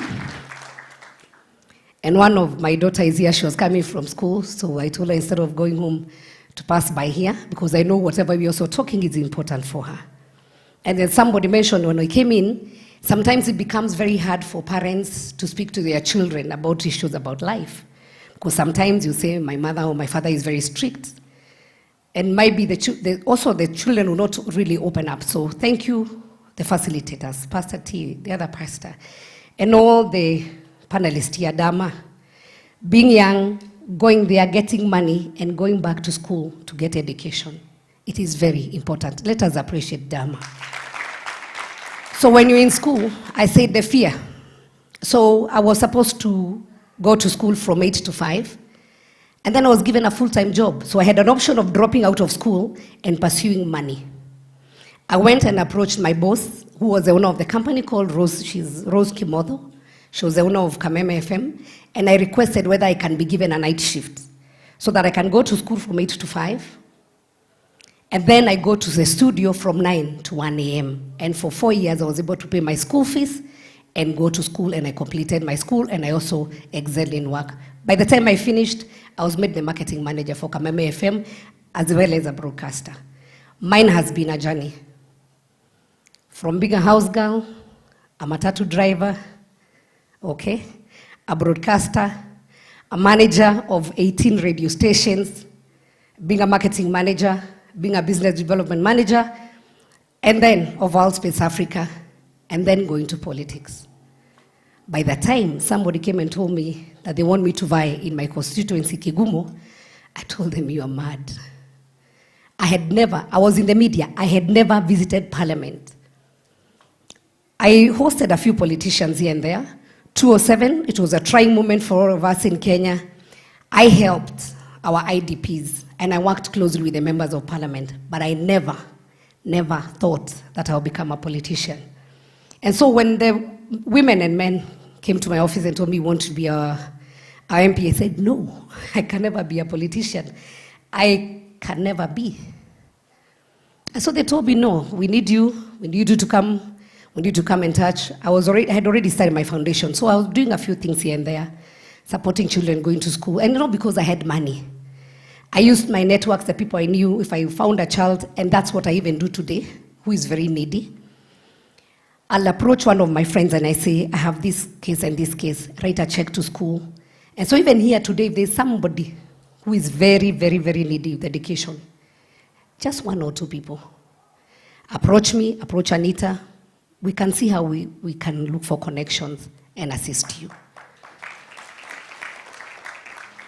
So, yeah, I told them I cannot. They told me, we want to give you time. Then when they insisted, it was that time when we had the new constitution. And so I went through the constitution. I saw, oh, we are going to have a governor. We didn't even know what was a governor to do. We had the senator, women rep. I looked, I said, okay, this women rep position is for a person in our entire county. And this one I can never get. So this is the one I'm going to tell them I'll take, so that they stop bothering me to go to a constituency, because I know I'll not make it. But then they started inviting me in meetings, and they could tell me, come and teach people about the constitution. And I explained, and then I could tell them that position of women rep, hiyo ndio nataka kusimama. And people would appreciate. I'm like, is it me? Can it happen? But ladies and gentlemen, when we did the nominations for TNA, I got the highest percentage of votes in the entire country. Nobody got the support the one I got. It was through God's grace, and I dared to do. So fear is what limits us. For the young men again, because you know men, and I speak with a lot of love. I have a son who is 9, I have 2 daughters and a son. The society has boxed you in a way that, you know, macho man. Ukiachwa, achika. Mnanielewa? Ukikatia dem, akukatai ni sawa. By the way, the next one you're going to get, atakuwa mfine kuliko ule wa kwanza. And for the girls, ukweli, huh? You know, sometimes we look at what we are holding and we don't let go. And then we don't know what God has in store for us. Okay? Labda wewe ulikuwa unafikiria yeye ndio mzuri. Mungu amekuwekea bibi, huyo si yeye alikuwa akuwe bibi yako. So accept and move on. For the girls, don't get stressed. Sijui nani amekuacha, amepata demu mwingine amefanya nini. Move on. He was not the best for you. Because if he was, then he will stick with you. Ukiachwa, achika, and move on. And by the way, you'll get a better one. I'm very sure for the people who are married here, they will tell you they have gone through life. It is sad when we see students in the universities. We had one case in Eldoret where a student went and killed the girlfriend kwa sababu alikuwa na date mtu mwingine. The girl was from Murang'a. So I've walked that journey with the family. It is sad. It is sad when you decide that life is too difficult you want to commit suicide. Utasaidia nani? Pastor T has told us here, life is a battle. When you see us here, it's not that we don't struggle. Pastor akienda kupreach, ama mimi nikienda parliament, we have our own struggles. We have things that also, but we face life. We face life with courage, and for sure, the fear of the Lord is the beginning of wisdom. Kikiumana, mimi nainaga kesha, hata leo nitaenda kesha. You'll go pray, talk to God. When things, and I'm not just talking about Christians, because I know we also have our Muslim brothers and sisters here, another religion. Whatever you believe and connect in, commit yourself to the spiritual authority. And everything else will fall in place. Young people, life is a journey. Hutazaliwa udrive V8. You will not be Dama, because everybody has their own story. The day I'll tell you that I also got married at the age of 19. I tell you the story, what I've gone through. Then utaona your life is even better. So I have a story, everybody has a story. When you're climbing a tree, huwezi anza juu. Don't go to school and know you want to wear the best, the designer's clothes, the best shoes, the best cologne. You know, focus. One day at a time. It's one step at a time. And once we appreciate that, if you try something that didn't work out, don't give up. Try again and again and again. I've seen my colleagues losing elections, some of them even dying, others going through depression. What you also put out there in the social media, because I know you guys are very active on social media. Social media has given you that platform where you see this is a life for so and so and so and so, and then you're thinking you are a failure. You're not. You can never be that person. God has created you uniquely, and your chance and opportunity is different. Pastor T has walked his journey. All the other speakers here, everybody has walked their journey, and you don't have to behave or be like the other person. Kila mtu, God has created the journey. Be committed and don't lose focus. So what about when things are tough? Sometimes we want to be in groups. We want to have friends. It is not a must you have 100 friends. By the way, even one is enough. Because friendships, saa zingine, tunapotezana. I've liked your tagline. Umetuambia nini? It is okay to say no. Umeingia university, unapata na friends, unawambia Friday sasa tuende out. You go, you are not drinking before, but because others are drinking, you also want to drink so that you fit. It's okay to say no. Wakwambia we ni mshamba, wakwambia ni nini, you don't have to be in that group. Associate yourself with a group that you can be accountable to each other, that also influences you positively. If your friends, they can only tell you how you'll go out, hang out, and everything, they're not even focusing on the studies, then you don't need those friends. You don't need them. Somebody told me, somebody was very saved, and next time I'll bring the person here because he has a very interesting story in our next forum. How he had a girlfriend and a very beautiful girl. So he used to go to church and do praise and worship, and then the girl would go in a bar. Then they meet later. You'll pick the girl and escort her home. So one day the girl asked him to go to take her one Friday evening to a club called, ilikuwa inaitwa Steps, hiyo ilikuwa Buru, watu wa time yetu. So we went huko chini, hakuwa ameona mataa ya disco. And then something, a spirit was telling him, here, you have just come to where the devil is, and at a specific time the devil will come and address his people. And from that day, because of following that beautiful girl, he didn't want to say no to, his life changed. So choose the right friends.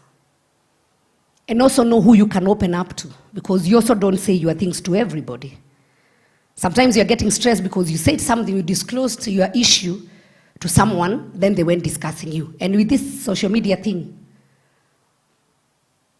you know, you find your story out there, so you become depressed. Guard yourself. I know we like posting to photos, nini, nini. You don't have, your life doesn't have to be out there for everybody to see what you're doing. It may be fashionable today, but tomorrow it may not be. So guard yourself and protect yourself. Then what happens when you fail? Because all of us, we have failed in one day, in one way or another. Stand up, dust yourself, and move on. You are not perfect. You're not 100%. So when you find yourself that you have gone out of the way, once you realize you had gone out of the way, dust yourself and come back. Don't keep on blaming yourself. No, I did this, I did so. Once you blame yourself, alafu, you stop going to class, you stop going to church because you failed once. Go and ask for forgiveness. Move on. I know sometimes we do our exams, then the results are not as you expected. Tell yourself, I'll try again and again and again, and you'll make it. So that some of the stresses that we are getting in school, either due to what we have seen our peers doing, either because our parents cannot afford to pay for our school fees, or I cannot be able to live the lifestyle or the best hostel that others are living. Build yourself, because one day, one time, your life unataka kukaa, utaika. I have my friends here. Where is Jacob? Come. Kuja. We also have a very well-built guy here. Kujeni hapa. I want to meet Jacob. Jacob is from Kibra. Within a minute, he will tell you, he was born, brought up in a slum. Both of them, they will tell you their story. 1 minute, lakini. And what they are doing today. And I only want to tell you, where you are now, that cannot define you. You just need to focus. You just need to focus and commit yourself to God. And God can open for you any door that you have never might be imagined. You will get there. Usiwe na haraka. Sometimes we want to be a microwave generation where we want things to happen instantly. Things don't happen instantly. You must be persistent. Keep on keeping on. So Yakub, karibu. 1 minute, 1 minute. Okay, hamjambo. God is good all the time. Okay, thank you. My name is Yakub Jafar. I was born and raised in Kibra. As our madam say and pastor here, everyone has his own story. Na mimi nimezaliwa Kibra, niko na story yangu, nimepitia mob. I was part of some different gang, but at the end of, I'll just make the story short, but at the somewhere of the journey nikaona kule naenda sipo, nikaamua kuchoose different path. Leo mimi mfanya biashara na nimebuild a school in Kibra enye na educate 110 kids in Kibra. Then niko na vocational training Kibra yenye tumebuild pia, and we do a lot with mentorship and try to bring different kind of leadership among ourselves in Kibra, because where I come from and where I was growing up, I believe like gun is a part of our life. But again, to come to realize it's not all about having gun to make it in life. So yeah, it's a short story, but next time we'll make it long. Thank you. Jacob, can you tell them you are married and where? Okay, as she say, first, ukipendwa pendeka, ukiacha achika, sawa? Nilikuwa so in love with someone here in Kenya. Akakuja kuni heartbreak. I was almost getting into depression, but nikajipatia hiyo moyo. Nilikuwa na travel, mara niko South Africa, mara niko Mombasa, ilikuwa nisumbua. Then nikajikubali, nikaamua kutulia na kufocus na ambition na vision zangu. Haikumaliza mwaka, kuna mtu nilikuwa najaribu kuna mtu nilimit na yeye, nikajaribu kumconvince each and every time I come Kenya. So akakuwa nakata kukam Kenya. The day alisema nataka kukam Kenya could do some stories, kufika Kenya nikajaribu kumkatia akanikataa. Then night enye alikuwa anaenda back, akani text, tulikuwa tuko in a different room. Akaniambia, you know what, you are my soulmate.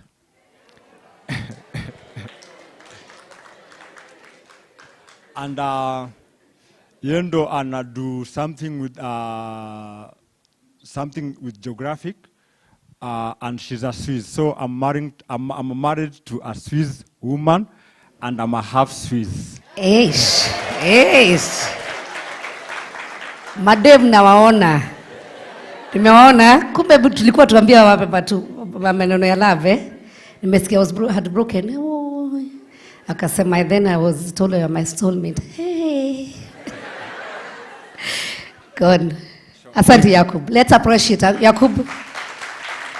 Amesema alikuwa amebelieve, and then we go back to what we were told here, that what you see, what you think is not important, you leave, you only pick, even in families, you only pick what is positive. Alika Kibra, alikuwa nafikiria kuwa gangster is the best thing to do. One day he made a decision to leave. He also didn't tell you, majority of his friends are now almost all dead. Almost all of them. So he made, all of them are dead. Only him and Brian wamebaki. So it's a matter of you taking up a decision about your life, focusing and moving on. Brian. Thank you. Good afternoon, everyone. My official names are Brian, but I go by the names Beast, but not the evil one in the Bible. And I'll get to that. The Beast. Yes. So I grew up in Kibra as well, and my story is so long, I think I need like 2 weeks to tell you everything that has happened, and still it's not going to be enough. But long story short is, I think if I was asked to choose another life, I'd choose this one again. And it's because of the things I've been through. I mean, one day I was a street kid in Uhuru Park. The next day I was running from police because of mistaken identity. Growing this hair, they wanted to kill me, and they're like, oh, where ni mwizi wewe? And one day I was sitting with the Prince of Saudi Arabia talking about what I do. I play video games for a living, and I've been able to travel the world, talk about esports, mentorship, and surviving and growing in Kibra. What Jacob is saying, I had over 30 friends. I think we're left 3 of us. And you see this happening every other day around you. And, you know, people talk about depression, but what goes through that place is not even depression, it's crazy. And the one thing I realized is every time you fall down, I mean, I've done almost 17 jobs, but security, photography, graphic design, hotel animation, I've done everything. I know everything. And the reason I do that is because I tell myself, or where we grew up is, if I don't know everything, it's death that waits for me. And I've told myself I've survived so much to just die like that. So mine going forward has been to grow, to mentor, and that's how you see we are friends. He has the school with the kids, I do the mentorship, I share with them what I've seen in the world. Part-time, I'm also a firefighter. I help in fighting fires. COVID, I was doing food runs and feeding the community. So for me, I feel like I need to give back to that community because I am me because of that community.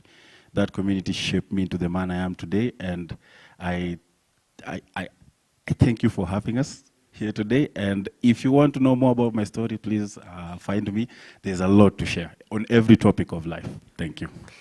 Okay, for the ladies, he's single. He's single for sure. I have a reason for that. So it's tough, and maybe you will. Let me give you this as homework. So I'm a firstborn, raised by a single mom, and I started taking care of my mom as early as I was 9 years old because I was already working then. I'm not built like this because I got the gym. No, I lived a hard life. I was fetching water for the last 20 years of my life. I've lived by fetching water for people, pulling cocotenis, pouring trash for people. That's how I became like this. So the responsibility of taking care of my mother, my grandfather, my grandmother, and my 7 other siblings, and the extended family at large is the reason why I'm single, because most of the times, and this is something I want to talk about here, you find girls, they like you, and then they realize, oh, you have a lot of responsibility at home, so they want you to cut ties with family and start yours. But for somebody like me, I don't think I'm at a space where I will say, bye family, now it's girlfriend time. No. Some of these things are choosing, and it's life that bestows that on you. Some things you don't choose. So for me, I said, oh, I'm the leader of this pack. Well and good. When I find somebody who's ready to be with me and my family, well and good. Ama namna gani? Because sindo. Yes. Well done. Tuwapigie makofi mazuri. So for the student leaders, he would like to have more time with these guys. He also didn't tell you how he learned. Just 1 minute. How did you learn? You know, ni mtu wa slums. Alikuwa street child. So alijuaje video game. And now his work, he trains for Olympics. Mlikuwa mnajua video games kuna kuanga na Olympics, na world competition. Mnajua na watu wanalipwa do. Just slightly too. Mtu wa street. Alijuaje video game mpaka sasa yeye ni trainer. And earn from training in the entire world. He travels a lot. Yes, so funny. Before we were poor, we had a good life. My father drank alcohol until we lost everything. And before that, my uncle introduced me to video games. I was raised by movies. Mi nilikuwa wale watoto wa Commando, Rambo. And the day I saw video games and I could shoot something on a screen, my life switched to that and I just became pro video games. I didn't know that later video games was literally going to save my life. And I'll give the example by when my friends were outside playing football and getting into vices, me, I used to work, fetch water for like 20 or 30 jerrycans, and then get money to go and play video games. Or at the same time, by then, nilikuwa napigwa kwa sababu my mom didn't understand what is gaming. So every time I had to work, to make sure I have enough money to buy food, to take home, to bribe my mom so she doesn't beat me after I come from gaming. Yeah, and I did this throughout my life, tangu class 1 paka form 4. And in 2013, I found out about esports and video games. I saw somebody play a game I play, and they won 100,000 USD. And I was like, I play this game as well. Why am I not in this space? And I got into that. And to date, I have competed, won, done mentorship on gaming. Right now, I can say I have the title of the African Gaming Ambassador, which is something you don't just get like that. So it's something I work with pride, and I know that, put my back into it. And, oh, by the way, school, we didn't go to school. We learned English and interaction through video games, everything we've learned through that. So, yes, feel free. There's a lot to learn in that space. Thank you. Let us appreciate them. Thank you. Thank you. Thank you very much. Are you inspired? Are you inspired? I've told you, let fear not be your stumbling block. You can, if these two, they are real examples, kule Mungu wapeleka, so even you can. So finally I've said, get an accountability partner. Mtu atakuwa akikuuliza kama umeamka, umefanya homework, exam una perform aje. Learn to check on each other, because I know sometimes watu wakiwa shule, if you see somebody has disappeared, the person who's coming to church, they are not coming. Just learn how to check on each other, ask them how they are doing. And I just want to say, in Lamentation 3:22, when I said about forgiving self, because sometimes you make mistakes and then you don't forgive yourself. We say, steadfast love of the Lord never ceases, and his mercies are new every morning. So, because God's mercies are new every morning. If you have messed, if you feel like you had lost the way, this is the day to change. I'm not doing an altar call because I'm not a pastor, but I want to thank all of you. And finally, if really you are down, seek for help. As we said, it's okay to say no. It's also okay not to be okay. If things are really bad, seek for help. Usinyamaze, seek for help. So today we officially launch the mental health program for our university students in Kenya, in Uganda, in Rwanda, in the East Africa. I want to request our panelists today and the partners today that we walk this journey together. Together we will change the lives of many of our young people, because we need a generation that will take care of us, a generation that will come to parliament that is more responsible, a generation that will take up leadership with a lot of responsibility. We need to have families that will stand. And I always say the mistakes we made, we don't want you guys to repeat them, because we have walked through the journey.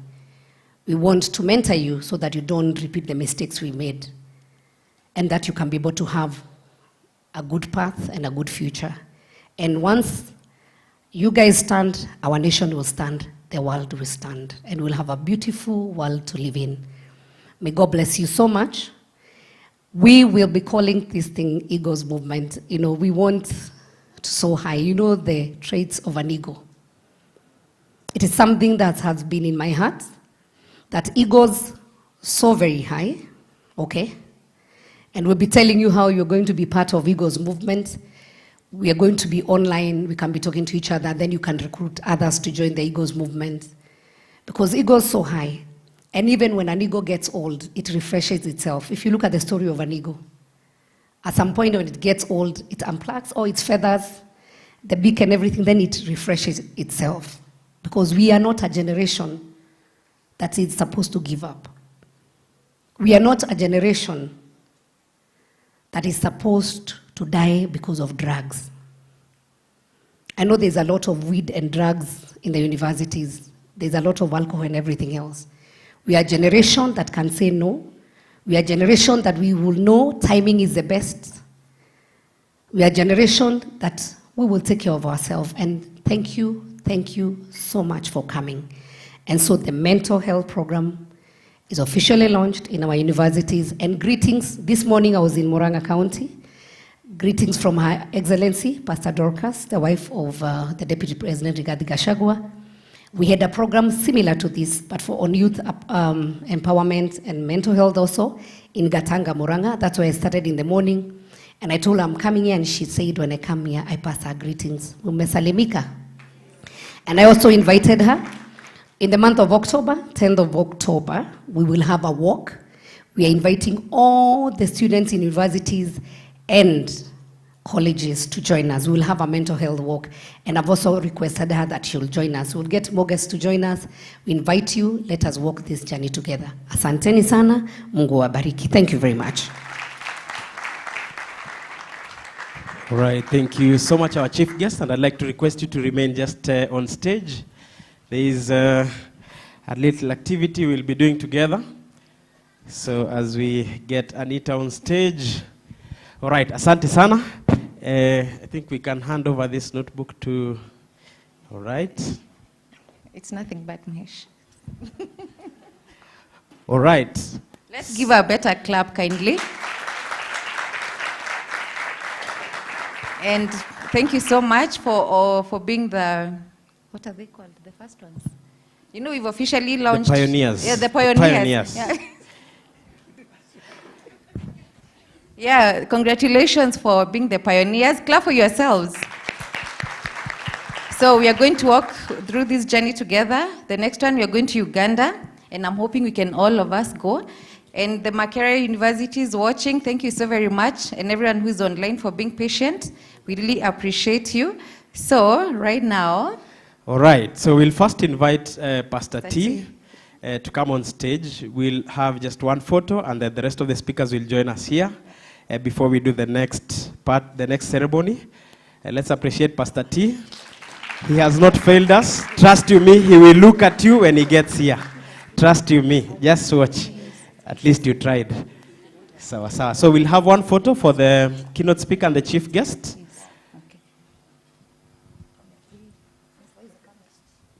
All the cameras on them.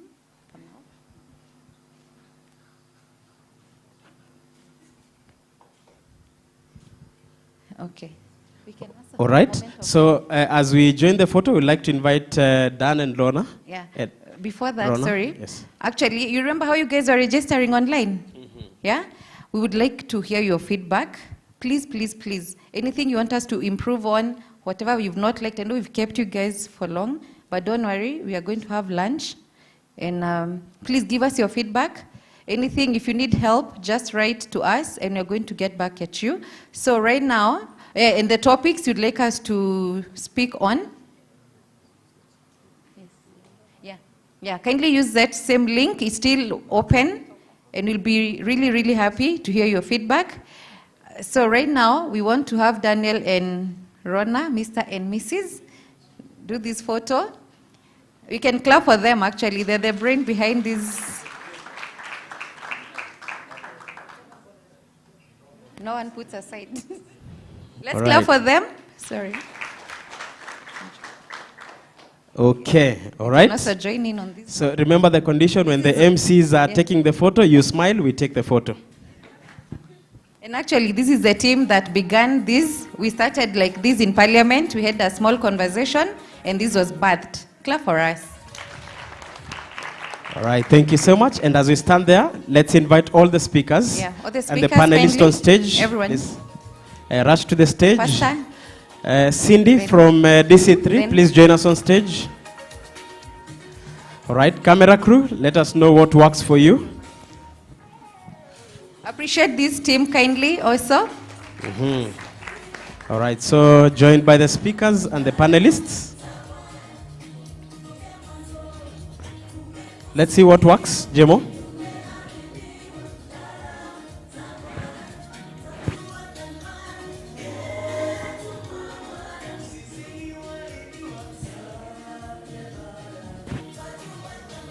Yes?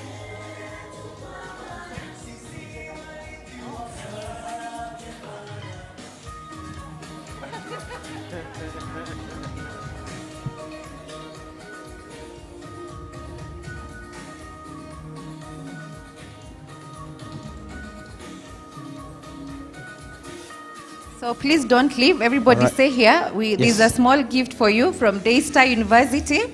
And I'll request the president and the governor. I'm here we have the president and governor. And they have their ministers. Sound. So, Thank you. All right. the Daystar fraternity. Just you can- remain there, the speakers and the team. So the team from DC3, this is Daystar Compassion team. Please join us on stage. Yeah, the president has a word. Kindly. I think there's a thing about me that I don't like spotlights, but I'm always in the spotlight. It happens. Anyway, hello. How are we doing? I can tell hungry. Don't worry, we'll have you sorted. After all, it's Tukule at the end of the day. Yeah. Thank you for making your time to come. It's like I can tell, because now I'm working. It's a lot. Even 1 minute is a lot. Thank you so much for coming. Thank you to the people watching and everyone that's here. Thank you for coming. Thank you for taking your time to be here. And shout out to Daystar for making this happen. Thank you for the space to have this to have this go on.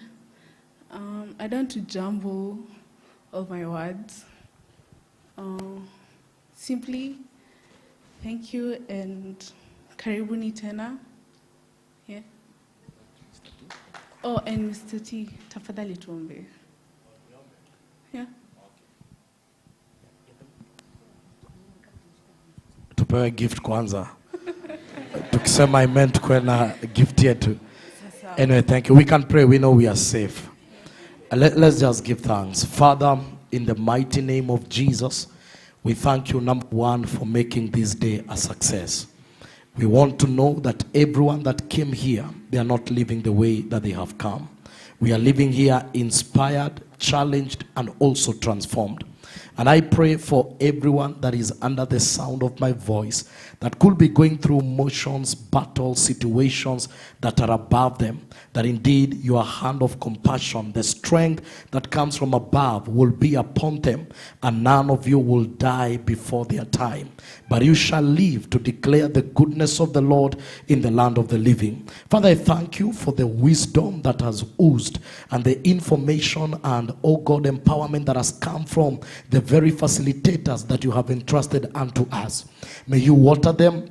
May you empower them. We thank you for the different nations, universities, tuning, and even the founders, the pioneers, and the burden carriers. Lord, may you give them more strategic partners so that this conversation can happen nationally and a generation will be redeemed from the very snares that is threatening their existence. As we depart, we declare we are arriving home safely, and even as we take our lunch by faith, we receive it and we bless it and we sanctify it in Jesus' name. I just said we are taking our lunch by faith. God bless you.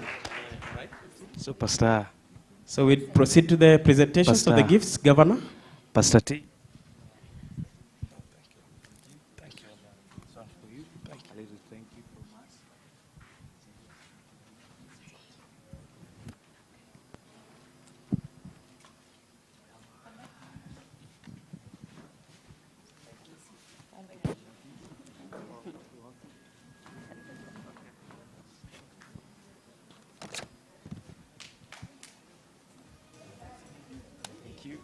Thank you so much. Thank you so much.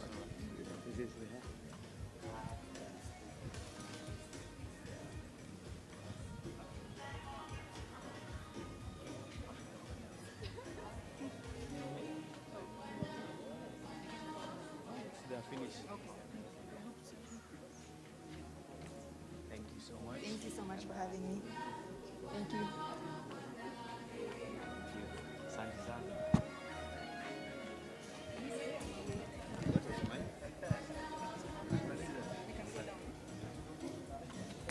Thank you so much.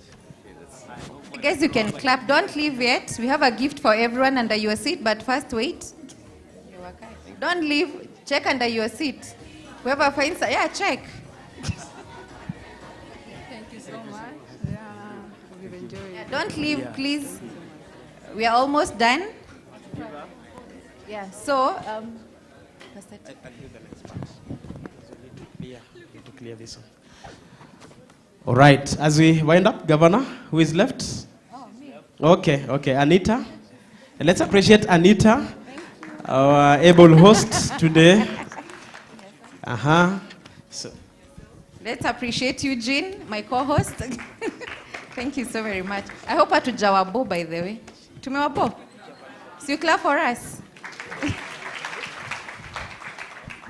All right, so the next part of the program is just the official launch.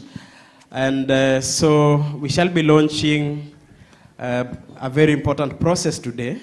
And just before we launch, we would like to recognize the person who is going to be leading the whole team and the whole movement across Africa is our able patron, Honorable Sabina Shege. I'd like to invite you here as we have Pastor T to come and do the honors of dedicating our patron for this service. For your information, I have suits. I wear suits on Sunday. You know, when you hear pastor, you know, you wait for a suit, a tie, and a collar. But I just want us to stand on our feet and just stretch our hands unto our leader and just commission her with prayer. One thing will not run away from: these conversations are needed. Is it true? We need these conversations. We need them. And we believe that for doors to open and for this assignment to happen, we need strategic partnership.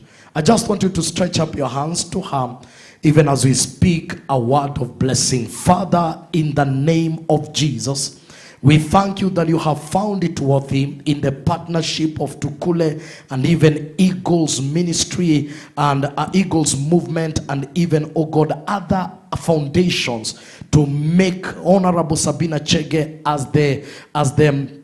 as the lead and also the matron and patron over this movement. We pray the wisdom of leadership will be upon her. We pray for the grace to steer these conversations. Even in parliament, we have had a nation like Uganda. They have a ministry where they are talking about mental health departments even in our schools. We declare that any support needed for the generation to be preserved, oh God, you're going to deliver her. We declare favor with the masses, favor with the people, the knowledge and the anointing of leadership. Let it be upon her from now going forward. And now we commission you with an endorsement from the heavens, and we declare, may you lead this movement, not just in Africa, but let Africa even give the globe a solution, because Africa will come out with a template of how matters can be solved in matters wellness. We speak the blessings of Zion, and may this anointing begin even from your very own house. And it is in Jesus' name that we have prayed and believed. And somebody say amen. Somebody say amen. This is what I believe, That these are not just conversations, but solutions will come out of such conversation. This is what I believe, that out of the university, healing will also come out. And what I believe also, Africa is going to be a solution to the globe in matters mental health. So even you, we commission you as a champion of mental health and also as an advocate of mental health. One of my mentors told me, never lose your mind. You will need it tomorrow to make a major decision. So take care of your mental health, and let us remember we are spirit that are governed by the flesh and the body, and we are going to make it. Otherwise, from my side, asanteni sana, tukionana kwa street, wenigote mbogi tuko pamoja, na pia tukienda lunch, wacha tu network to bond na tujue vile uradi itakuwa. Oya oya. Oya oya. Kumbe Daystar nyini mbogi ya ghetto. Jina ndio global. God bless sana, we love you. All right, thank you so much. Let's appreciate Pastor T one more time. And our able patron, also. And so, ladies and gentlemen, technical team. We would like to appreciate that Eagles Movement, the University Mental Health Program, is now officially launched. Let's celebrate the launch of this wonderful program led by our able patron, Honorable Sabina Shege. So thank you so much for being part of this. Thank you so much for being part of the pioneers, and we look forward to doing a lot more together. Together we shall run the whole conversation on mental health across Africa. So thank you so much, and the movement is now officially launched.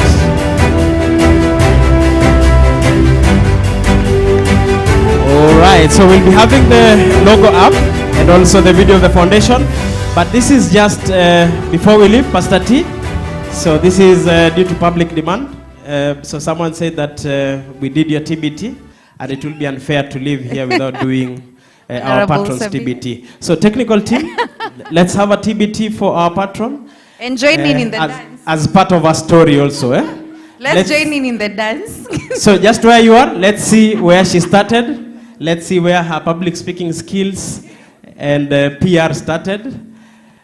All right, so the technical team is getting ready. This is our patron. This is our patron. This is where she started. You guys have heard this song, so just a little, ili kidogo tu, hakuna pressure hakuna pressure tu, mahali huko unaona michezo yenye alikuwa anafanya wewe wacha. This is our patron asante sana. Let's appreciate our patron one more time for having gone the journey to an extent of leading us. Asanteni sana. So we'll have the chief guest, the keynote speaker, and the team guided by the CEO. All That's right. our official logo, guys. Let's celebrate, by the way. I'm so excited. Congratulations to our patron. We believe in you and we trust in you, and we pray that the way Pastor T has prayed, God is going to guide you and you're going to lead this team to the next level. Congratulations. All right, just remain standing for 1 minute as we get the closing remark from Daniel. Oh, wow. Praise God. How are we? Hungry. Don't worry. I think I need to wake up. I might be sleeping. Yeah? I want to thank everyone for coming. Number one, Daystar. Thank you so much, DCC3. Thank you so much, the administration of Daystar University. I was telling Pastor Nigel, this vision of starting discussions about mental health, the whole thing started from a rehab.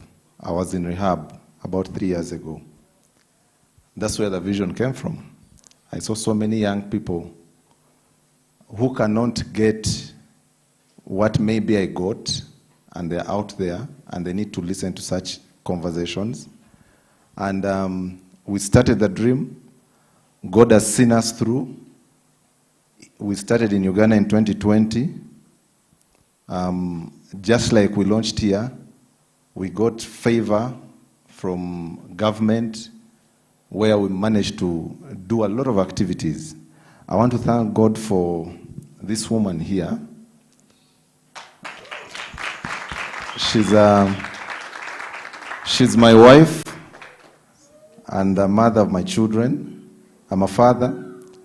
And she has stood with me. Even we met when I just come out of rehab. I was just out of rehab. And when I told her about the vision, I want to reach out to young people. God helped us. She was a psychologist just from school. And then we started the mission. We prayed last year when we were entering Kenya, and we told God, give us a family. That was our prayer. And when I see this happening in just a space of 1 year, actually today marks 1 year ever since we landed in Kenya.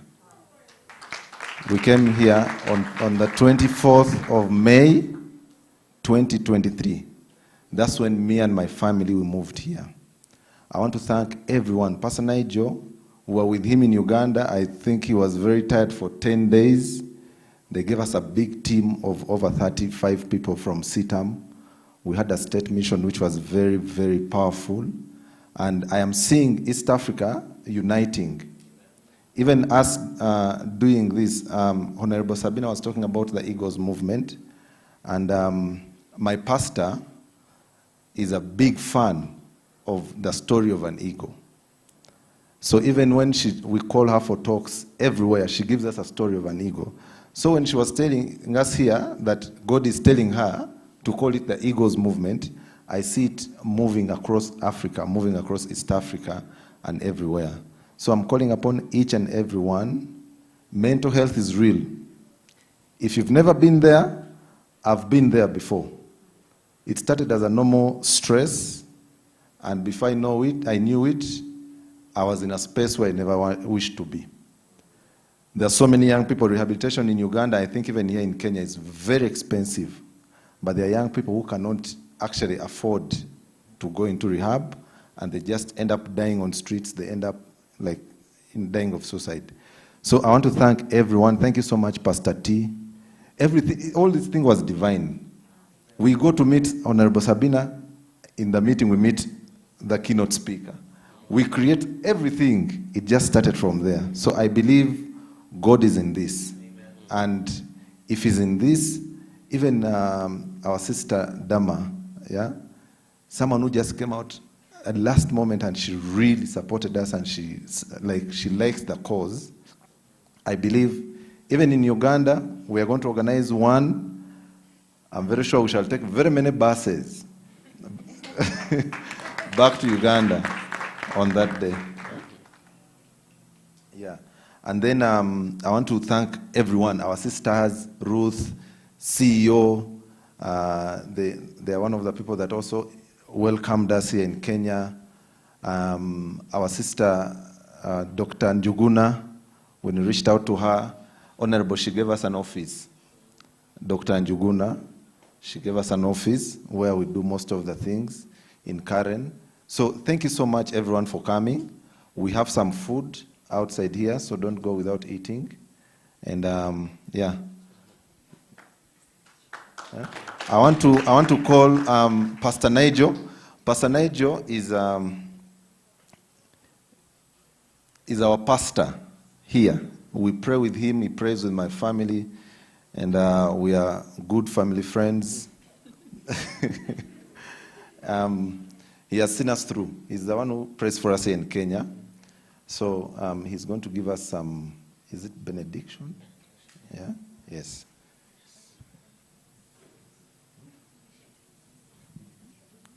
Compassion. Eh? Okay. Sorry, I forgot something. There's something my pastor in Uganda, Pastor Patience Rabogo Museveni, she has been watching us. She just came on just for a few hours when the keynote speaker and the guest of honor was speaking. There's a book that she wrote in COVID. And then this book is about unifying Africa, connecting culture, mental health, mindset, and Christianity. It's a very powerful book. We launched it here in Kenya last year in December. She was here, and she'll be coming back, I think, next month. And if you'd like a copy, this book is a project. It's not just a book. So, Honorable, I want to tell you that the first partner for the Eagles movement, apart from Tukule, is Jesus is Africa. Because it's not just a book, it's a project. It's a movement. We want young people to start thinking like Africans. Like wake up from those, like how Tukule means, for us it's let's grow. When you come in a conversation and say Tukule, it's like an angry word that let's grow. Let's come out of all the childish things and we grow. So if you want a copy of the book, it's out there. And then you can follow us on our social media platforms. From here, we are going to MKU. And then all the people from DCC3, Fortune, Cindy, Mr. Alan Ball. Alan Ball is not well. He just went through surgery. But Honorable, he's the one who welcomed us in this university. He gave us this venue for free. He paid, but DCC3, he welcomed us here. He made sure he came up with a team. He's not well. He just went through surgery recently. But we've been working with this team from here, and they have really been helping. So thank you so much for everything. Let me welcome my brother to give us benedictions. Let's just you do it in a word of prayer. Father, you said in your word that you never gather your people in vain. Thank you, for that word is real and it is true. It is powerful, Father, and I know that even the things that we have talked today, what we have launched today, Father, will be a movement through the nations. Let it begin here in Kenya, moving out towards Uganda, Tanzania. Lord, may we see a Pan-African movement, and may now the global South, we, Lord, take this good news, take mental wellness back to the places where we are seeing madness at highest levels. Father, we thank you. We bless you for the meal. Bless you for each and every one that's here. We love you and we worship you. It's in Jesus' name we pray. And now, may the grace of our Lord Jesus Christ and the love of God and the fellowship of the Holy Spirit be with us now and forevermore. Amen. All right, thank you. All right, thank you so much. So we'll have our speakers and guests guided out by CEO. CEO is the one dressed in white with Ankara African wear. They'll be guided outside. The rest of us, just hold on a little.